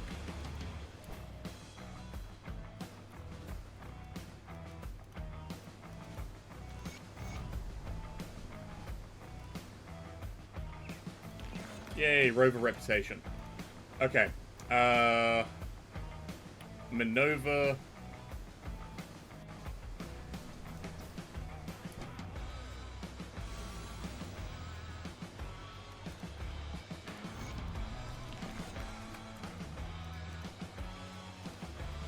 Okay. Voldrak time. Got nothing to it, but to do it. Yeah, how you been, Billy? Hope you've been good, man. You been having a good day?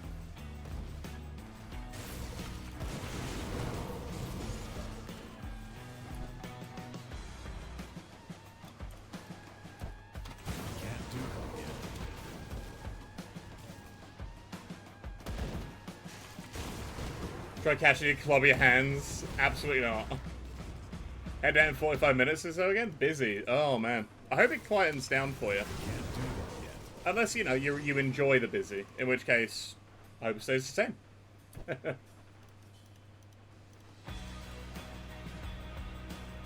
Oh. Interesting. Uh-oh. To me, that sounds like there's going to be pranks.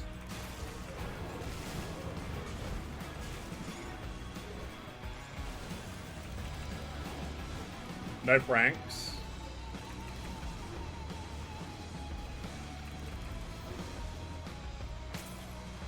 Okay, yeah, it's Superior Abomination. Yeah, if you guys haven't seen Voldrak's Crusher in the test patch, they've upped the weapon damage to Cadence and TD. They gave it TDM. They gave it 15% total damage modifier. It's absolutely ridiculous. Yeah, it's really, really strong.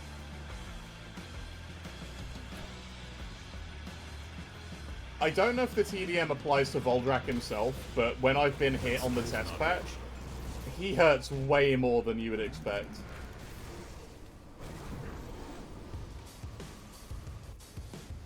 Yeah. It is scary as hell. The thing is as well though, like, Cadence in the test patch is insane with that thing. Like, screw Avengers.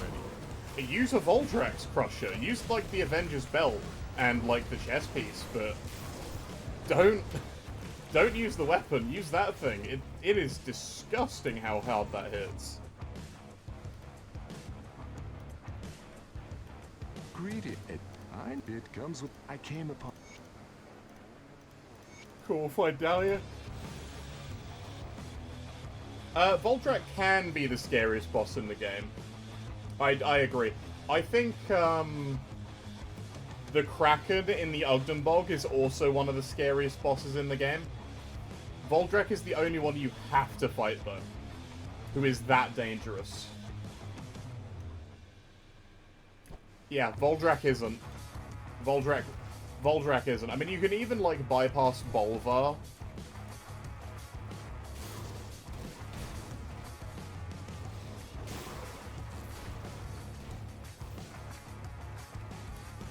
Okay, got nothing there. Oh, dynamite chest.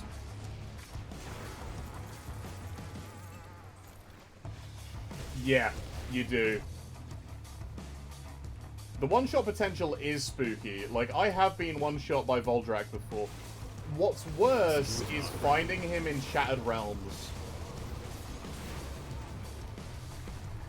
Finding Voldrak in SR and being like, I don't have that high phys res, he will pop you. He will one-tap you. Like, he does so much damage, it's ridiculous.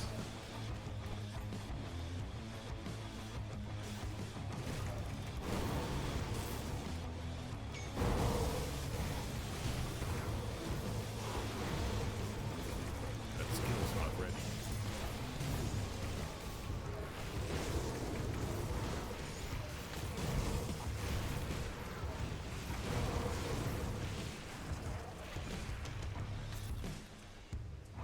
Nice. That skill's not ready.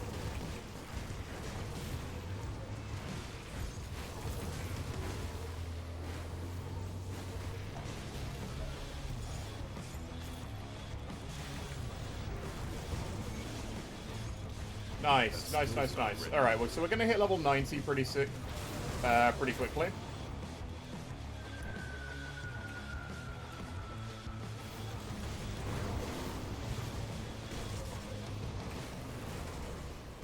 I think most of my stuff is 94, not 84 or 90.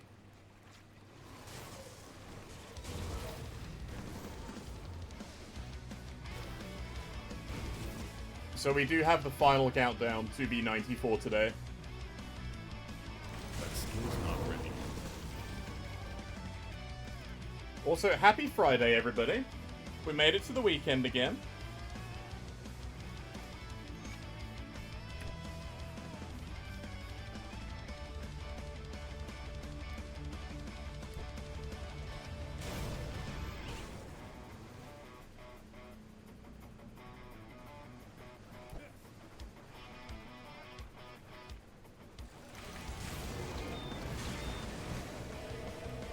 Lovely. I will probably also do the Pine Barren quests. Just for the XP.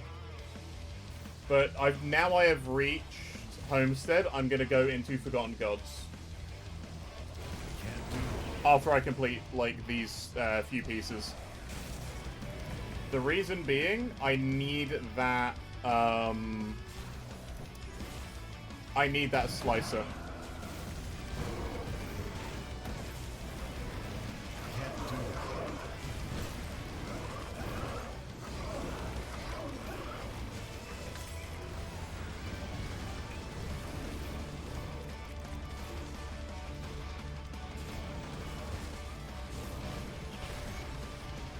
Cool, there we go.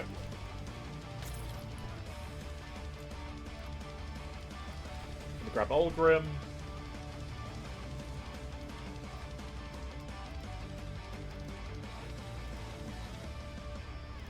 So honestly, the slump hasn't been anywhere near as bad as I thought it was going to be. So like, there's always a slump in pet builds around level 60 to 94. Because you kind of have all of the gear pieces you can get. These are...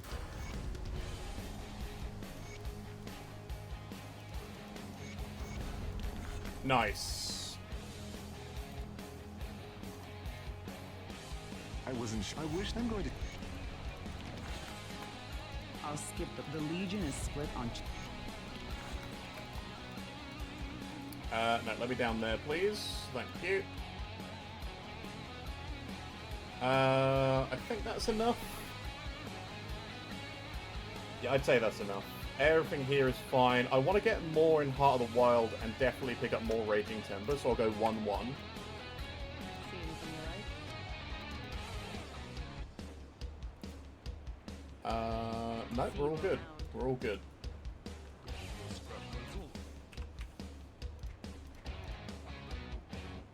I did the Beast Caller Cal set.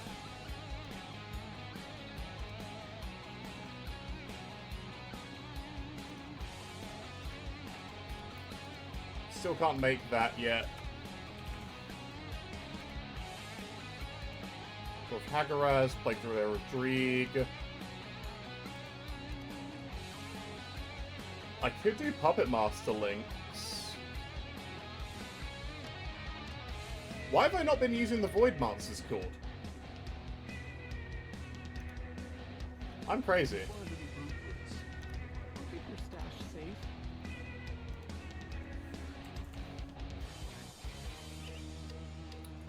I've got this one, which I will be using. Don't need to use the Shepherd of Lost Souls. Will of Bismeal. Do I switch this in? You off to work? You have a good day at work, Yodo. Don't work too hard now.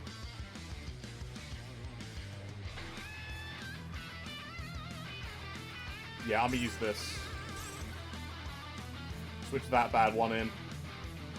So I lose the TBM to Hellhound and the cooldown to Briarthorn. But I gain 2 projectiles to the Familiar and a guaranteed pass-through.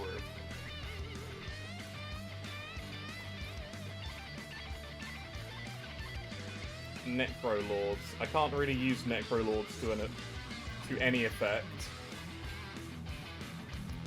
Fiendflesh Mantle I will bring with us.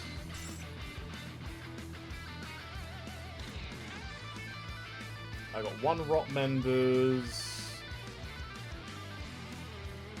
Oh yeah, they changed the Primal Bond bonus on Overlord's Iron Grip, so you get, instead of Fizz Res, you get Stun and Freeze Res. That's so weird. Okay, Black Hand of Sanar Sin, can't use. Black Scourge, I could use.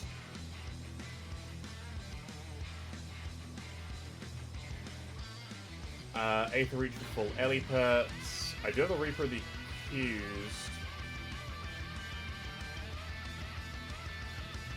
Ah, there we go. I can use the Void Dancer Cord.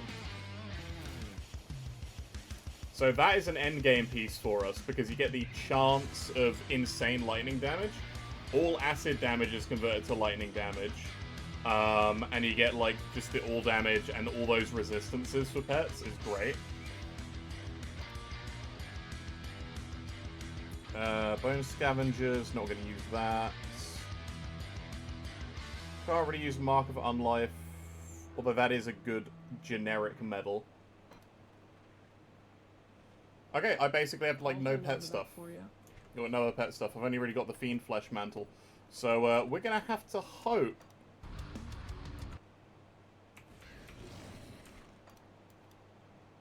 I'm going to go to Forgotten Gods now.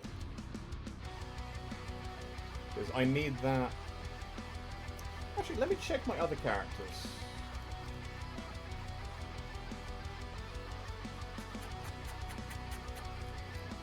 I'm going to check my... No, not my Trickster. Where is my... Not you. You are fun, but not you.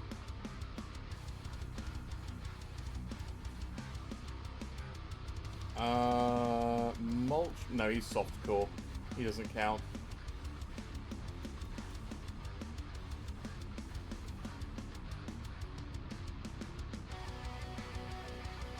Was it you? Do you have the,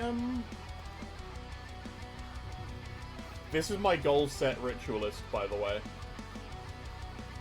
Oh, I could just use this guy for the Explodey Blight Fiends. Like, he's already, like, fully geared up for, like, big Blight Fiend stuff, because he has the circlet too. So it would just be the crest that I switch out. Because, yeah, these guys are now 13 seconds. So it would be a 0.9 second skill recharge. So a Blight Fiend every second. I want to see what that looks like quickly, actually. Hang on. Have I got anything on you? Oh, I got some Bismeals I can send over. Feral Mains. I've already got the Touch of the Grove.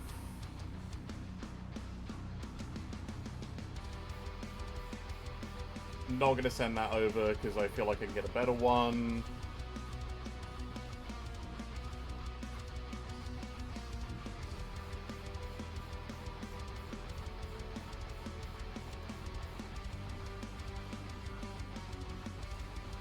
No, I don't really have anything I can send over to them.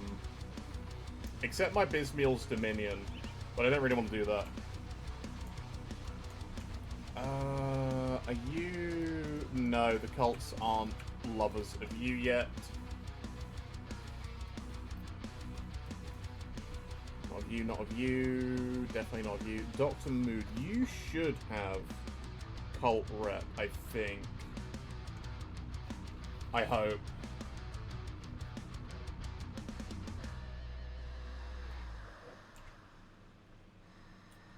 Nope. Dang it. On Grim Tools, if a suffix says level 92, item 4 drops to 94 with a suffix scale.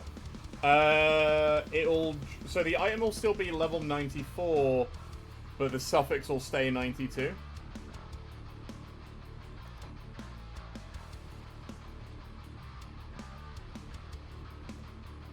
So the item should be level 94.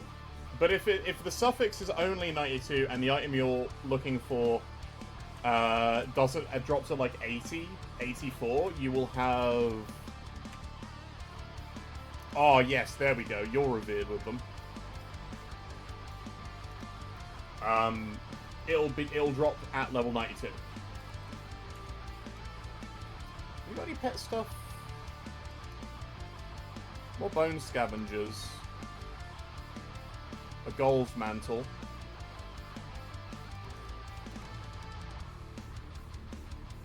Oh yeah, I've got a Concealer Comms Cure.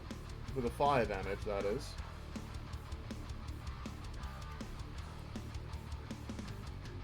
And I do have a Mark of Bloody Ends. I'll throw that in the chest.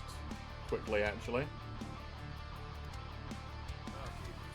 Because Marks of Bloody Ends are great. I need to remember, this is my main guy.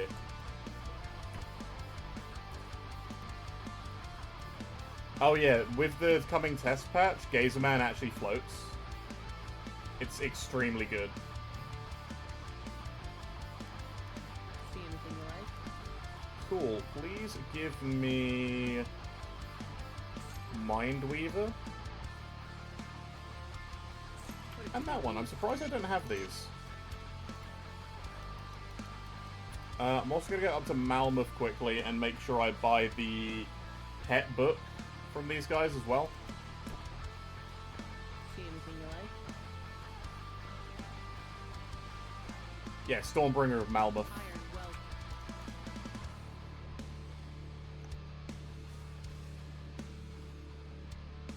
Okay, come on. There we go.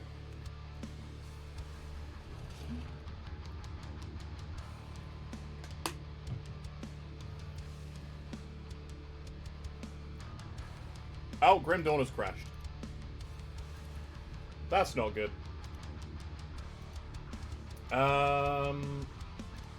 Okay. With that, I might call the stream here for the day, because I'm feeling quite tired and not really myself. Feeling a little bit ill today, sadly. It's Saturday tomorrow. I'm not playing Grim Dawn tomorrow. I am going to be playing Enshrouded. But the pet build that we're playing will return on Monday, so I don't stream Sundays.